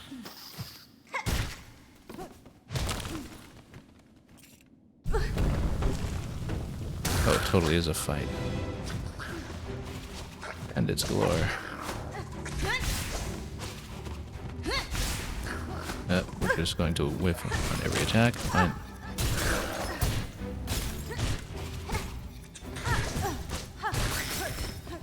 We better heal up.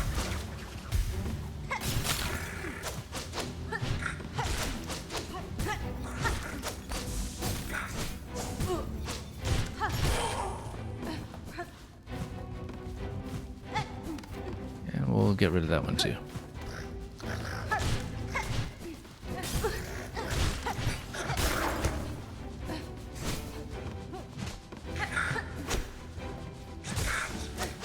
Poke it through here, that's fine.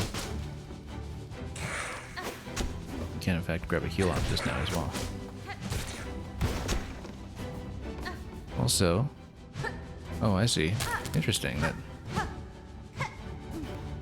I see. Yeah, they're being carried away by the ants who live here in the cellar. Ants even smaller than all the other bugs. Very interesting. The little mites. Devouring their prey.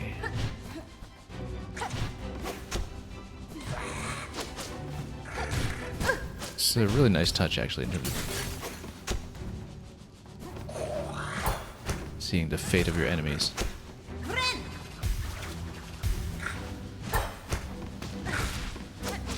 With some gruesome exactitude.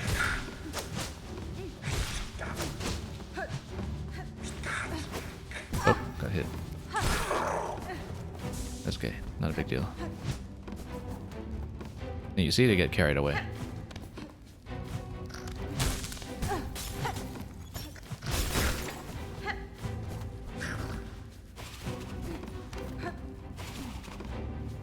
Can't say these 7 or so years of development were not well spent, you know, just for little details like this.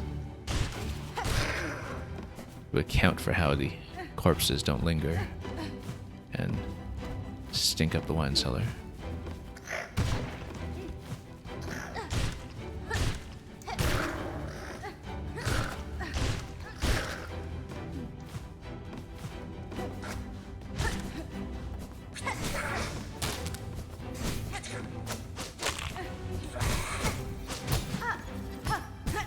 Oh. Better heal up here.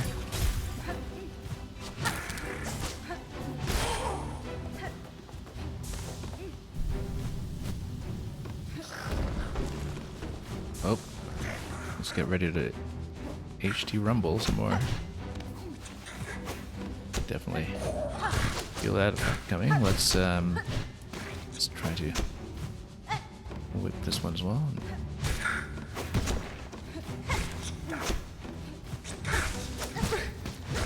Yeah, you see, the first ingredient, you just ask the NPC, but I'm glad that there's a little bit of variety to how that's going to go. We're still locked down here, so I guess there's more to kill down below that we need to clear out first. And indeed, that is the case.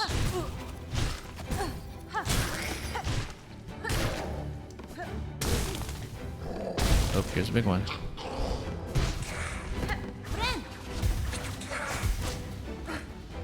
get to that. I feel like we're gonna play that. We're gonna play traps against it, almost certainly.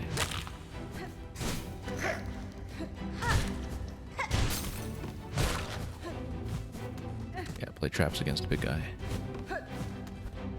And find where he went.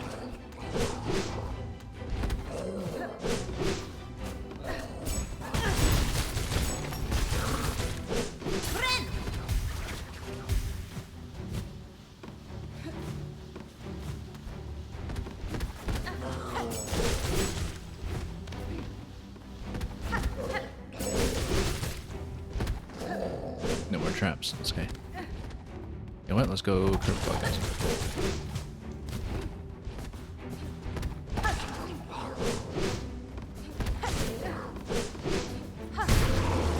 And just bust him down, and that is the end.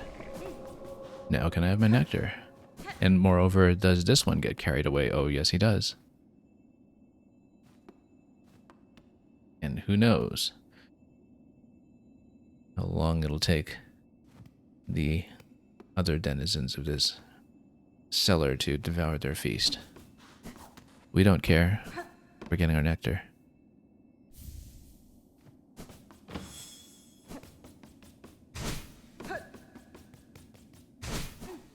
Nothing else down here, I don't think. Let's try to find our way back up.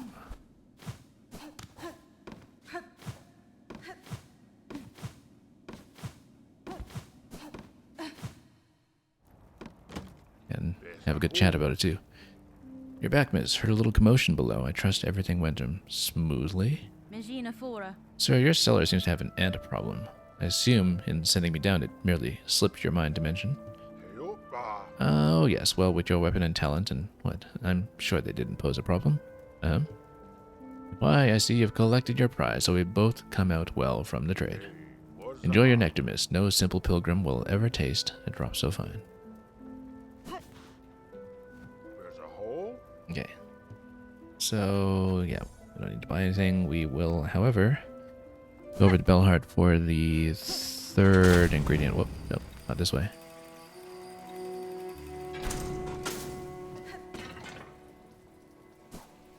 And we'll have to think about the other two. I wonder for the pickled maggot one, hopefully it's not something where you need to unlock the prince first or something in that zone, because we don't have the key for that. The pickled muck maggot. I haven't thought about where the crust nut will come from either, but we'll take a look at the map and consider what that might be.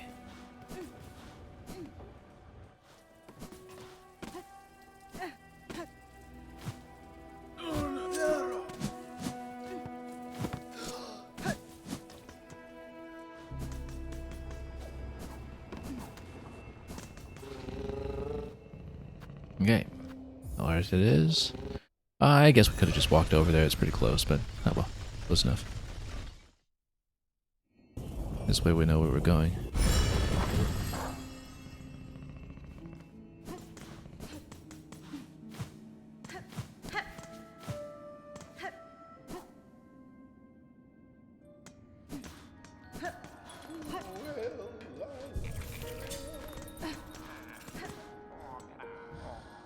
And look at that. I see. So further donations for that. Savage beastfly raging through the scorching wildlands below. Well, I mean, I already took one out, so how... Well, I mean, I guess there must be a second one then. Now, Savage beastfly in the Beast Shrine was the hardest fight that we had in the game up to a point. In terms of time spent, certainly the hardest one up until the last judge. And without nearly as much having to get back into the fight too, so... We'll take it. But... yeah, that might require more work than we're going to put in today, that's for sure, depending on where we find it. Work of restoring our sacred home is almost complete. Yeah, so there's a big donation over here, a big donation up top in Songclave. we have not really seen the fruits of the previous donation, so we could, but let's see. Also, these couriers here don't seem to be talking to me. They're too busy with each other. Now, that's interesting, because then that implies to me that I can't take additional courier requests right now to deliver other things, which makes me think that, yeah, that series of wishes for the moment seems to have been shut off. Maybe the savage beastfly is just kind of obstructing that. Now, yeah, so the savage beastfly... Oh, I know where. I know where. At the far fields in the area next to Pilgrim's Rest, something has been banging against the door. That's got to be the beastfly. Now, maybe we're better positioned to take it on if it's equivalent to the last beastfly fight, because we are just a little more powerful at this point, have a lot more movement. I remember I did have to switch into beast. Tried to take it last time, though.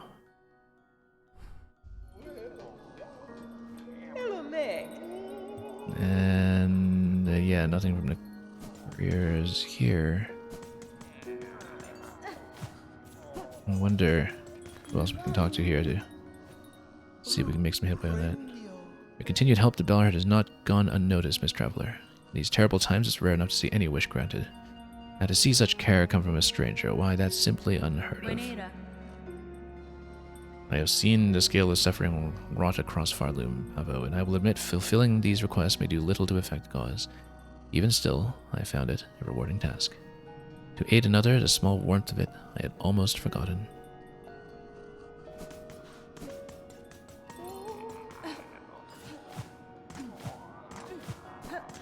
So yeah, I mean, the couriers are busy here. I guess we can't get anything off of them, but maybe we can talk to other NPCs to see if there is something that can be done. And that relic you possess, a cylinder of the Citadel's sacred vault. That there is a mighty find. You will give it, yes? That's fine.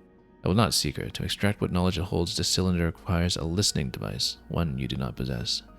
So yeah, the one that we're supposed to pass to the gramophone, we have not found that yet. If it were passed, whatever secrets it contains would remain forever hidden from us both. If it will not speak to me, I do not want it. Don't trouble me until you have something worth my taking.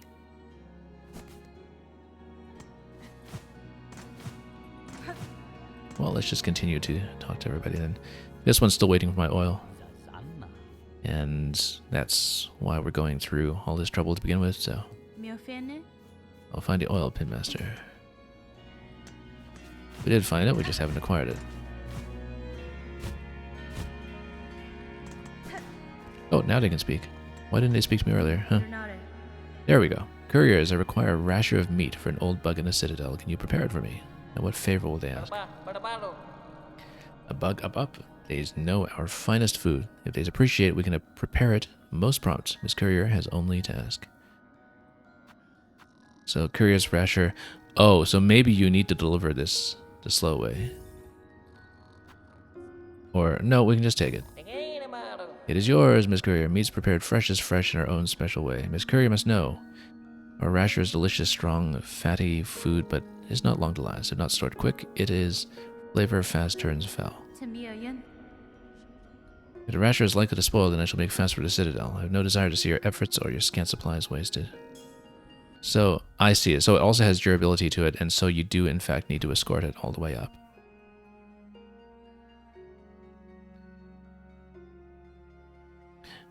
We should actually do that, then, before we account for the other ingredients.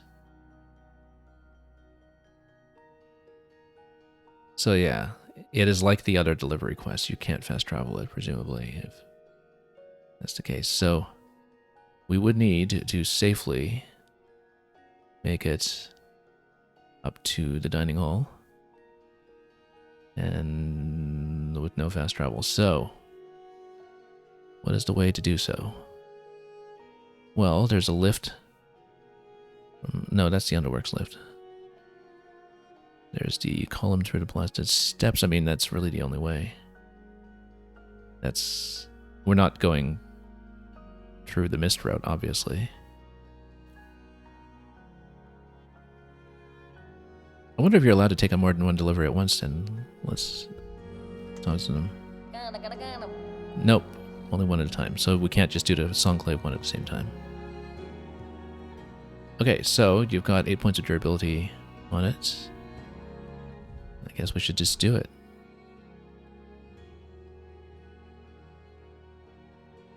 I'm just plotting out the route that we'll take.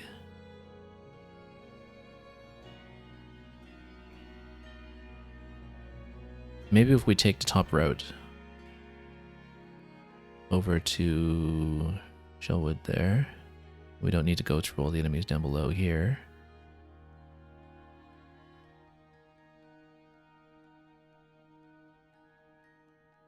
And then we go up the blasted steps, through the Grand Gate, up the steps. And we've really uncovered quite a lot of room for movement past that point. Maybe even through the Citadel Spa route, since we have opened that up. That seems to be relatively sedate. So why don't we do this? Maybe that'll be the task we finish on today. We'll do the ingredient delivery. Carefully, because even slamming into walls is a problem when it comes to this. Didn't we say we'd take the upper path? Well.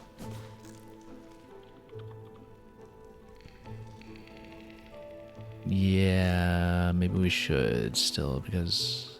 Well, it's mostly this room that's kind of a problem. Right? Or, I don't even remember. You know what? Let's do it the other way.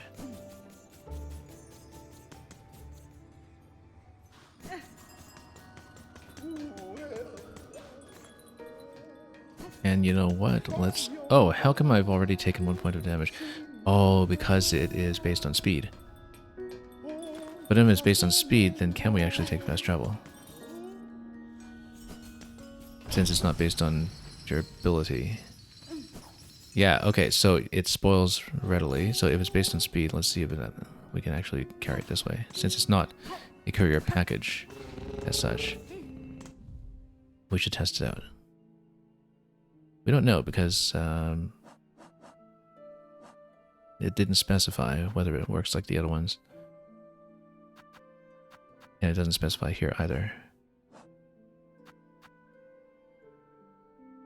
Once prepared, it will quickly spoil if not stored properly. So that's fine. It's not one of the ones that is settled to bumps. It is just a timer. Which means, let's map the road. I mean, we'll take the fast travel, and if it spoils immediately from porting over, then we'll just redo it. The way to do it would be Grand Bellway and then over to the Ventrica shaft over here, then through to Citadel Spa. So let's do it. And if it doesn't last, then we go back and get the meat again.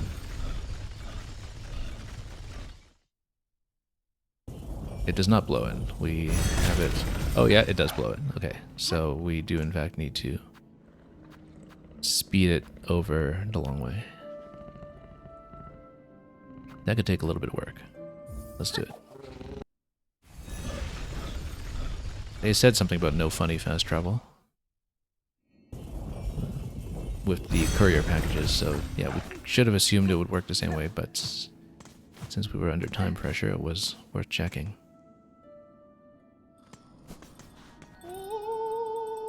Okay. Oh, we have no shards for restoring weapons, no wonder. We used way too many traps previously, so let's... The delivering's all broke. Let's try again.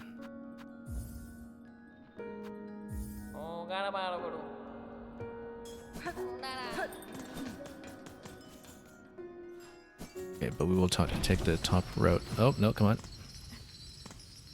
Get back down here.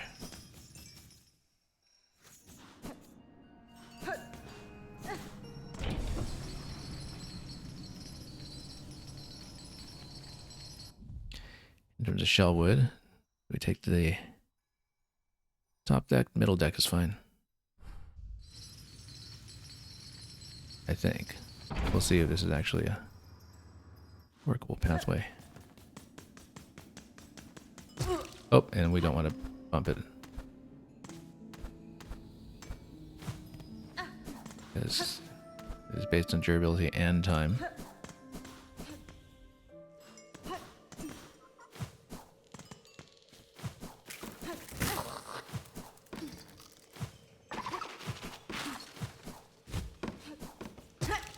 Oh, don't want to ram into the walls. That's not an exit.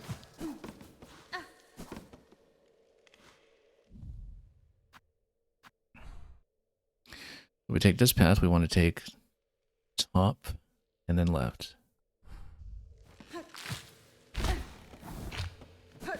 And we don't want to run into walls.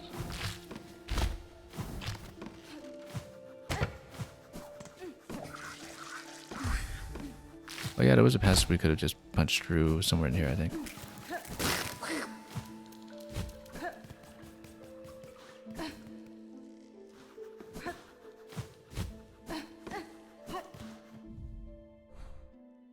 Straight left.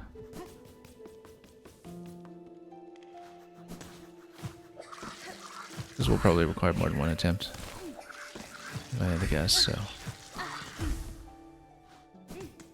Especially because we're almost halfway down, just the damage inflicted. I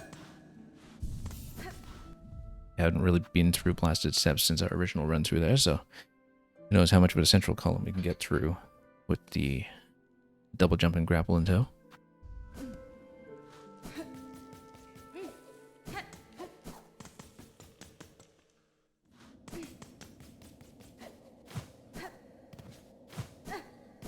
Not much, actually, by the looks of it. Actually, you know what? If we do a running... No, do that. So we do, in fact, go through this way. And up we go. Already halfway down.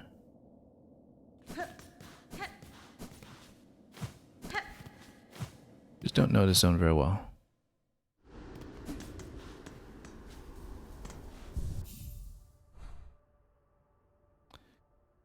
Okay, left and up to the grand gate.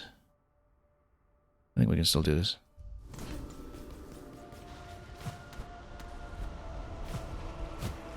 Maybe it's balanced in such a way that you really can't take damage for it. Oh, that was terrible.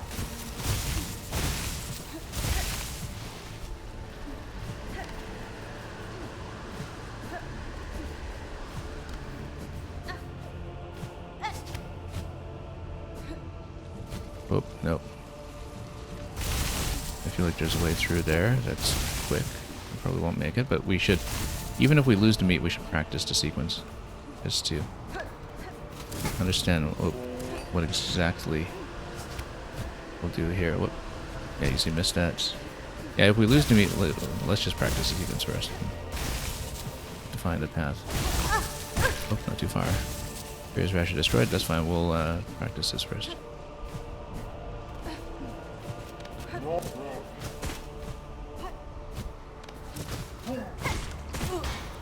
No, kind of need to.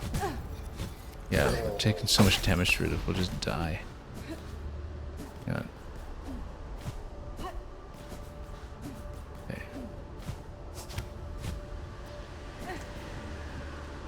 So this gets you through where?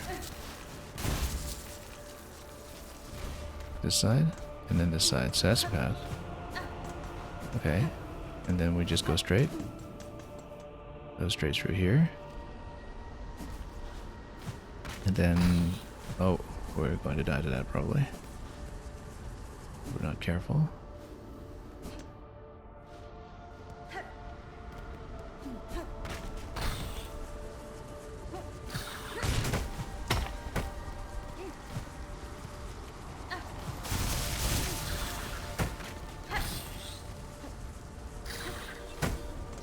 Okay. Let's just despawn those for a moment here while we inspect our path. And we go up, just straight up, and then let's hit that bench on the left. Might as well explore this area while we're here. Now with a double jump we can get through this quickly. Or can we, given that?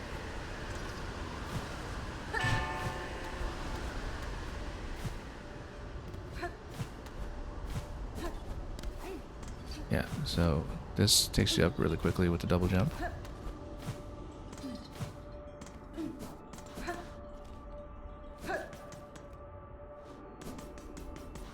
Of course, when we're doing the proper run, we don't need to bother with hitting the bench.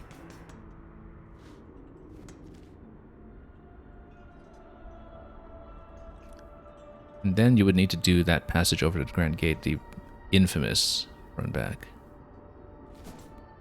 Let's see if we can open up any other shortcut passages from exploring here first, perhaps.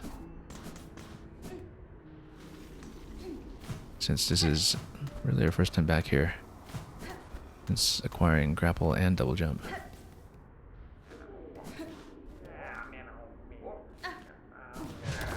Also, there was something here that we never unlocked because we couldn't come up here before without the double jump available. So this is something new. Oh, look who's here. It's Grindel. Boy then, what's a fancy prancy bug like you creeping into Grindel's cozy little nook for? Heard we had some nice stuff, did you? Oh, all kinds of tasty goodies found their way here, that's for sure.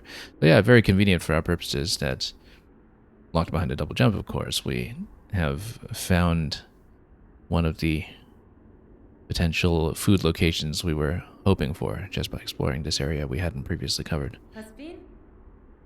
I care little for how you procured your goods, thief. If you have something worth trading, I may part with my rosaries.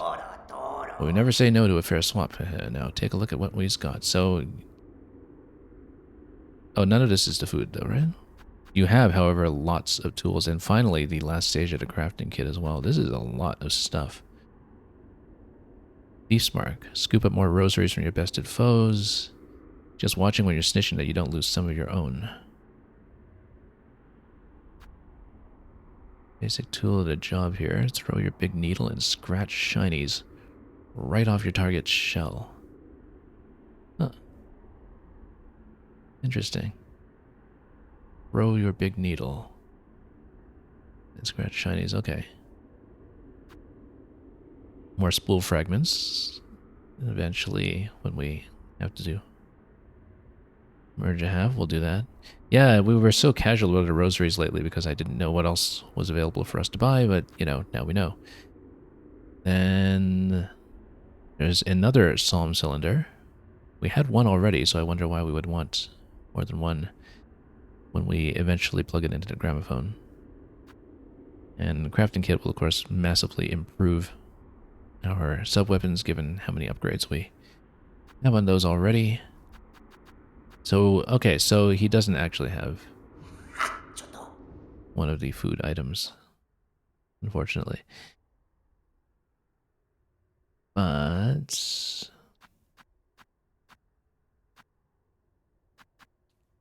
yeah, that's actually the last upgrade on the tool damage. And so that'll be significant when we can work up to it. I don't want to blow all the rosary necklaces just yet, just for a purchase, because we want these in reserve as much as possible for maps and transport where possible. So, but at least we know what to save up for at this point, because until now we just hadn't seen who the next big vendor would be. Let's go up, because we have clearly not been up here.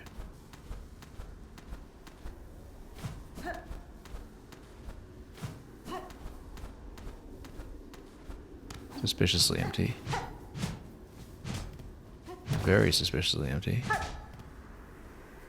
Something's rumbling. We finally see the second Longfly have his revenge or not?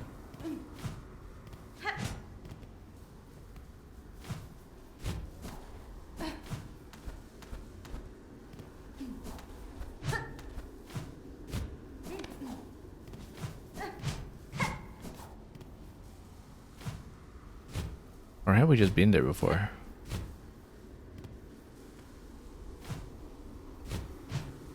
Yeah, because I think I had made it up to this gate before without the double jump, and we... Oh, there's something here. What's this?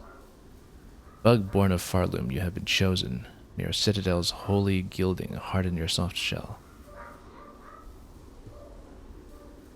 Stand eternal as our arbiter, that no bug-bearing sin shall step within our sacred halls. Yeah, part of the initiation ritual, I guess. Oh, something down here. This looks like a fight or something waiting to happen. Oh, or a tunnel.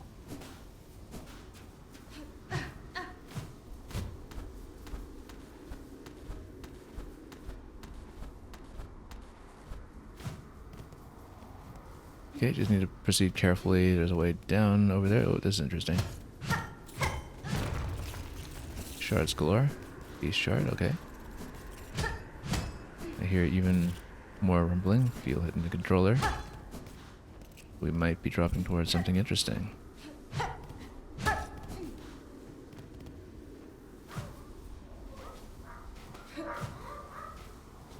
Nope, just merges back with this segment here. So yeah, just a little loop that takes you up to Beast Shard then. Nothing that special.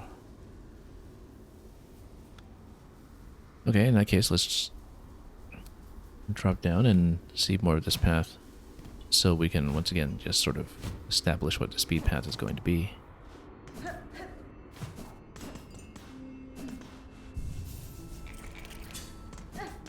Again, this segment is the vicious run back, although we have the double jump now, so we can actually just skip the spawn that gave us such grief once upon a time. Actually, with a double jump, this is really not nearly as bad.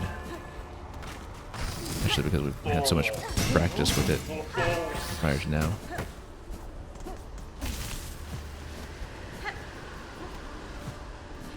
And then...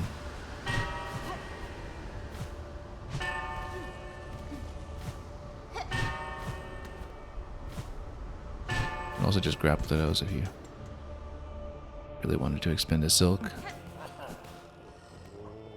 Also, let's speak to this one. Didn't say anything to acknowledge the giant flea. But, I mean, that's the giant one that we sent here, right? Seemed like it. And we have not returned for the spot, at least not yet. And you have luck, Miss Hornet. The lack the fur we flees. All the blowy sand of that place is getting very stuck inside.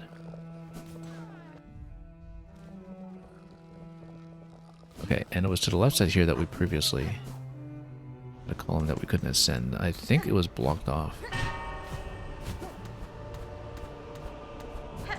Yeah, so this is still blocked off. That's still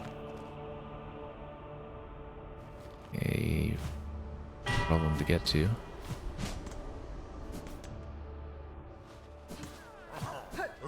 So that bit's still a mystery. That will probably have to be unlocked from the other direction, if we had to make a guess.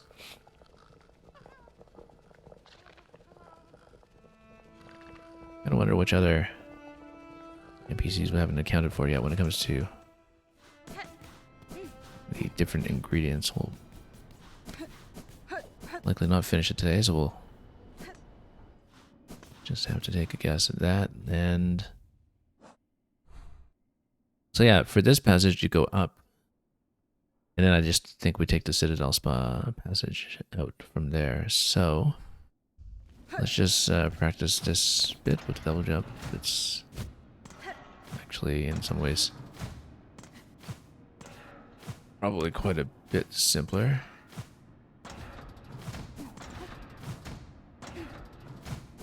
As long as we don't lose track of where we are.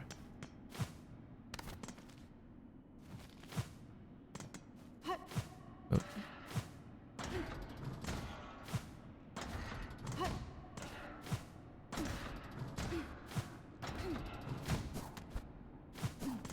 Yeah, because you go through here. Wait, that's all the way to the top, though. How do we miss the actual exit?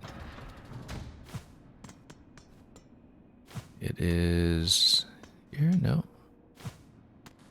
It is where? Huh. Didn't we open that door? Let's see if we can recover it.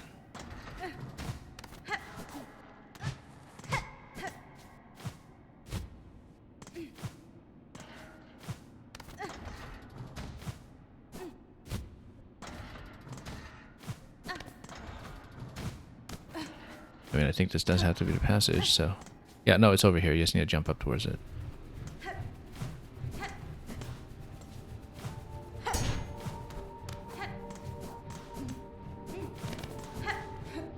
Then you take it up like this. Just doing a rehearsal run, essentially. You need to not fight too much.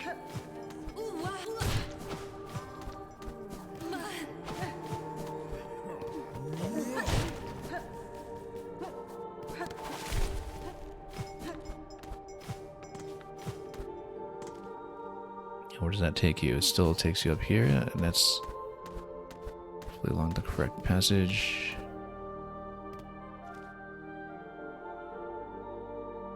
And then we do want to take the left path, I think. Let's just see if it's safe. Should be. Just gonna avoid too much fighting if we can. Yeah, you take this passage up here.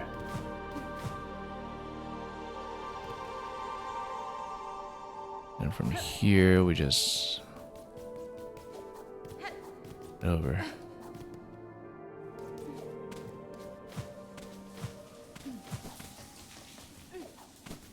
Let's tap this just in case.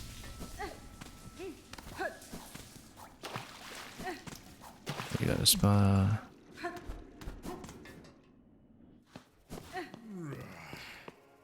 That was one long delivery run, but...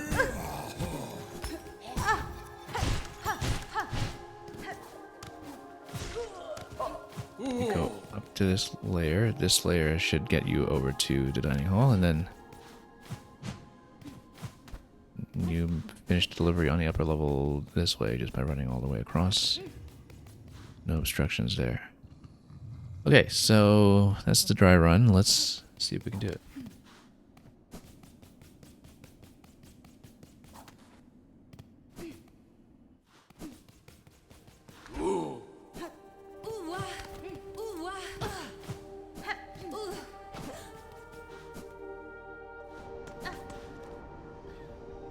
In the meantime, we'll just drop down below Adventurous Station and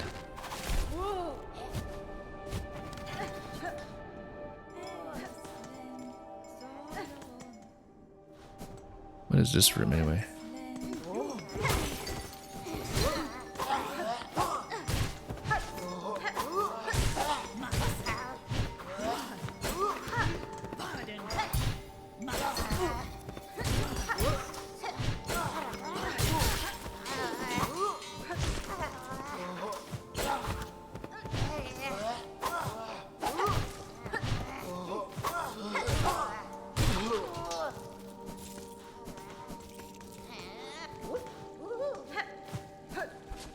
Don't remember what we came here for.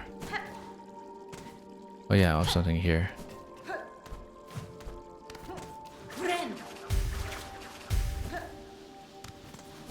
Okay, let's go back to the delivery quest. Oh, this is new.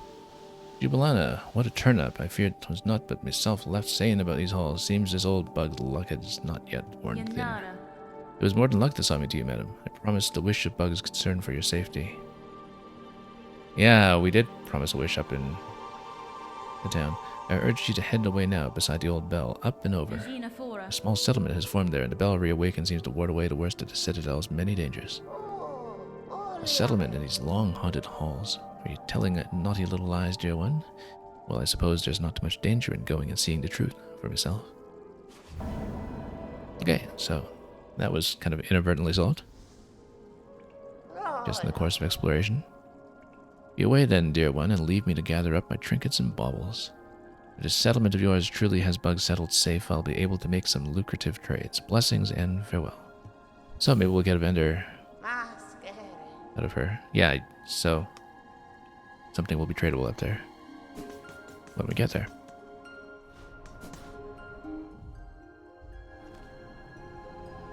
Okay, in that case, let's have to go left or right depending on which station we want to take.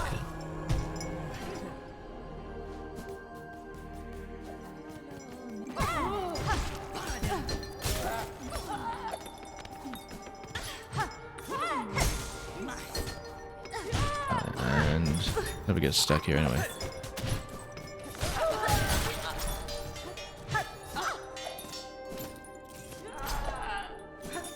Oh yeah, okay, over here.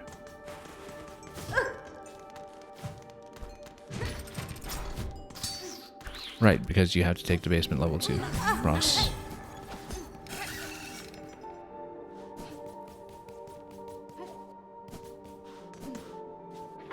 Might as well check the vendor.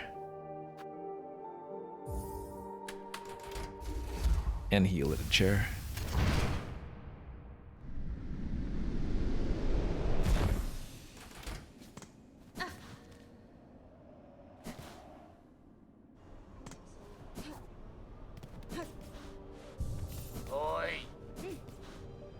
Oh, she's all set up. Let's see what she has. Hello again, dear one. Looks like we both made it up here as safe as told, and what a shock to find you were speaking the truth about this place. A settlement like this in a citadel, nice and safe, cloistering so many bugs with minds intact. Never seen anything like it, nor even imagined such. Makes trading away all my nice bits and baubles much easier. After all, I want to take lots and lots of rosaries with me when my strength finally fails. So what do we got? Ascendant's Grip. Stick to walls for as long as you like, huh? Yes, for platforming purposes. Aha, one additional master shard. Once we get close to completing the simple key, very important. We may, in fact, blow some of our beads to grab this. Very, very important because we're short 2 keys at the moment. From the locks that we know.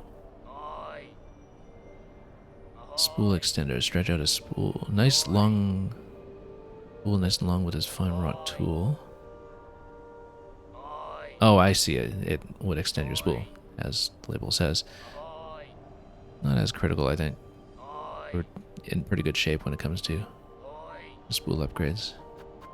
But yeah, the fact that we have access to an additional master shard and simple key, moreover, that's got to be the priority.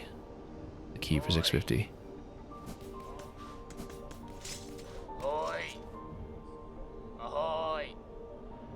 And that would not just casually lost so many rosaries earlier today.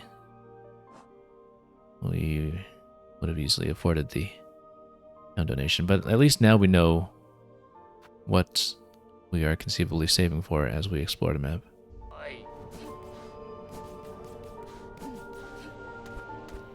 Let's make one attempt at the escort. One good solid attempt at it. I don't know if we'll stay for too many retries if we don't make it happen today.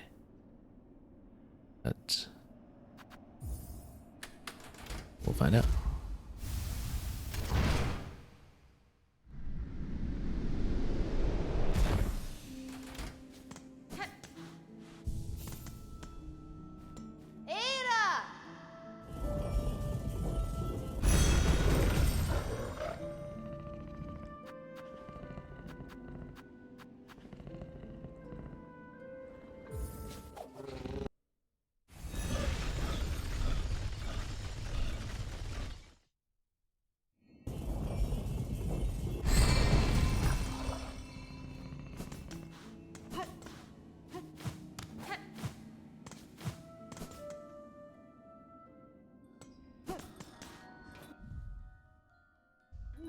Okay, so let's figure this out. We are going to take that upper path as before, I think, through Shellwood. I think that was not too bad an idea. Although the lower path, I think it has a lift that takes you up. Maybe that's more helpful. I'm just trying to remember where the lift is even located. Maybe that works better, actually, as long as we don't run into too many things along the way. We'll try it. Maybe that's more straightforward.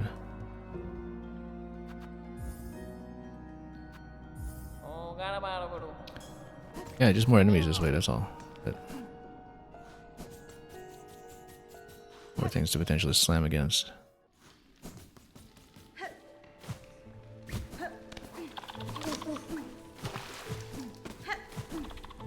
But actually, you can just go through here. And this is the lift. That, yeah, it doesn't take you up the other... No, well, let's keep going. Let's try to get the central column through the next room.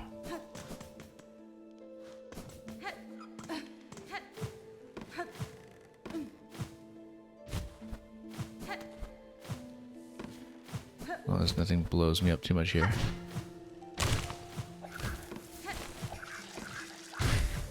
Like I was saying.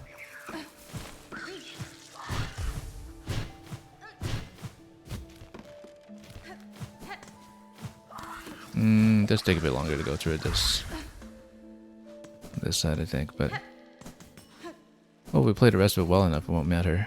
We'll just be able to get through this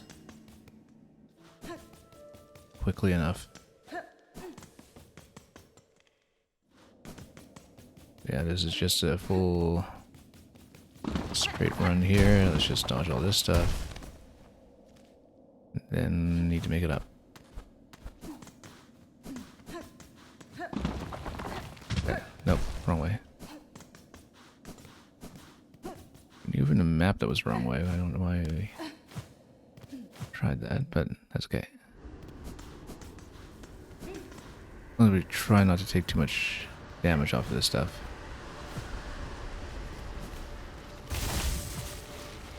So yeah, this area we know all about. Right, what was our solution to this bit before? I think we just go around. Not get too fancy here.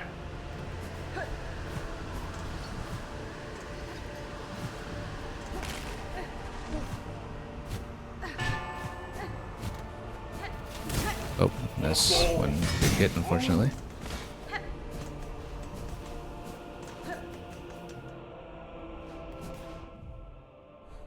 Okay, now here we just try to go up.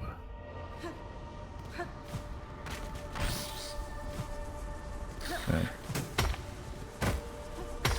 Oh.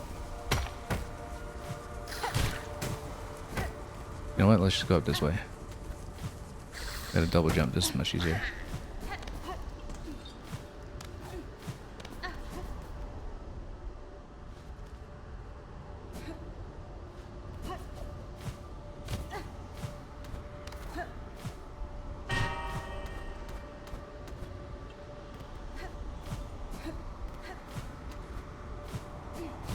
Nope, not quite.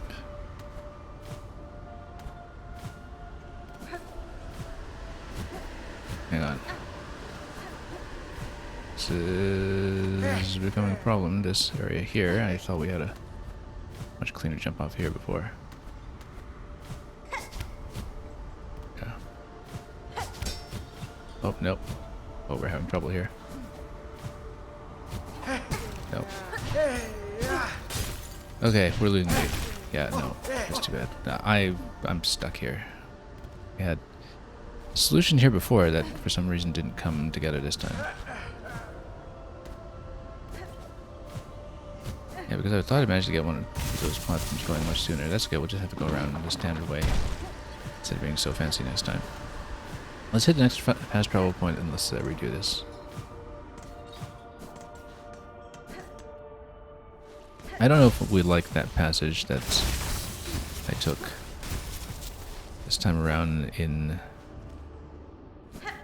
the Shellwood side. Lower passage down there. Let's try something a bit different.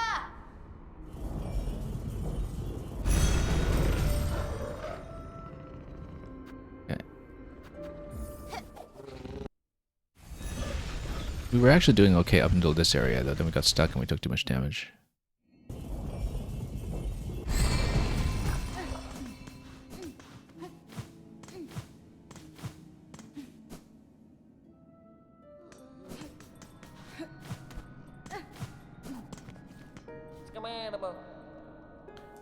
Alright, let's do it again.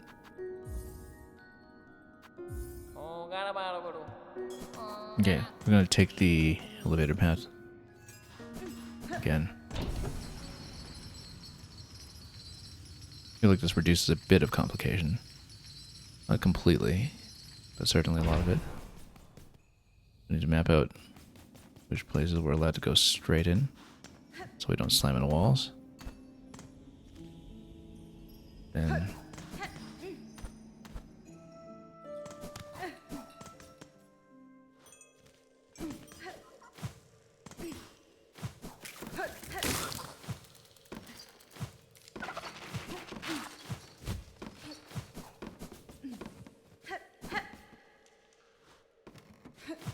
yeah, because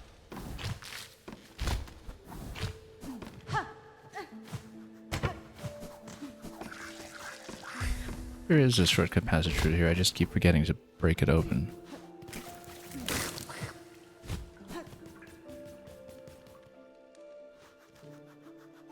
Yeah, okay, that's correct.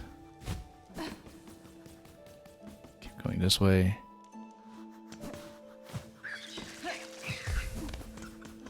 Then this way. So, still on only 1 point down at this location. That's going to be something that we should keep in mind in terms of what our benchmark is for time.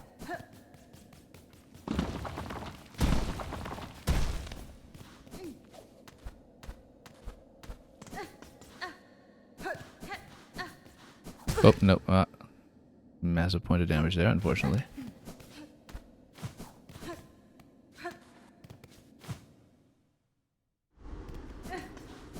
Well, I don't know that we have that much flexibility to take damage like that.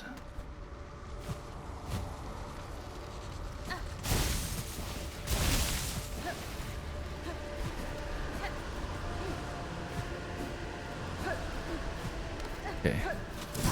No. Much damage over here, too. Slamming into everything.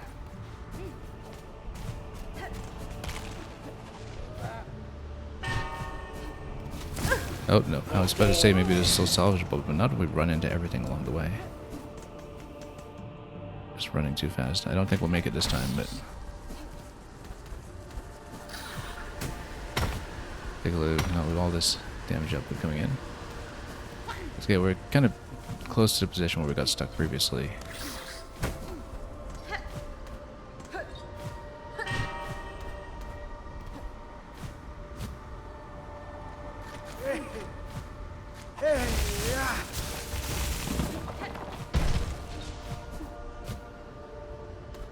Oh, no. Yeah, we really can't have any trouble at this point, unfortunately. I think we're just going to lose to the timer regardless this time. Too bad about all the damage we took at this zone along the way. This has been a perilous part of the path for sure.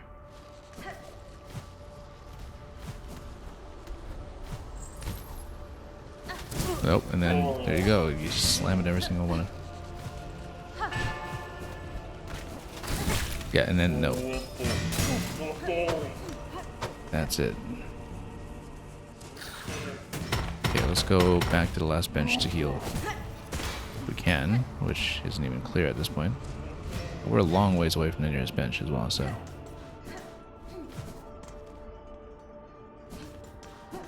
And not that long. It's this one here.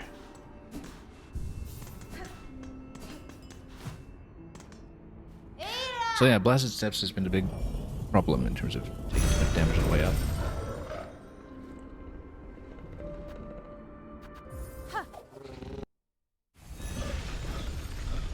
And that's because we've just been haphazardly dashing into too many things without really having mapped out the road.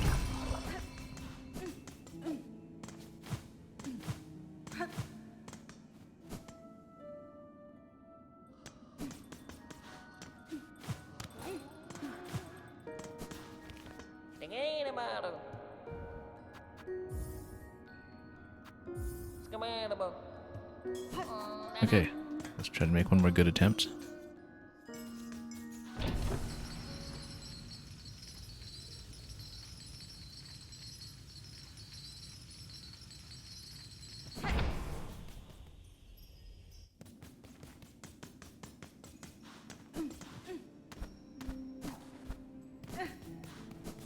Oh, wrong way.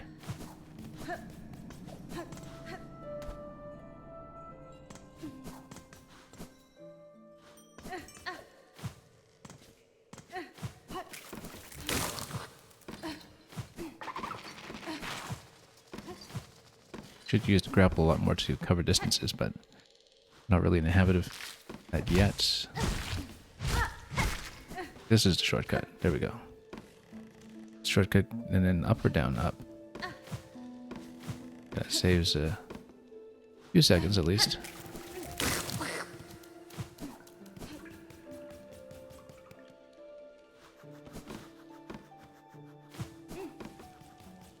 And here's just a straight run until we...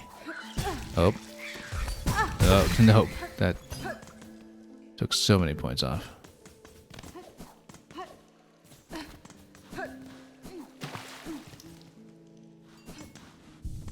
Let's take that just in case we do take a death or need to repeat something.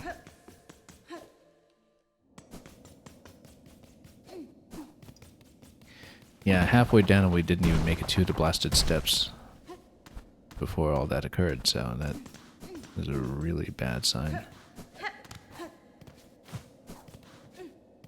Considering how badly this segment here tends to go.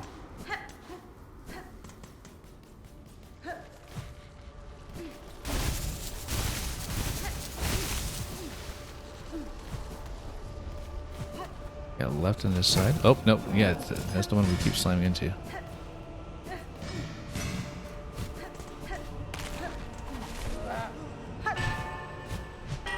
Oh, no. That's okay, we'll just go up this way instead. Probably won't make it, just given the incoming damage. That's actually a bit of a safer passage down below, in fact. That dark portion is just harder to see.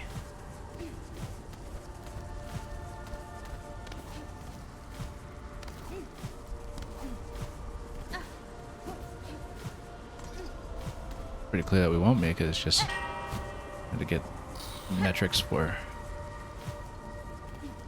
how close we can get. Just do this to reset the NPCs a bit here. Reset the enemies, rather.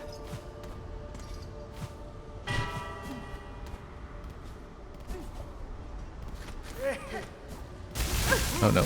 And there we go, and then, yeah, it's gonna spoil. Well, we took a lot of unnecessary damage.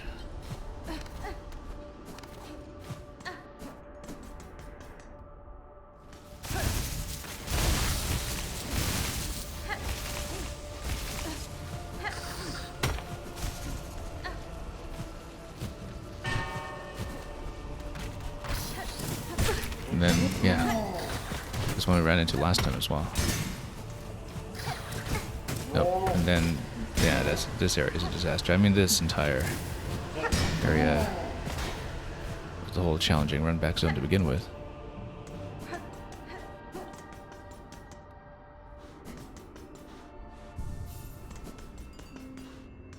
I don't know if I like the routing that we have currently through Blasted Steps. I don't think we figured it out. I'm not sure what the alternative would be. Unless there's a better shortcut that connects the underworks or something. I mean, that would be ideal if you actually had a way to maybe connect those two instead and save yourself some trouble. Like, there's that little nub that looks like the underworks in the Shellwood could conceivably connect sort of along where we're looking at the middle of the map right now. If we can do that, that resolves the problem completely. But I don't think we saw any evidence as a connection point. We can take a look and revisit that location and see, but I think that little protrusion in Shellwood just was one of the poison polyp locations.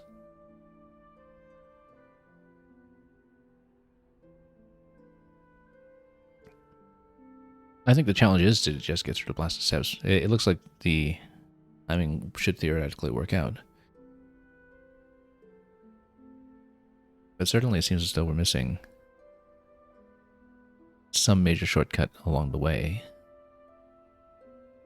Actually, no. I think it's probably just supposed to be not challenging.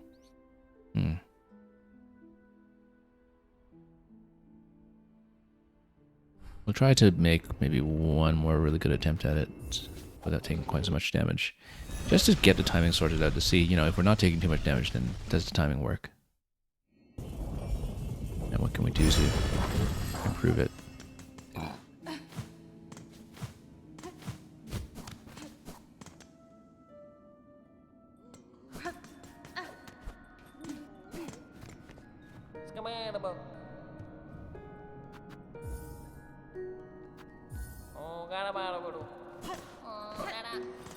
Yeah, top path again.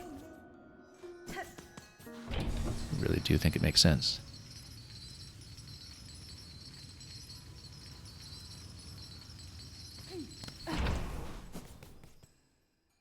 Maybe not even take the lift, we can just jump up the shaft, that might be faster.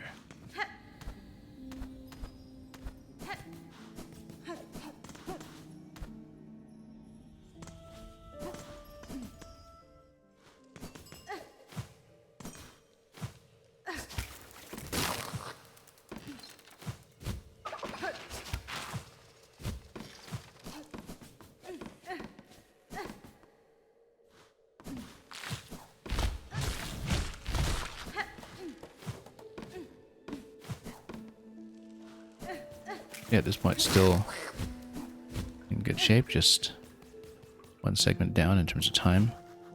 And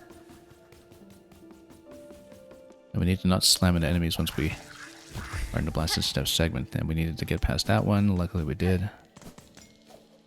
I feel like we need to use the grapple more strategically as well as just in general against the flyers that we see. Still only one segment down going into blasted steps. That is much better than last time, that's for sure.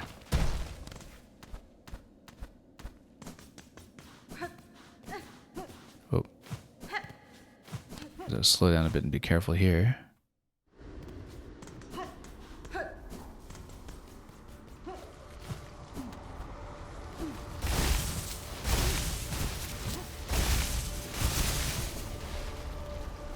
Yeah, I feel like we could have done a shorter jump over onto this side, but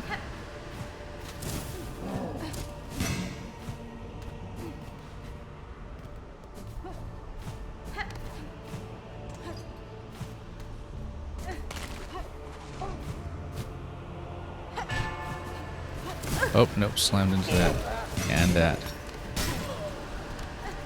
Very hard to see those.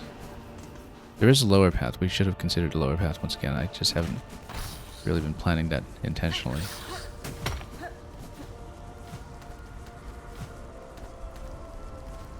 Okay, that's okay. Just 2 unnecessary points of damage so far. If we avoid more damage, maybe we can still make it on the timer. Not if we play like that, we don't.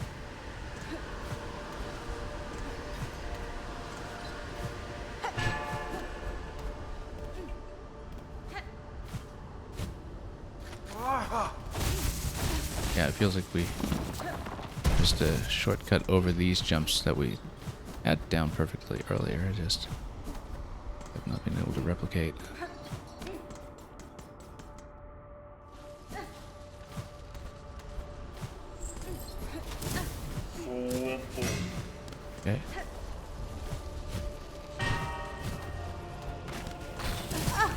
that one every time. Just...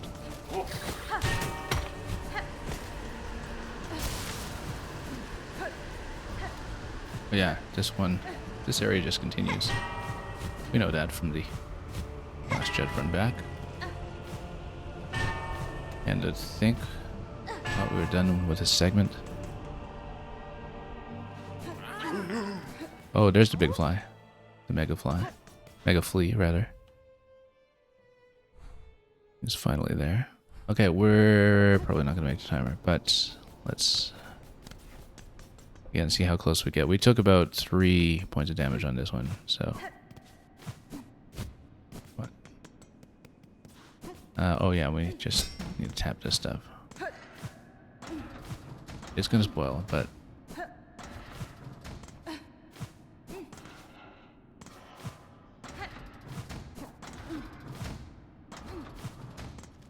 Then here.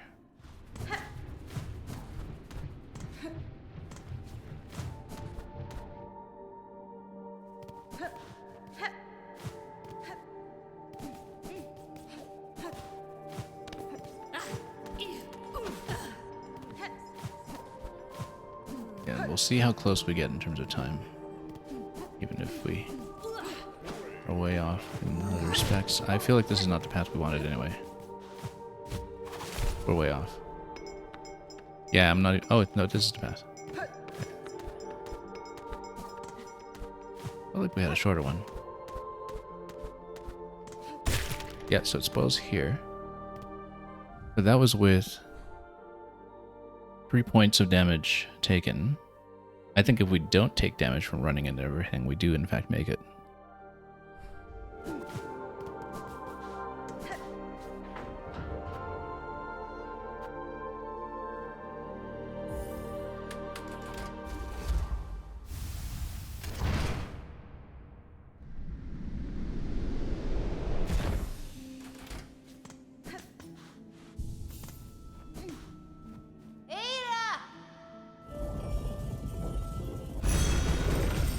Yeah, obviously Blasted Steps needs a great deal more optimization.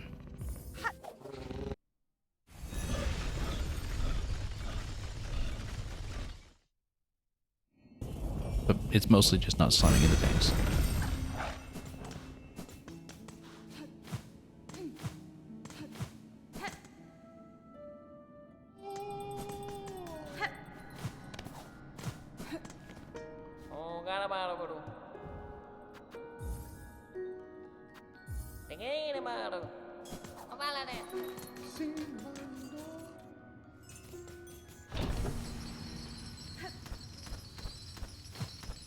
Yeah, we can actually speed past it instead of waiting for it to lift the whole way.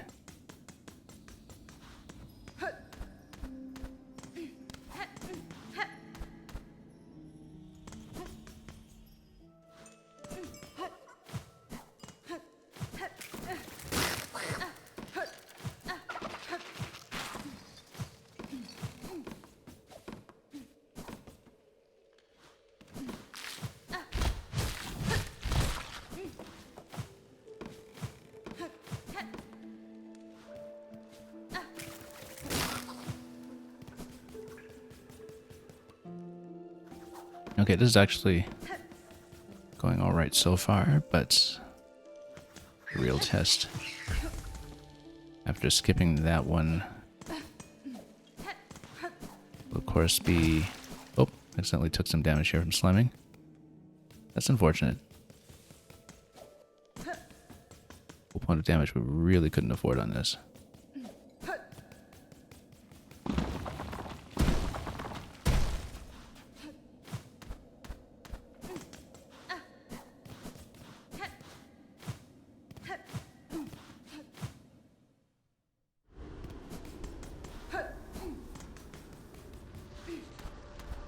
Yeah, I keep thinking though.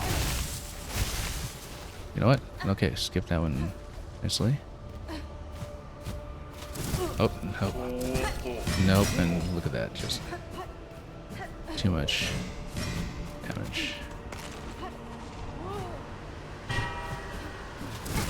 Slide that one again, yeah. No, we had to do the lower passage here. And the way we do the lower passage, we need to plan this out. We actually just go here, so we never face that one to begin with. We just grapple over. Do it this way instead. Do it this way instead, then just come over this side. That's a lot faster and safer.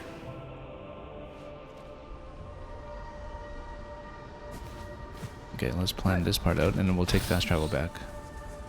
We came before.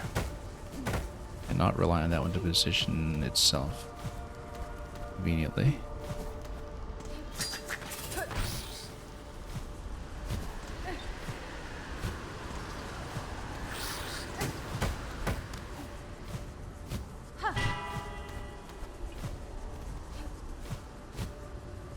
Nope.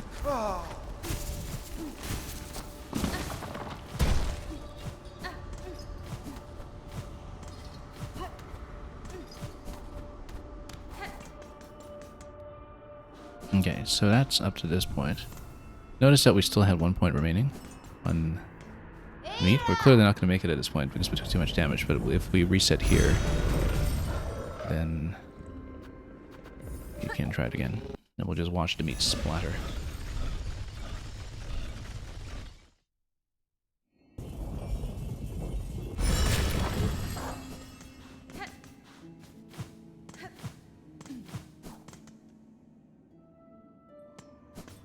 So yeah, figuring out a few things that should improve this.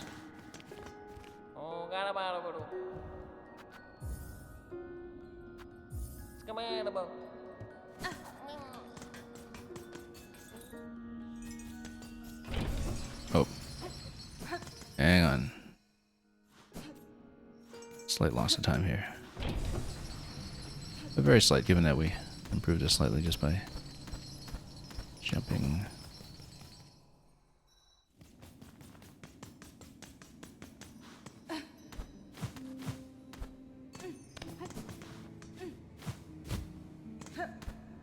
This is why we don't speed run in a general sense.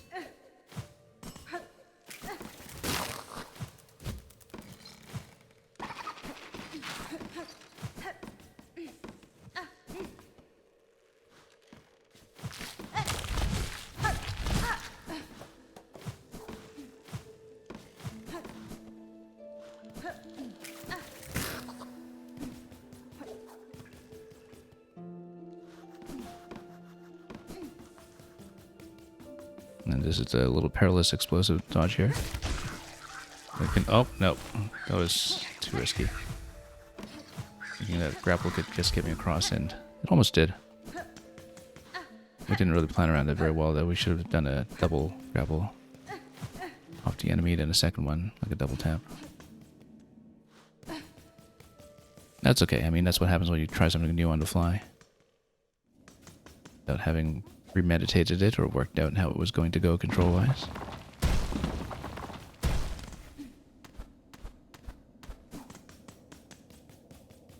Oh no. Yikes. Yeah, taking a little too much damage already.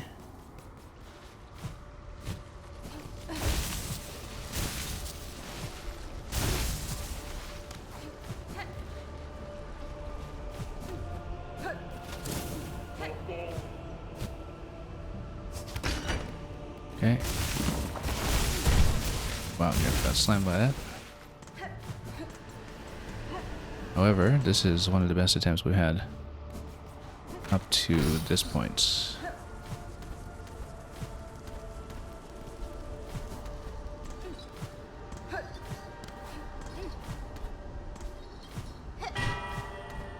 Didn't fall down in that segment yet either.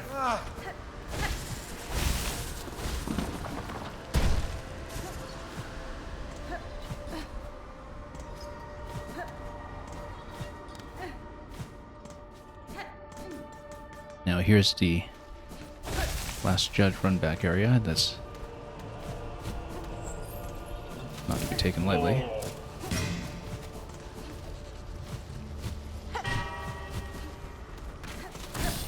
This one in particular We needed to get over safely.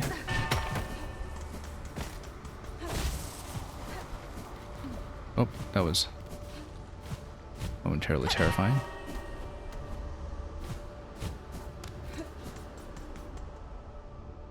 Okay, made it to the Citadel with half remaining. That's great. By far the best attempt. Let's not lose too much to the gate traversal here as we tap the platforms.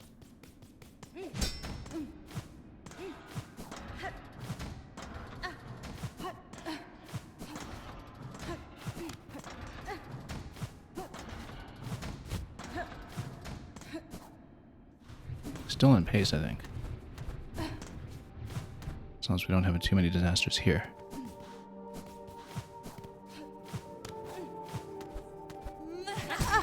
I said not too many disasters here.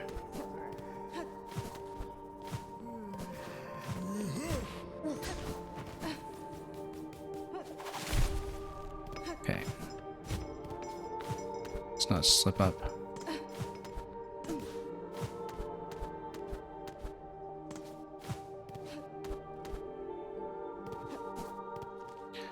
What are we doing? Left side.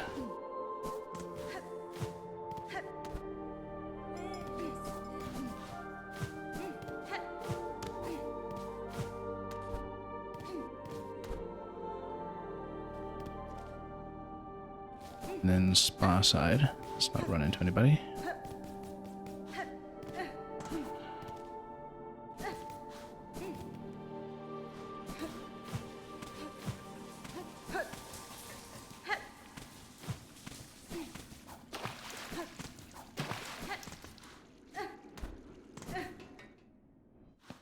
Line this out.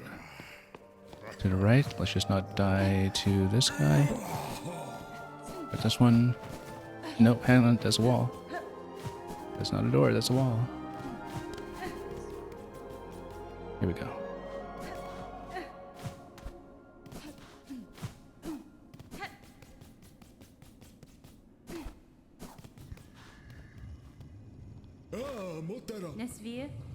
Sir, bring ingredients for the dish. Okay, we made it. At last my master is withering away from hunger. Let us see what gifts you bring. The rasher of a courier tied up tight. I can see its fat still dripping fresh. The nectar, to think such an aged extract still exists, what an exquisite tragedy that I cannot taste it myself. My master must have every drop. The stew of mossberries, stirred thick. Good, good. It shall form the base once set to mold. I wonder if he gives you any clues whatsoever for the other two. Do you need directions from a serving bug with some experience? A crust nut high atop those coral-crusted caves beyond the grand gate. Well, one stick could be gathered there. Surely some must still grow within that sand-ravaged land, so it'll be in the blasted lands. Blasted steps. And then does he give me the other clue? Okay, so crust nut will be there. We're not going to pursue that today. I think we're going to finish for the time being and then continue to finish the other two segments afterwards. So let's just hit a bench. Probably just the one by the spa. If we can do so safely. And we'll leave off for today.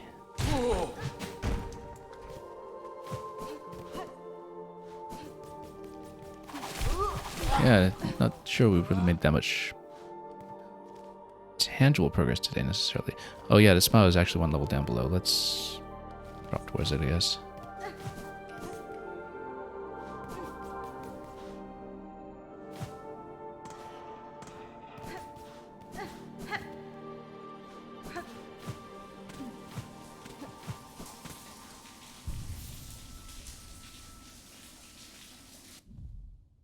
We'll stop here.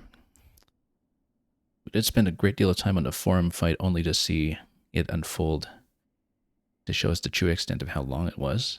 And who knows if even that was the last phase, but at least we now have a sense of scale over there, and I think it is for the best that we are amassing materials and repairs for our tools, as well as potentially completing the weapon quest prior to going back, because I think that with a couple of immediate tangible upgrades and materials that we have the means to get through that once we have another crack at it with some of our current tactics. Did a great deal of exploration besides, and we've got 3 out of 5 parts of the Gourmand quest here complete, so lots explored too, actually. We covered the High Halls, we covered the Memoriam. Pretty sizable progress today, even if there are lots and lots of dangling tasks left undone.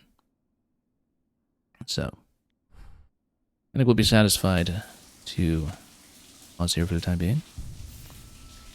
And thank you once again for joining me for today's session. We will continue this adventure as often as we're able to get online to do so. And for now, we'll see if we'd like to pass you on to another destination if one exists, or if we'll just leave off here abruptly. Either way, thanks so much for watching, for spectating, lurking, having conversation, whatever it is you did to enjoy the experience for yourself. We certainly had great fun. There's been lots to see day to day as this game continues to impress with the sheer audacity of its scope. More Silksong when we can. Until then, have a wonderful time ahead of you, and as always, fare thee well.